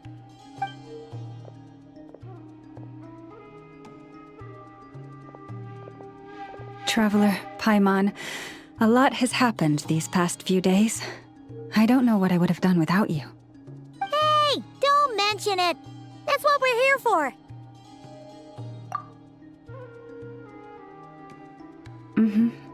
You're right. And tonight, I'm planning on telling them everything. Tonight? Isn't it a bit late already? The moon shines brightly this night. What better time for the Frost Moon Scions to usher in a new dawn for truth? Thank you for your kind words.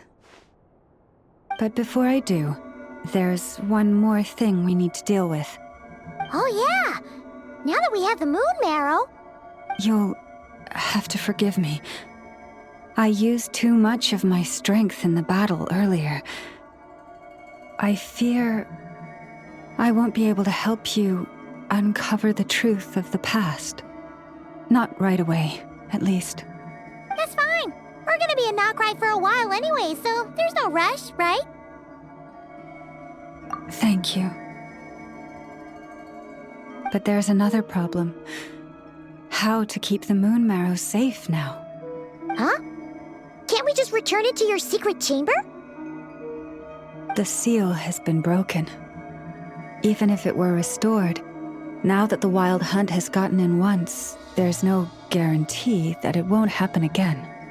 Oh, right. Yeah, that makes sense. Back when the Frost Moon Scion's bloodline still ran strong, in special circumstances, a moon chanter could act as a vessel, safeguarding the relic within their own body.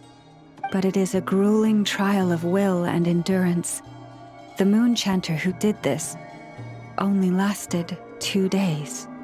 As for me, I might be able to last 5, at most. Hold on. You'd be using your body as a vessel? Yes. You can think of it like dropping a red-hot ball of iron into a bucket of water. How long the water lasts depends entirely on the bucket's size. Pardon? Hey! That's not a bad idea! You've always held up pretty well against the abyss. Surely the moon mirror can't be any more dangerous than that. It's not at all that I don't trust you, but it's too risky. But we're out of options, aren't we?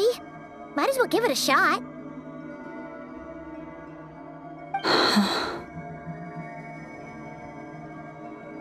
All right. Well, I'll be right by your side. If anything feels off, please tell me immediately.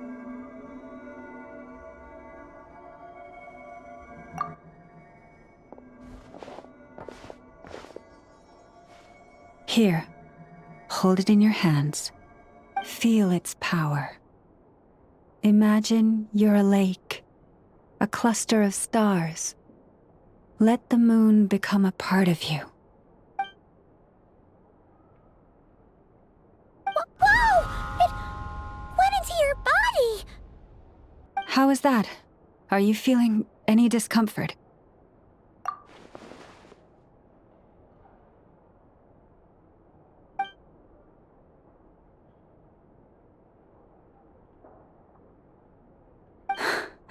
Astonishing.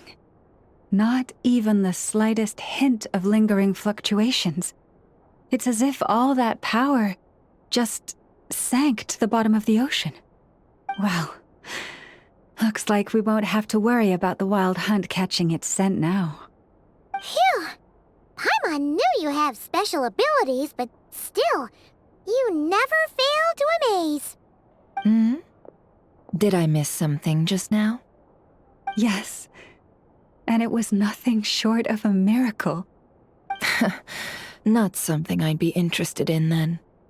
Anyway, here's the medicine you asked for. This is all I've got for today. I'll have someone send the rest over when we have it. Thank you, Nefer. I really appreciate everything you've done for me. Please stop being so nauseatingly friendly. It's creeping me out. So, what exactly did you all go through during that wild hunt attack? I'd prefer to hear it straight from you.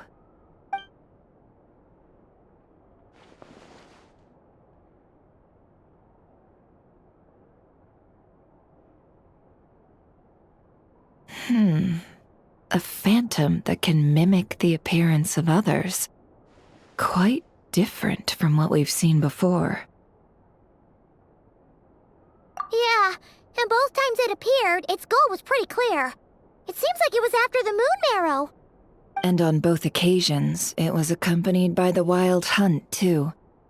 It appears there must be some close connection between the two. I must say, I don't often see you look this serious, Nefer. Too late in the day for thinking, that's all. We'll pick this up again later. You all feel free to keep chatting, though. Just don't forget to lock up when you leave. On that note, Traveler, please keep the moon marrow stored within your body for the time being. We'll take it back off your hands as soon as the wild hunt's been taken care of. Once and for all. Of course.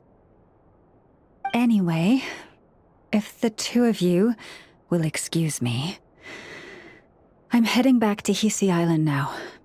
It's time I came clean with the Frost Moon Scions. Hey, we're coming with you! Though, guess we won't be able to do much more than cheer you on from the sidelines. That alone means more to me than you could ever know.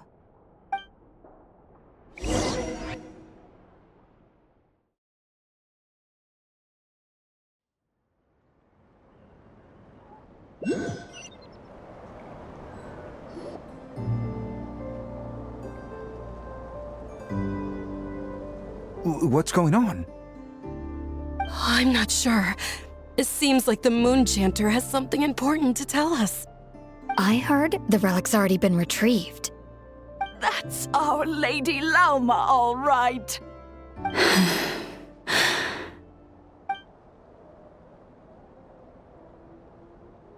Noble scions of the Frost Moon, my kin beneath the moonlight, I hereby declare the truth to you. Long have our ancestors looked up to the Frost Moon, guided by her serene light. Yet now, she lies hidden beyond the limits of the sky. And so, Lauma began to reveal to the Frost Moon Scions a truth long hidden within her heart. A story of a false moon and the death of gods. Kutar was indeed born of the moon. But that does not give us the right to reap without sowing, nor clothe ourselves without the toil of weaving. As she spoke, some who listened were stunned into disbelief, while others seemed to awaken as if from a dream. From this day forth, the road shall be paved with truth, and we shall pave it ourselves.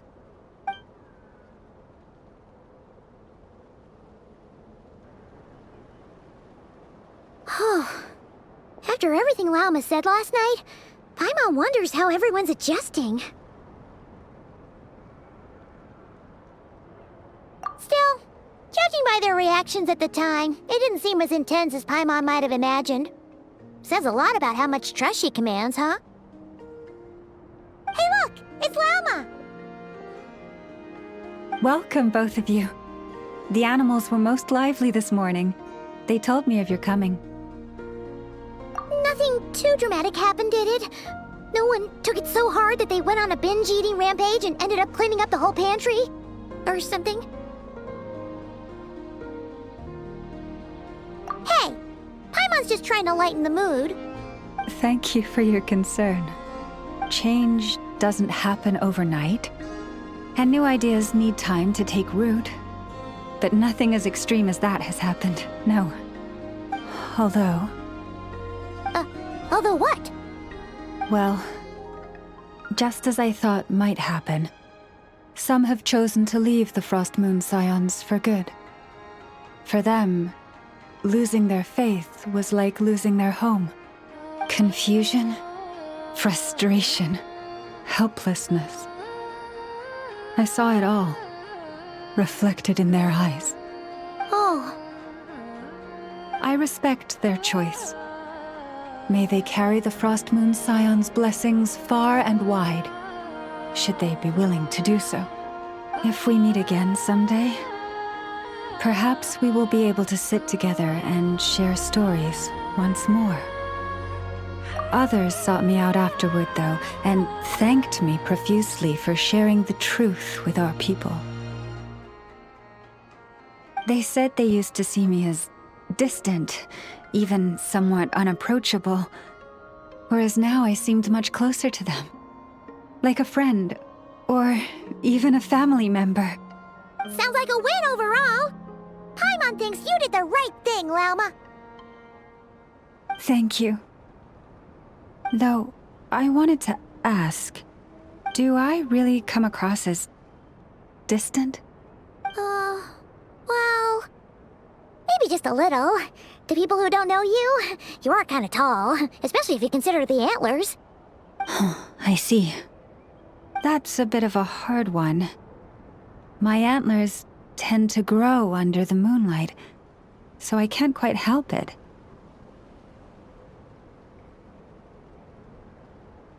It brings me comfort to hear you say that. By the way, how has your body been adjusting to the moon marrow?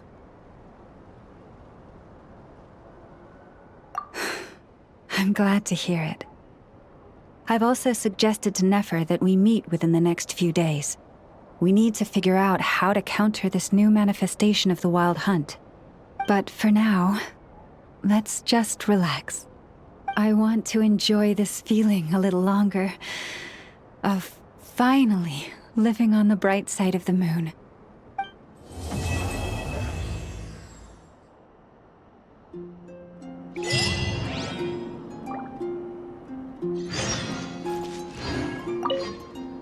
Though the truth has been revealed, our deep connection with the moon remains unchanged. In fact, its power runs in our very veins. What has changed is our understanding of where the true moon lies, and that we must walk our own path in life without relying on a power outside of ourselves. Which is why we now say, come night or day, may the moonlight connect us.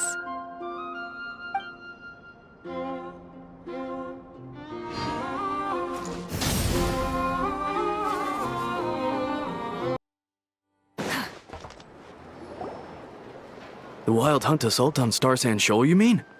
Huge wave. First I've ever seen of that size. Good thing it was so brief.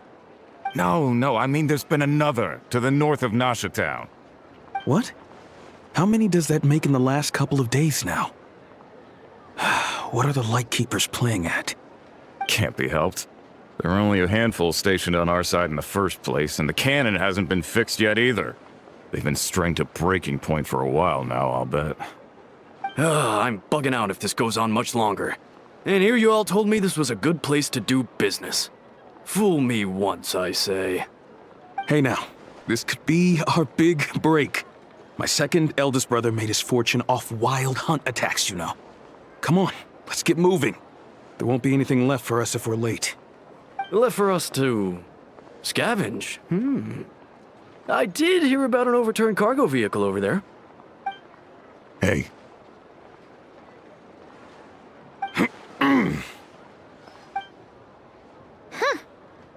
Should have told him that those are dangerous thoughts.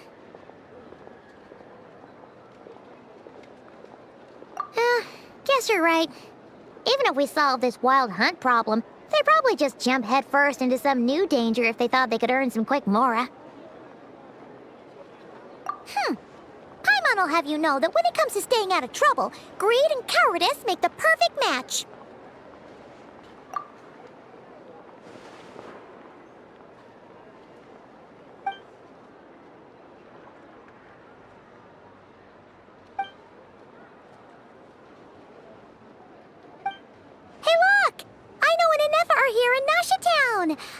Oh, considering what those people said earlier, do you think they're here to fix that cannon up? Dying to know something, aren't you? You totally zoned out just now. Ha! Paimon can even guess what you want for dinner. She'll place the orders tonight, don't you worry. Anyway, let's just go, shall we?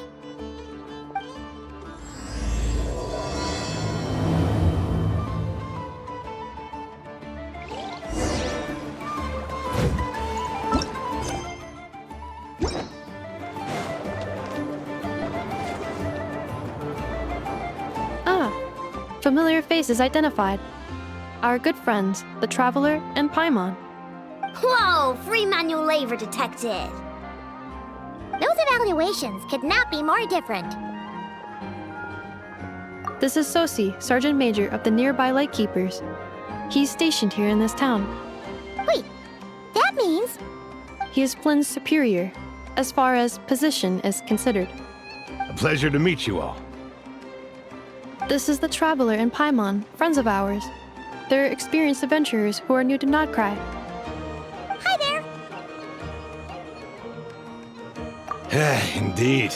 The sooner we can get it firing again, the quicker we can ease our current predicament.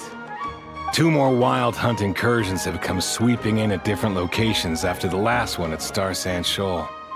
Our manpower is already stretched as it is. This is more than we can handle. Hasn't Flint's gone back to your HQ to ask for reinforcements? When will they arrive? Has he now? Yeah. That's what he said he was gonna do anyway. He hasn't contacted me about that yet. As per standing orders, he should be leading a team to root out the wild hunt. But I haven't received any reports for a while now. Well, he does act outside the remit of his orders sometimes. I'm a superior, yes, but I wouldn't say I have much control over his actions. So, he made the call for backup on his own initiative? Hard to say. Contacting HQ's a tricky business. I should know, I've tried.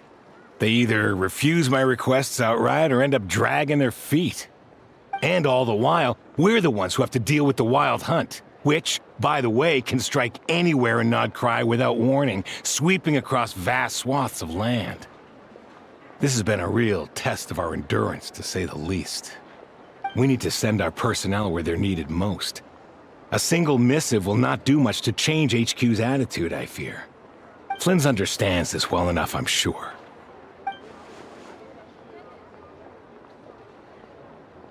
We usually sort our foes ahead of time into ones that our Ratniki will take care of and ones that we'll target using the cannon. I finished the preliminary dispatch work already, but this cannon... Okay. Hurry up, I know. Fix this, I know.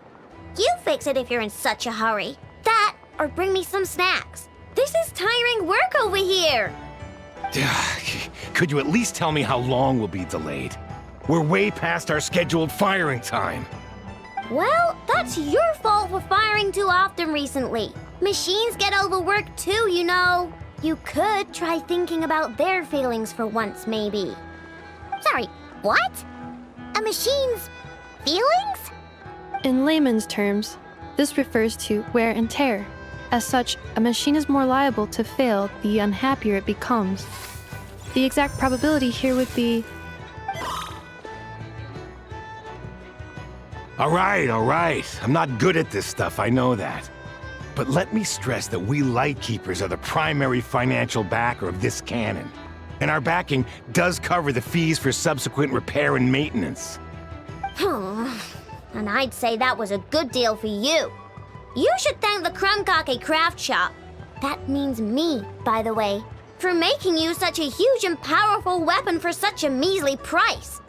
Do you even know how much it would have cost you if you bought all the parts legit and fresh off the assembly line?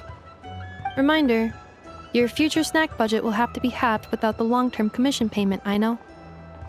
Calculating a viable and cheaper option.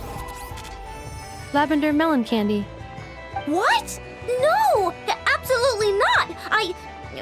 Let me think, all right? It should take maybe 3 more hours? Wouldn't this place be crawling with more monsters than there are fungi and Sumeru by then? That might not be the concern you think it is. The monsters of the Wild Hunt are only active in the immediate vicinity of its attacks. They will not spread any further, on their own initiative at least. We Lightkeepers will also keep an eye on those areas, both to monitor the monsters and to prevent people from entering the cannon's blast radius. That said, I'm afraid I can't wait 3 hours before dispatching manpower to the locations that the cannon won't be firing on. And here's where my need for manual labor comes in. There are some checks I haven't finished yet, but with your help, I can get the repairs done sooner. Wait, but we don't know a thing about this stuff. How much help will we be? You'll be fine, trust me. Just take this. Oh, and this. Whoa! This book is so heavy! And what is this? You can use Beep Boop Pizza to run diagnostics on the cannon. It'll tell you what to do. And this book will help you understand Beep Boop Pizza. This cannon was built using more than 50 components from different factories and manufacturers. Aino has bound the manuals into one volume. Also, please note, the device's name is Birgitta. So, it's manuals all the way down, huh? Yep, and if you're quick about this, we might just cut our time to fire down by a whole 2/3. I'll go with you. Nice! So you'll check the outside and Anefa inside. Come find me in the control room once you're done. Cool? Cool. Instructions received. Please go about your work seriously as well, Aino. No snacking while I'm away. Hey! A little snacking will also improve my efficiency by 2/3.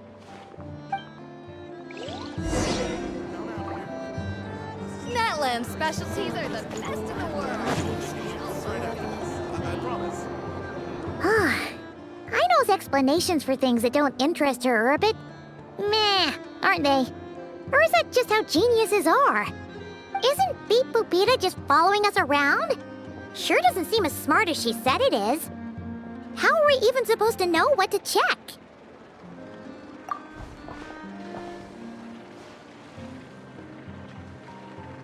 I've watched Anefa perform routine repairs before. It seems some sort of maintenance port must first be found, and then this small robot will automatically interface with it. Ah, so you're in the know. Nice. Well, what does that port look like? Now that I'm not so sure of. Let's search around together and see what the robot reacts to. Works for Paimon. Is this it? Probably not. Or this one? Oh, ew! Stinks of machine oil.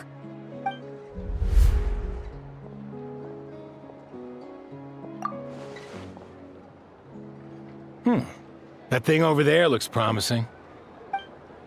Where? Oh, yeah! It does. Let's try it out. Whoa! It's flying! Does that mean we got it right? So, what do we do now?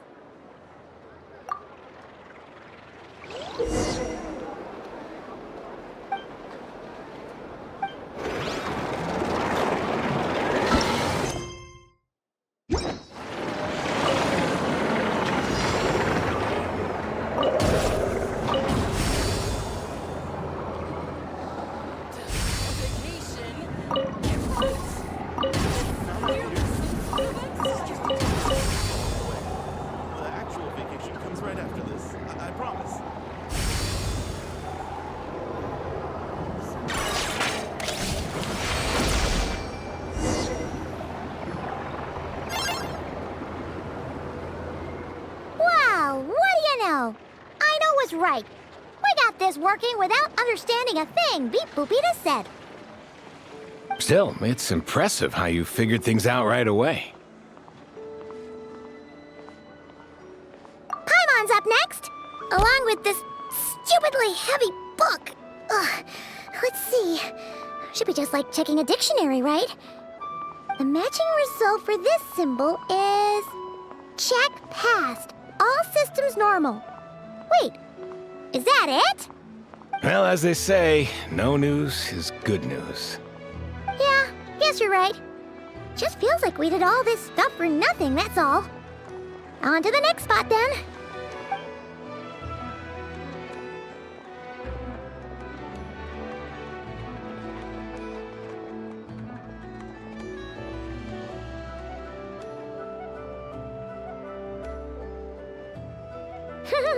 Paimon's getting the hang of this now. It's this thing, right? And this time... Huh? Why are you angry? Oh... Huh. Looks like its expressions are also prompts of a kind. Which page is that on? Oh... We need to take note of the order in which its eye colors change. Purple, red... Hey! Slow down! Paimon didn't catch that!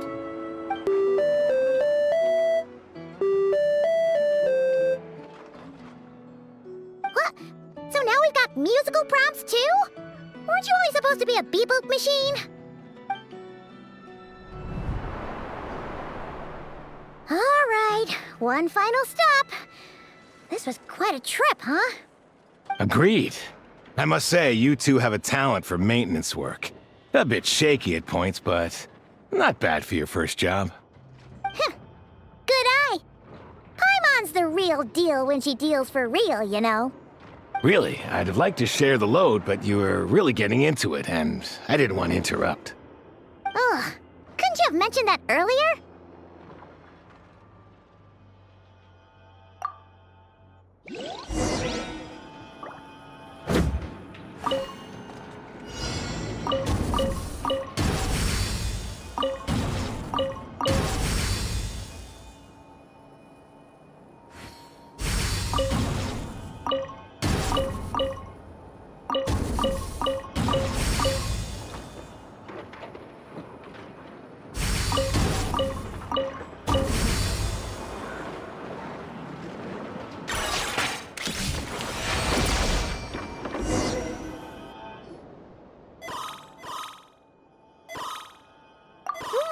A pictorial prompt this time. Don't worry, Paimon's just about gotten the hang of which prompts are listed where.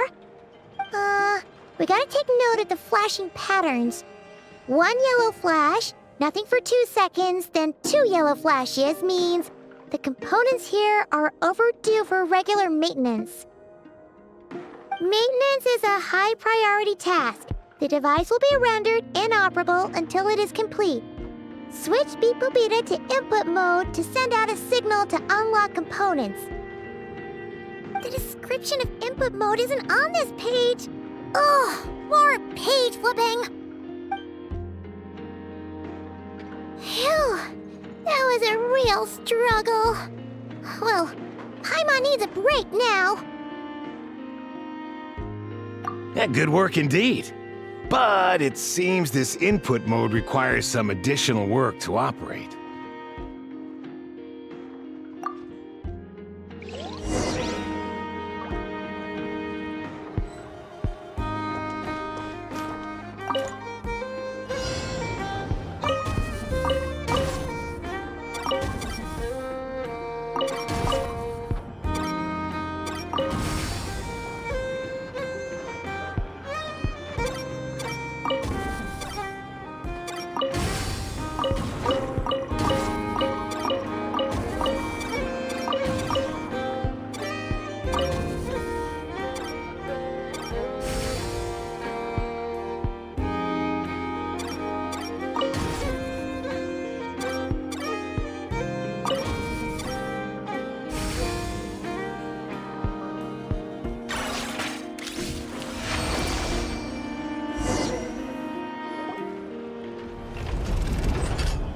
Well, looks like we're all good. We can remove this thing now. I've no clue, frankly. But whatever. I got a feeling we've all given up trying to figure this cannon out. I'll go get the replacement component. We should be done once we pop it in here. What do you think? Maintenance work's easier than running errands, wouldn't you say? That's for sure. We're counting on you, Sosie.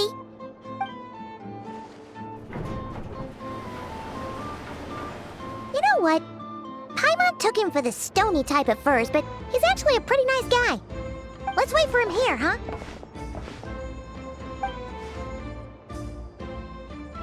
Are your tasks complete? Yep. Sosie's gone to get the replacement component. We'll be done here once we put it on. Allow me to check against the recorded data. Yes. This component is approaching its replacement deadline. The cannon will generate immense recoil when fired. If this is not controlled, the firing platform will become misaligned. This part is designed to anchor the cannon and ensure accuracy when aiming. Huh. So, if the cannon isn't fixed in place, will it start spinning around like some kind of massive firework? A novel analogy, but an apt one. The large-scale damage that might follow would be undesirable by anybody's standards. This component is currently easily damaged. The materials are not up to par, and there are still some design flaws. But Aino and I are working to improve it. Estimated waiting time remaining: 7 minutes. Would you like a crumb cake? Yeah! Dessert's just the best after a hard day's work. Certainly. It will be ready shortly. Observation. Freshly baked crumb cake results in the most efficient improvements upon human happiness indices. As such, I activated an internal heater before starting repairs. Thanks for the treat. Aino's lucky to have you.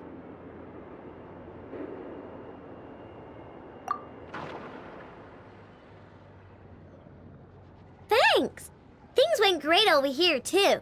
So, as we agreed, I'll have the cannon up and firing in no time. Understood.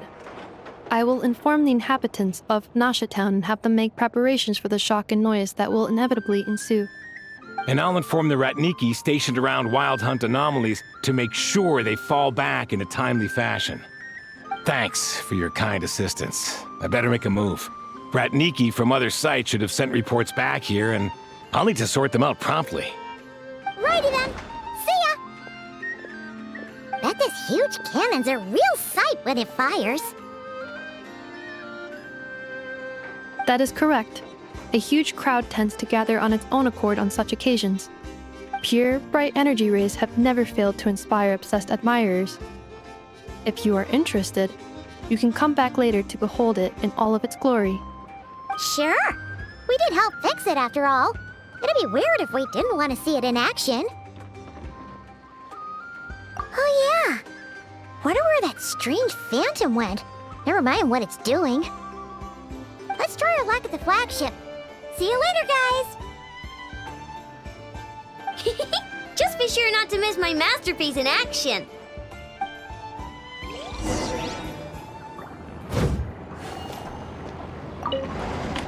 Checking snack stock. Lower than expected. Please, explain, Aino. Later. Can't you see I'm busy? You know, saving the poor, anxious inhabitants of this town?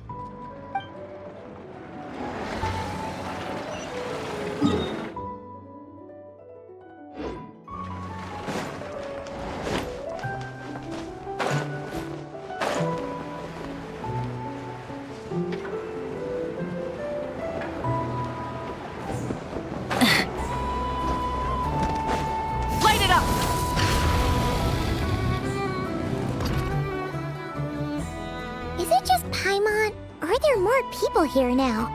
Oh, just as well, since we're sniffing for intel and all. And maybe, just maybe, let's get some of their berries and fried meat too, huh? We still haven't had it yet.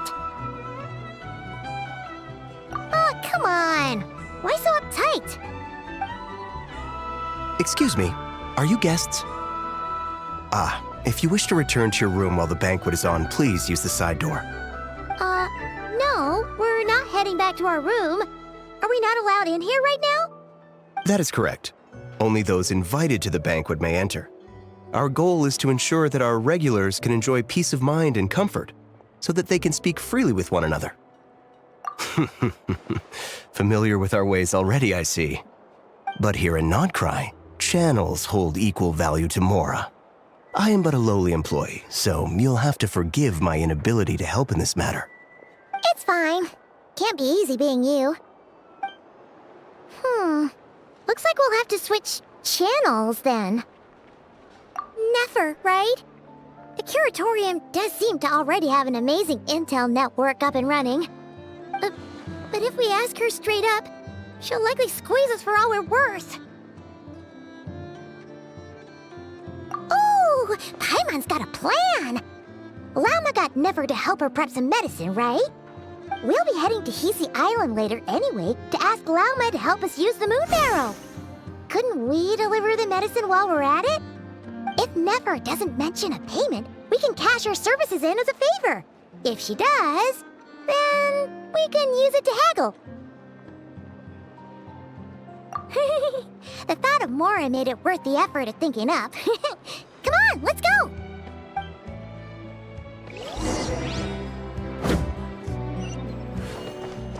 Try and stop me!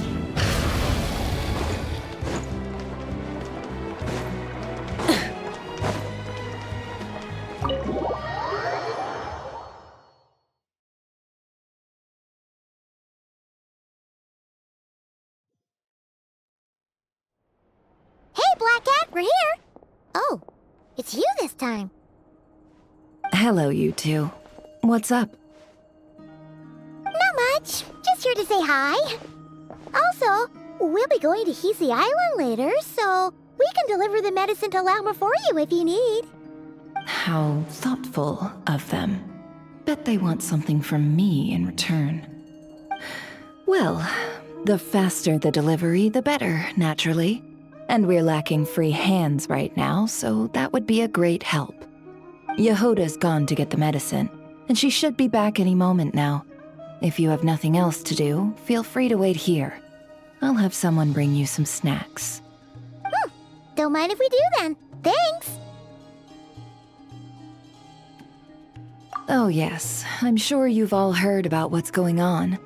Nasha Town's in turmoil, and right now everyone wants intel. Whether it's to strike it rich, save their lives, or escape whatever predicament they've found themselves in. Ah, so you're busy making Mora. How nice. It's not all good news, I'm afraid. We're stretched so thin that our clients have taken to competing for our services via auction. The price for taking priority slots has all but skyrocketed. In other words, we've had to suspend free intel handouts for now. She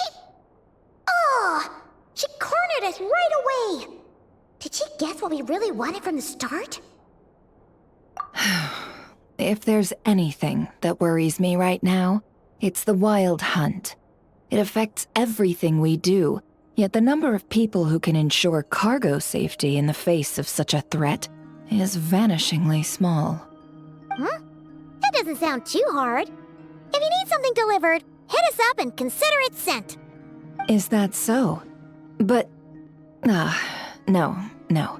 Forget I said anything. I mean, you're great heroes. How could I waste your precious time on trifles like these? Is there now? You should have said so sooner. Far be it for me to extort you, of all people, for intel. But seeing as you so kindly made me an offer, I suppose I'll accept. What's there left for us to say here? More like our common perspective. Most who live here only wish to defend their own interests. But we are different, are we not? We both seek to resolve the chaos that the Wild Hunt has caused. More like make a profit off the Wild Hunt. Paimon doesn't believe a word she says. Dissatisfied, are we? The number of commissions over at the Adventurers Guild spikes during tumultuous times, too. Would you call taking those jobs for Mora a sin? Well, that's... We might squeeze some advantage out of chaos, but equally, chaos could uproot everything we've built at any time. Such is the threat of the Wild Hunt today. And what business would there be left should it end in some great slaughter, or put to flight many who call Nasha Town their home? And as I understand, the two of you are here in Nod Cry to follow a trail of clues yourselves, no? Well, yeah. In that case, we should keep Nod Cry the paradise people say it is. At least until our respective goals have been accomplished. You must understand, no force exists here that would inspire unconditional unity amongst all parties. After that incident with Lauma, I'm inclined to believe you. Your selflessness is admirable, to be sure, and rare around these parts. Though it's rare for a reason, kid.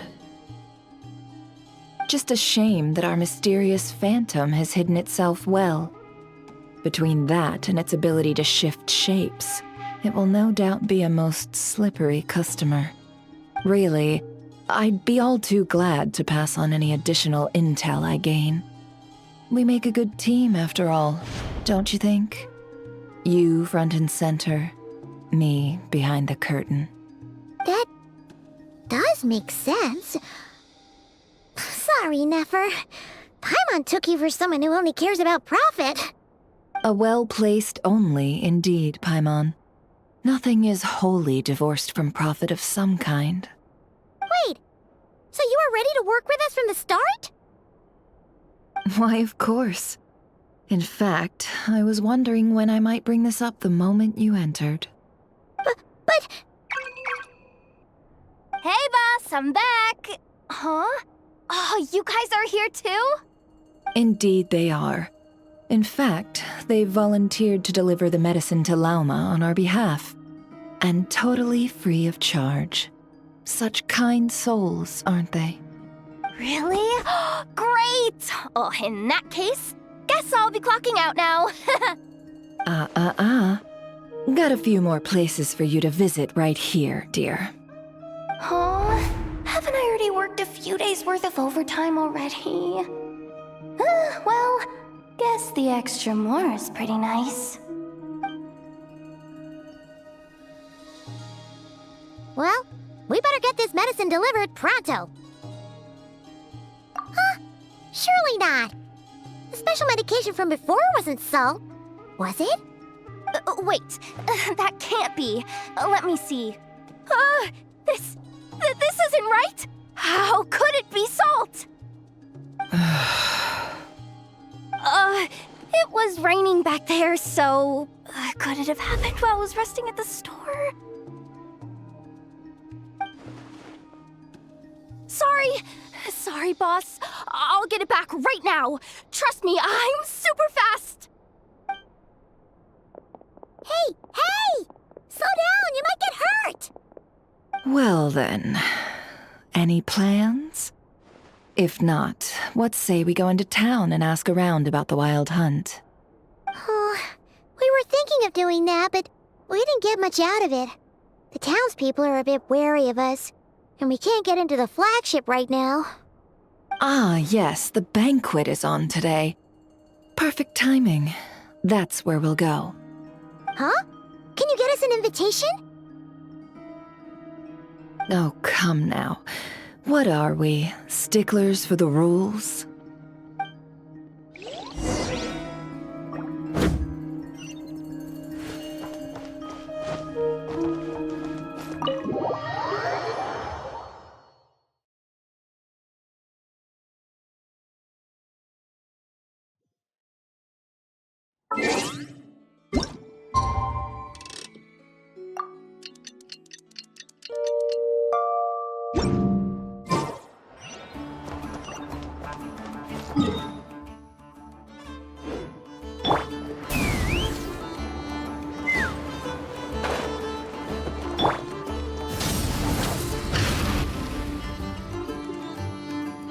Lady Nefer, a pleasure to see you.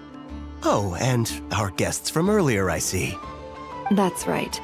My apologies. Consider it my fault for not having explained the banquet's rules to them beforehand. Oh no, it was no trouble at all.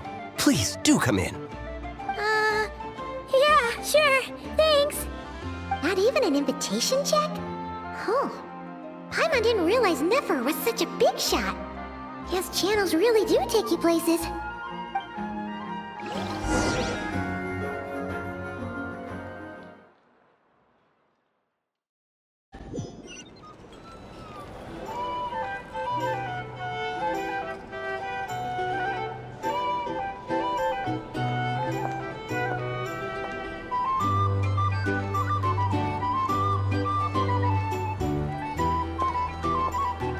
Finally! Now, what do we...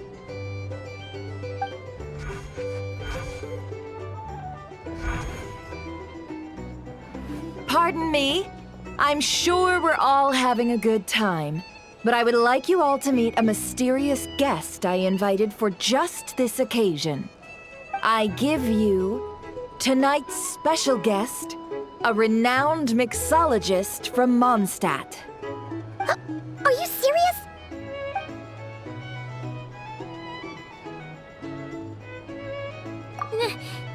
Nice to meet you all. I'm sure that no more needs to be said about Mondstadt's wine industry. After all, we are all connoisseurs of fine drink here. The special drinks menu is being set before you as we speak. Now then, for a time, let us set aside our worries and enjoy these exotic spirits from afar. Ah, I see. A new face for the bar. And here I was thinking, that ain't a familiar face. No wonder. Well, it's a rare occasion to be sure. Want to order a glass or two? Sounds intriguing. I spoke to the owner. The bar is all yours. The recipes are available for your perusal here. Not to worry. I've taken the liberty of removing the more challenging options. How'd you set this all up so quickly? Well, as long as you know what both sides need, negotiations are essentially just a process of confirming the deal. No one would turn a beneficial offer down now, would they? The flagship already had plans to invite a professional mixologist from Mondstadt anyway. So consider this a trial run, with the list of drinks brought out in advance. Demyon will assist you. Serving guests with drinks will be the perfect opportunity for you. Of course, every guest will have their quirks, so you'll have to be careful not to arouse their suspicions. Got it! We'll give it a try! In the meantime, I'll go mingle with some of the guests who pique my interest. There'll be a little event during the banquet's second half, by the way. See you then.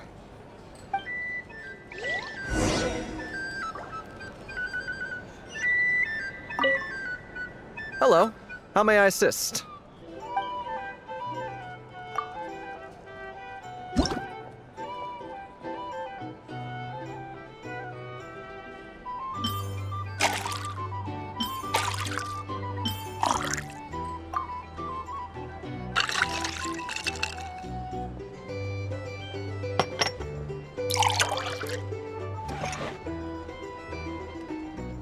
Good work.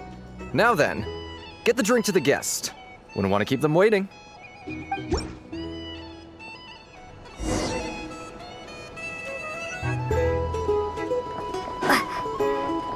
Ever consider returning to Snezhnaya? I just moved here.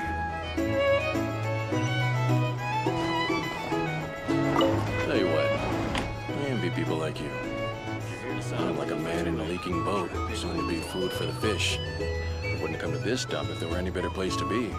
Come now. Surely it isn't that bad. We've still got the light keepers. You trust them? I wouldn't. Wouldn't trust anyone, really. You're stuck with a wild hunt here. The Snezhnayans can't be bothered, the Lightkeepers can't spare the people, and everyone else, they're a mess. I'd sooner put an ounce of faith in that cannon. Forget it. Let's just drink. Let's see if this new mixologist is worth the billing.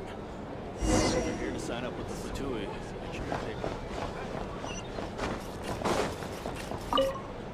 Hello. How may I assist?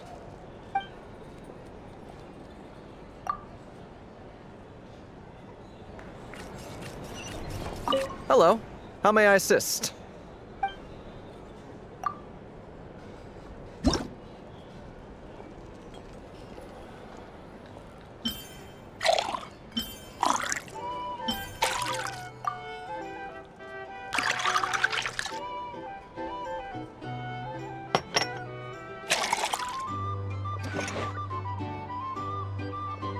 Good work! Now then, get the drink to the guest. Wouldn't want to keep them waiting. I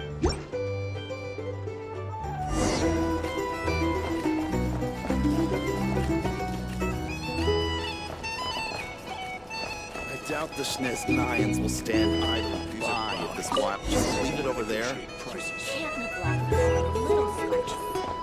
Bet you some people are just waiting for this place to fall further into chaos. You've got a plan for that, then? Hard to say. But what I can say is that the situation in Mashatown will get out of hand if that cannon isn't fired soon. That gun's a symbol. The most solid proof that ordinary folks like us can stand up against the Wild Hunt. These are bounties. If you want to negotiate prices... Wait. What are you angling for exactly?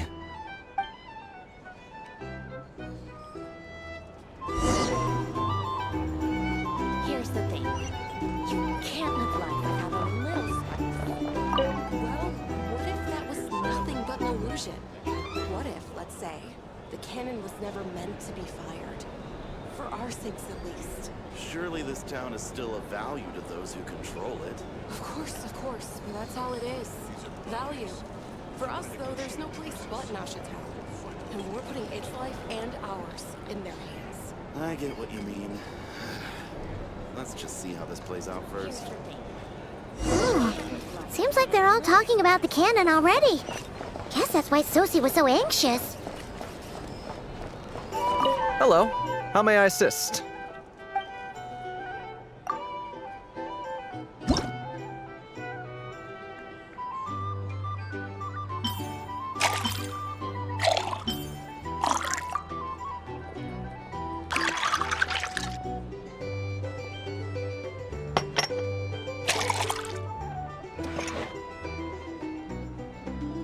Good work! Now then, get the drink to the guest. Wouldn't want to keep them waiting.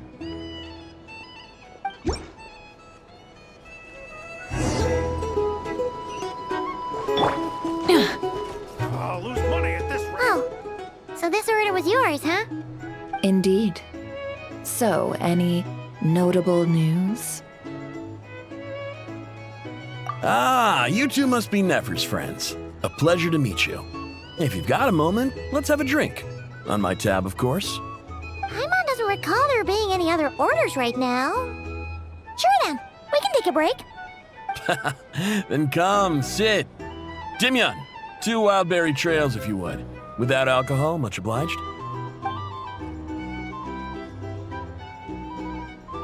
Hints is the name. I help out at the Rossum workshop in town.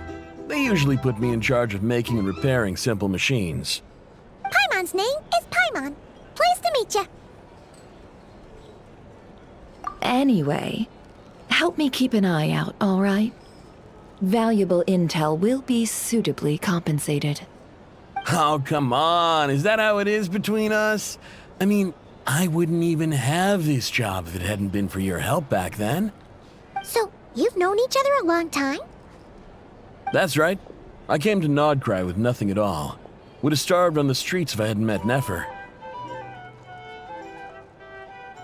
She lent me money to study a craft, and even introduced me to Aino and the Voynich Guild, which is how I slowly carved out a living for myself. That's a huge favor.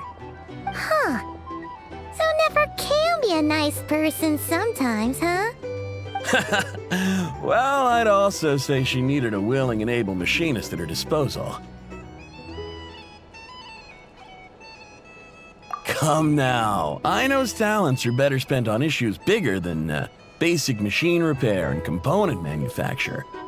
I did think myself a dab hand at such work at first, but compared to her, I might as well be a trainee who couldn't weld a wire to save his life. Got the scoldings to show for it, too. It took me a long while, but I finally got to the point where I could make my own machines, and even maintain some of Aino's relatively complex ones, like Kuvaki detectors or mechanical arms. He's the one responsible for maintaining Yehoda's robotic arm. Oh, speaking of that, didn't Sosi have a mechanical arm too? That's right, one of Aino's masterful designs. I could never design one of those in my life, but if you gave me its blueprint, I could hammer one out. Nowadays, I've got regular customers, which makes for a decent keep. Even got a kid, if you can believe it. I wouldn't have, had you told me my future when I first arrived here. On the flip side, being a family man means I can't just flee this place whenever I feel like it, so I'm afraid I'm counting on you to help solve this wild hunt crisis. All the more reason to be proactive and do your part. Wringing our hands in despair does us no good in times of crisis. Oh, wait. Just another question that's been bothering me. Have you heard anything about people seeing illusions within Wild Hunt anomalies? People they know, perhaps? I have heard of humanoid shapes being sighted, but familiar faces? No. Most would think they'd lost their wits from fright if they started hallucinating. After all, no ordinary person could survive an assault from those monsters. Does this have anything to do with our current Wild Hunt crisis? Perhaps. Perhaps not. All right, I get it. I'll keep my ear to the ground for you, and naturally, my lips will stay tightly sealed. Then we'll take our leave. Enjoy your drinks. He's a social man. You can often find him here chatting with friends, and he's had contact with all manner of clients. Since he's never heard of the Wild Hunt exhibiting the power to imitate familiar faces, might it be safe to assume that our Phantom wants to keep that a secret? Huh. That does sound worth noting. How about we go talk to a few more people? A good idea, and one our upcoming activity will facilitate. Let me show you how it's done. Come, back to the bar.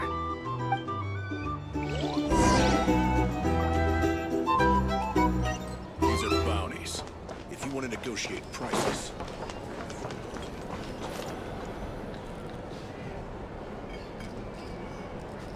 Thank you for waiting, everyone. The roulette showdown is ready to begin. Finally! Come on, let's go try our hand.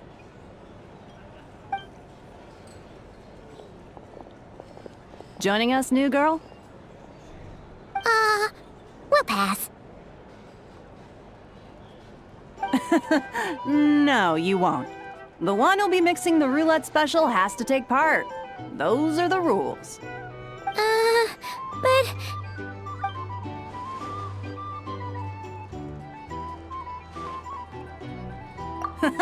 That's more like it. Since we have a new friend with us today, let me go over the rules in brief. The wheel before you is divided into an inner and outer circle. Participants must take turns to spin the pointer of the inner circle. Whatever beverage it stops at, our lucky contestant will drink. The drinks are divided into juice, tea, and alcohol, with that last further divided into 3 levels by intensity. Spin your way to a non-alcoholic beverage, and you'll score no points. Otherwise, you get 1 to 3 based on alcohol content. During a round of drinking, one participant may choose another with less points than them and pose a question, which the other party must then answer. This sounds like it might favor those who score higher, but push your luck and you might not recall any answers you were given the next day. Defeats the purpose, wouldn't you say? And that's why the person mixing the drinks has to take part. You know, just in case they decide to pour heavy, then sit back and watch the show. Not that our newcomer looks like the drinking type. Either way, looks like we're in for a show. Anything you drink will be replenished.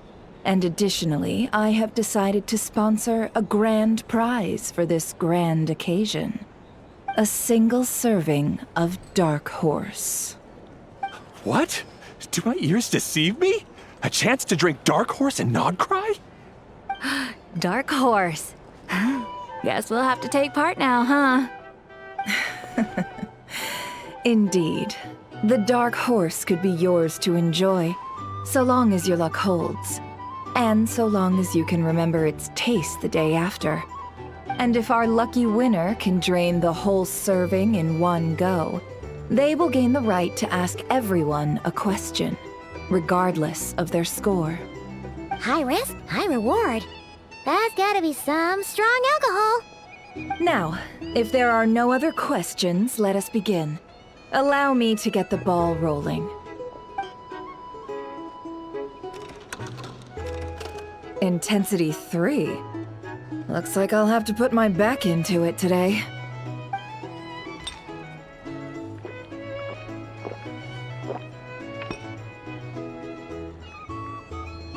Let's go! Wow, this is kinda intense. Oh, my turn! All right, man, fess up. You've been making a killing lately. Where's it all been coming from?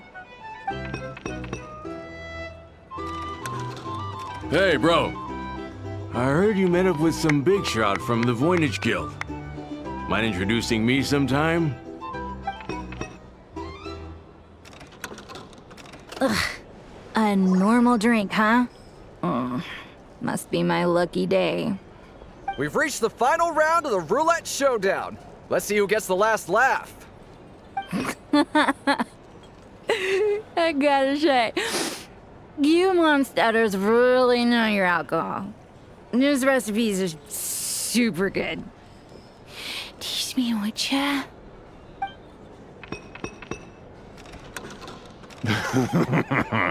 I was wanting to ask about your wife. Your wife.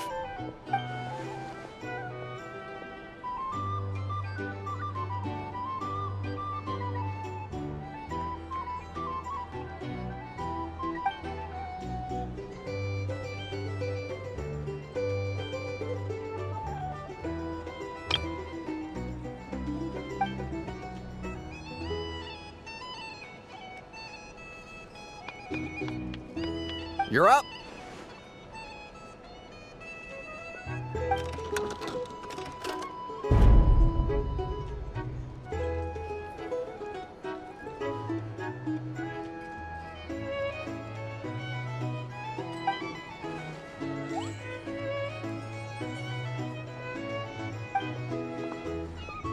Whoa! New face here just drew the Dark Horse.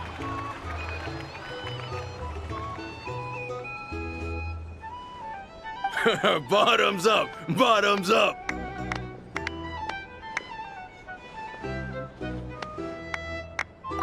Hey, will you be alright? You wanna just give this one to Paimon?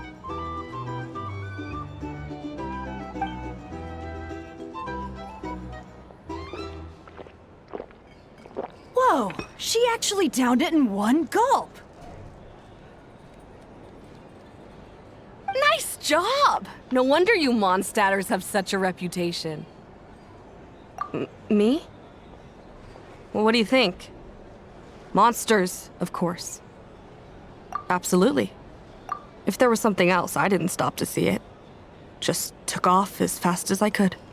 Oh, and guess who showed up just as I'd gotten out of there? Those good-for-nothing Ratniki, that's who.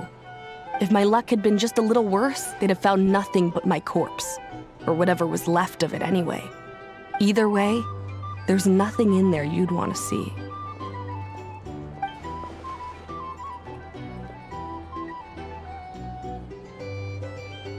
I see some downcast faces.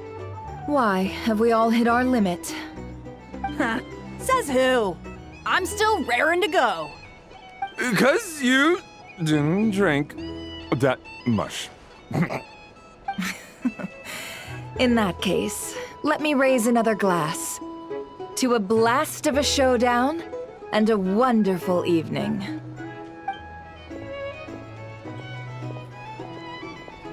Hello, ma'am. Lady Nefer has ordered a fresh round of drinks. Could you deliver it to her?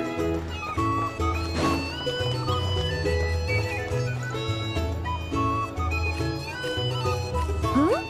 Are they playing cards? Paimon spies some elemental dice. Same as usual then?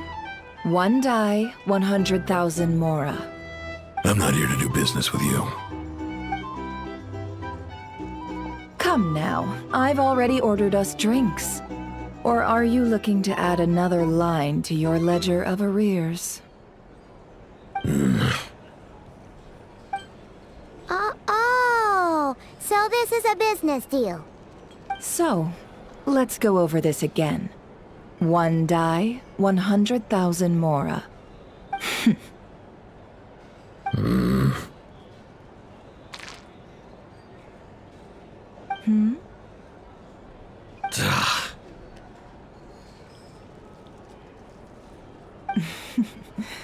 Then we have a deal. Come, you two. Take a seat as well. What are we even doing here? I can give you 3 things. The features of the Wild Hunt, the exact locations where it has appeared, and the intel we've received from the Lightkeepers. The Wild Hunt is in fact a phenomenon linked to abyssal power. Fog and monsters follow in its wake, posing a lethal danger to ordinary people. On the flip side, these monsters cannot leave the fog, so the disaster cannot spread quickly. We already know all that. Fair enough. Then I won't beat around the bush. Here's a map of current Wild Hunt anomalies that I snagged from the Lightkeepers, including the locations they'll soon be bombarding. That's a lot. We've never seen anything like this either. That's why everyone's so worked up. That's not enough. 4 dice. Cool it, all right? I'm not done. Now, the Lightkeepers don't want you to know this, but weirdly enough, more Wild Hunt sites have disappeared than their involvement would indicate. Isn't that normal? They're not the only ones fighting the Wild Hunt after all. Adventurers do that too, and maybe some just go poof by themselves. I'd agree. And really, we've always had a small, stable discrepancy between reported anti-Wild Hunt ops and anomalies cleared. That variance has become a gulf lately. What could that even mean? I've got 2 theories. 1, that some new force is clearing the Wild Hunt out in secret. Or 2, that some Ratniki are not reporting the work they do on purpose. The odds of the former happening is low. Not many organizations can even engage the Wild Hunt. Never mind keep those operations a secret. If you're interested, I'd recommend following the latter train of thought. Paimon doesn't really get it. What would anyone gain from doing that? Now that's what I call interesting intel. No wonder you've been doing well for yourself lately. Even if you've mostly just been reselling my intel. Please, stop. This is all I've got for you. Oh, stop that. Why, people might start thinking me a bully. Let me give you an opportunity instead. Out of respect for your independent intelligence gathering. An answer to a simple question. For 50,000 off your debt. Have you heard of people seeing familiar faces within a Wild Hunt anomaly? Or experiencing something akin to, say, an illusion? No, nothing like that. Nothing at all but ghostly shadows. Nothing at all, hmm? Not even for 50,000 mora? Either you don't take your debt seriously, or you're confident you can pay it off. Hey! No means no, all right? This is about my dignity as an intel broker. Mora doesn't factor in here at all. Okay. Well, that puts me at ease. You really are the same as ever. And you've learned quite well. Go on then. I'll swing by again. Sometime soon, perhaps. Ugh. So, you're his creditor? Indeed I am. He's resold my intel quite a few times now, pocketing the difference afterwards. Rather dishonest dealing, if I may say so. As luck would have it, he would only purchase information from me when he was just about done negotiating with his buyer. So I arranged a little something just for him. A painful lesson, you might call it. Ooh, that sounds brutal. Oh, I was downright beneficent in charging for that betrayal. It was more about the message, really. In any case, I believe that's all we'll get here. Let's go through what we've learned outside. Sign up with the Fatui. Make sure your paper.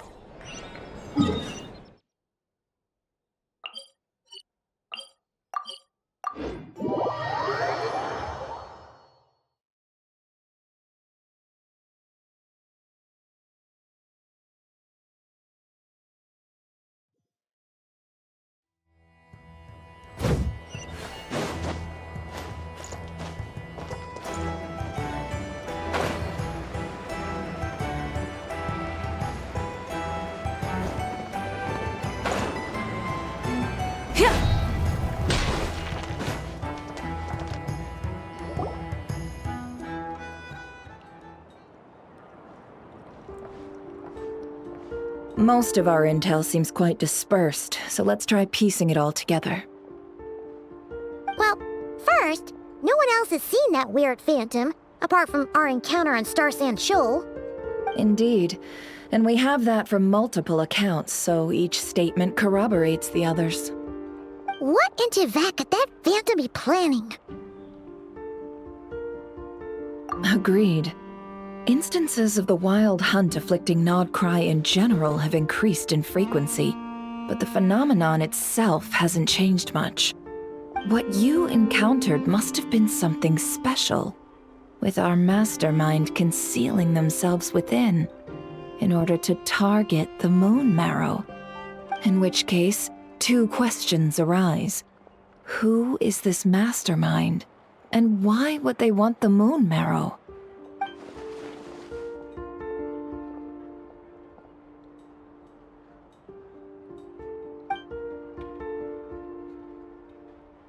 I'll continue investigating along these two lines. We can reconvene again if any progress is made. I'm back! Luckily, the store owner kept the medicine bottle I left on the table safe for me. Here you go. Huh. Thanks a bunch, Yehoda. Take a break. You've earned it. Oh no, I've got work to do later. And anyway, isn't the cannon about to go off? I was watching it the whole way back, praying it wouldn't fire. Not until I got back, you know? Again, lucky me. Huh. So you're interested in that big gun? Of course. I mean, just think about it. Something that size is bound to be comprised of thousands, even tens of thousands of parts, fused in such a way that it can operate smoothly and fire off a supergiant, super strong beam! Isn't that just so cool?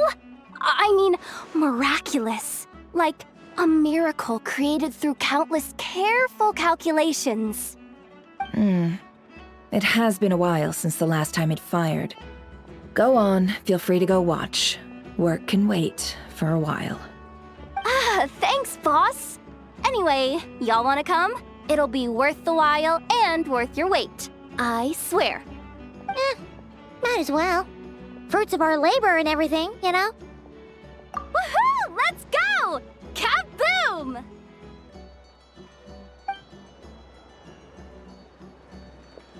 Wow! What a crowd! People seem pretty excited, too. Just goes to show how big a deal this cannon is, huh? Oh, for sure. One shot, one kill, problem solved. Simple and practical.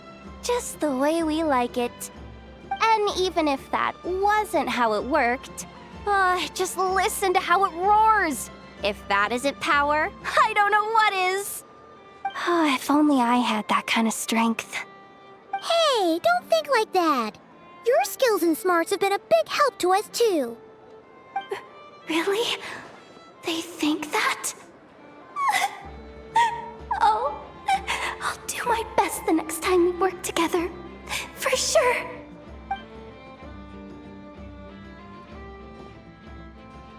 Hey, look! It's starting!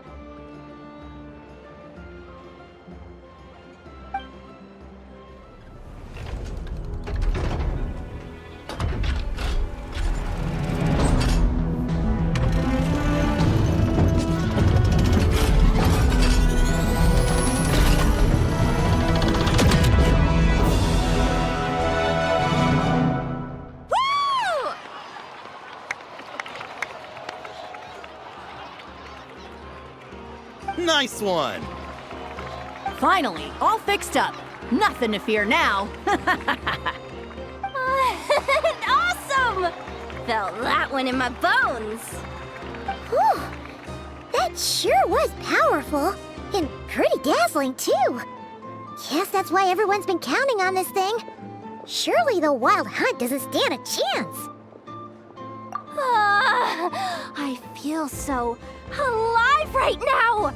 Overtime? Ha! It's gonna be a piece of cake! You know, Paimon's been wondering, if you're so interested in machines, why don't you go work for Aino? That's what we call drawing a line between your work and your hobbies. I've got some mechanical talents, sure, but this job I have now, no one can do it but me. Not even Aino or her silly robots. Anyway, gotta go. See you later. Says the person who got salt and medicine mixed up. Looks like the crowd's breaking up as well. Let's head over to Hisi Island. Let's not keep Llama waiting.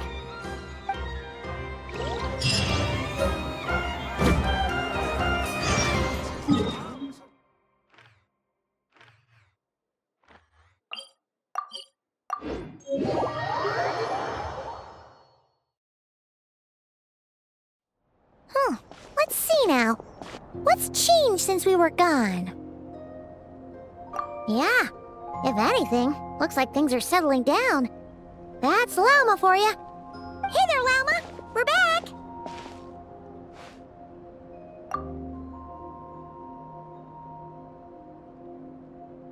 The cleanup work has been much more complicated than I expected. Solving problems that have built up over time is a tall order, to say the least. I believe it will take a few weeks more. Fortunately, those who remained appear to have shaken off the initial confusion and are becoming more proactive by the day. It's as if they've finally been forced to come face to face with what their faith actually is. And it's all thanks to you. No, I should have done this a lot sooner. I've been focused on taking care of myself these past few days, so I'm in a good place. And since you're looking after the moon marrow for us, I should be able to help you investigate the truth of the past. Speaking of which, have you heard anything new about that phantom? I've tried asking around, but to no avail. What about you? We haven't made much progress either. But here's what we've got.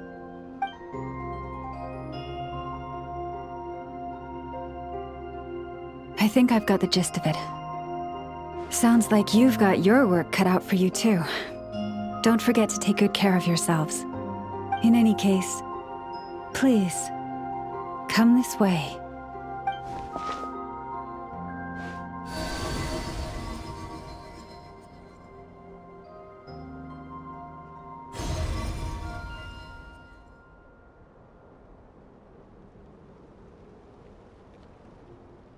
What do you see?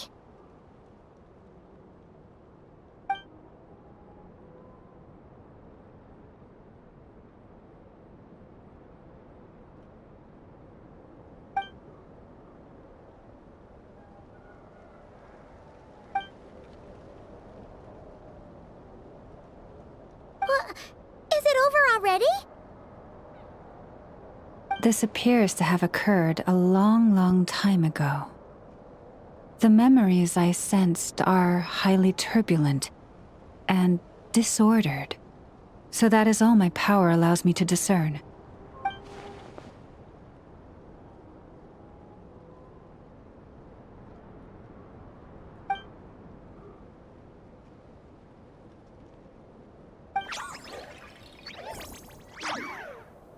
Huh? What's the matter?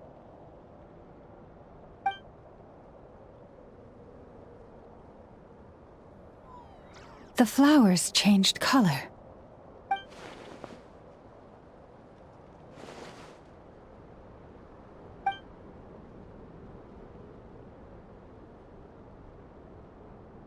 Yeah, we should go see her and see if we can help her in some way.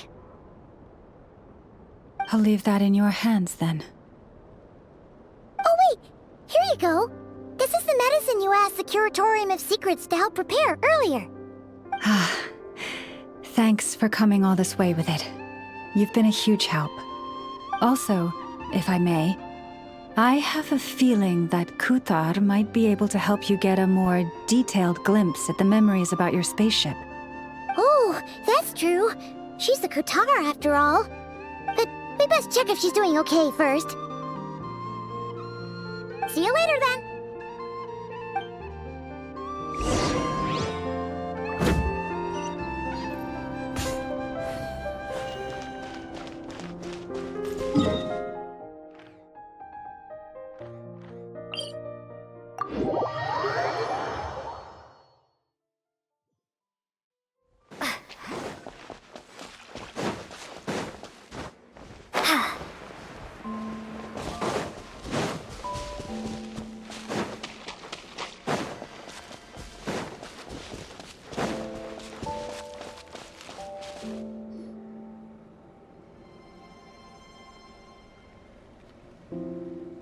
Oh, she doesn't look so good.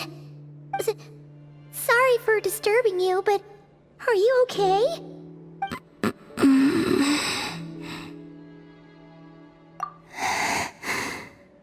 Dizzy. It's like I'm returning to the moon. Wait, it's not that bad, is it?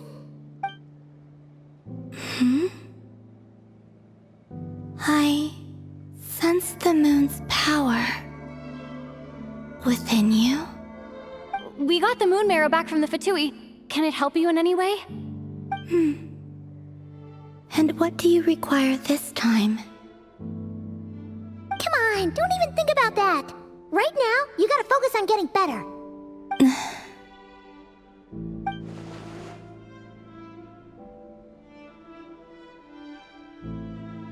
I might need your assistance in the future. Oh. Very well. Give me your hand.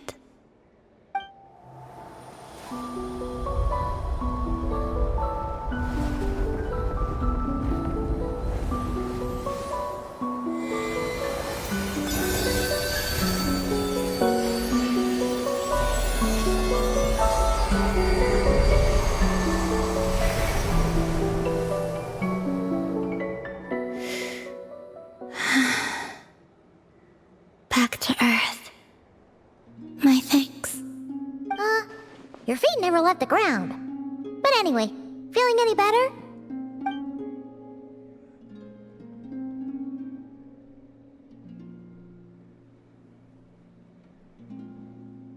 Significantly,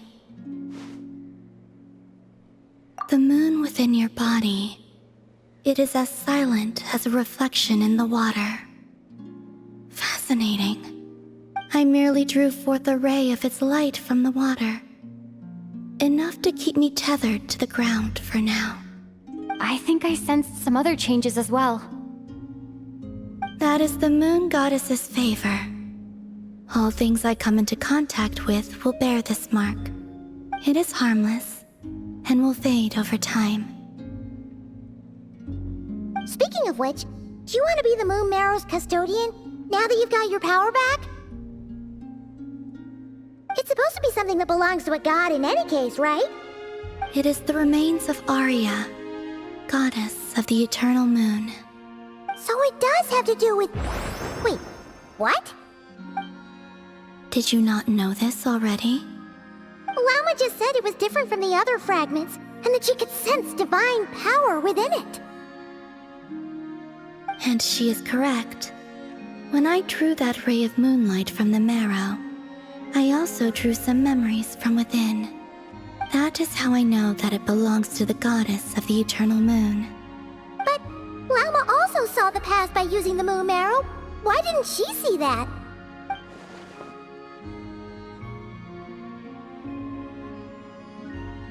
There were once 3 moons in the sky, each belonging to a goddess who ruled over it. But after the War of Funerary Flame, all 3 lay slain, and 2 of the 3 moons were shattered during the conflict. After Arya's death, her power coalesced into this moon marrow. The iridescent moon's remains have never been found. And while the Frost Moon's goddess died herself, her moon was never broken. As the prophecy stated, this moon would birth a new deity sooner or later. The entity the Frost Moon Scions call the Kutar. I can sense that my power belongs to the Frost Moon, but it lies beyond the false sky, too distant from me. Forget controlling it. Sensing it alone requires immense effort. Oh, wait, let Paimon count this up. We have the Eternal Moon's marrow with us. No one can find the iridescent moons. Does that mean you have the Frost Moon's marrow inside you then? No. It can only form after the moon goddess is dead. Consider it a form of energy core.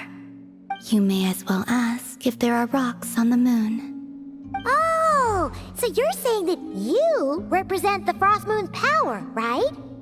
Yes. Now, a god with a gnosis is named an Archon.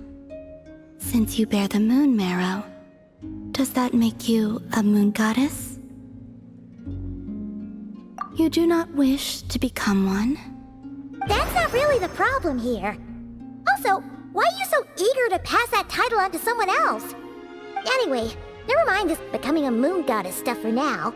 We're asking if we should return this moon marrow to you. I do not desire it. Huh? Nor does it desire to come to me. And what does that mean? When I came into contact with its power, I sensed a kind of rejection. I can only guess that this is because I, too, am a moon goddess. 2 moons will not rise at the same time, let alone consume one another. Guess it's stuck with me for now then. You sure that's gonna be okay? Llama did say that you've hidden its power well, but the damselette sensed it just fine. And it's the wild hunt we're dealing with here, not some run-of-the-mill enemy. If it detects the marrow... The wild hunt? You speak of that phenomenon as if you were describing a person. Well, it sure looks like there's a person behind it all. Someone with a super clear goal, too. They've been after the moon marrow non-stop. That seems to ring a bell.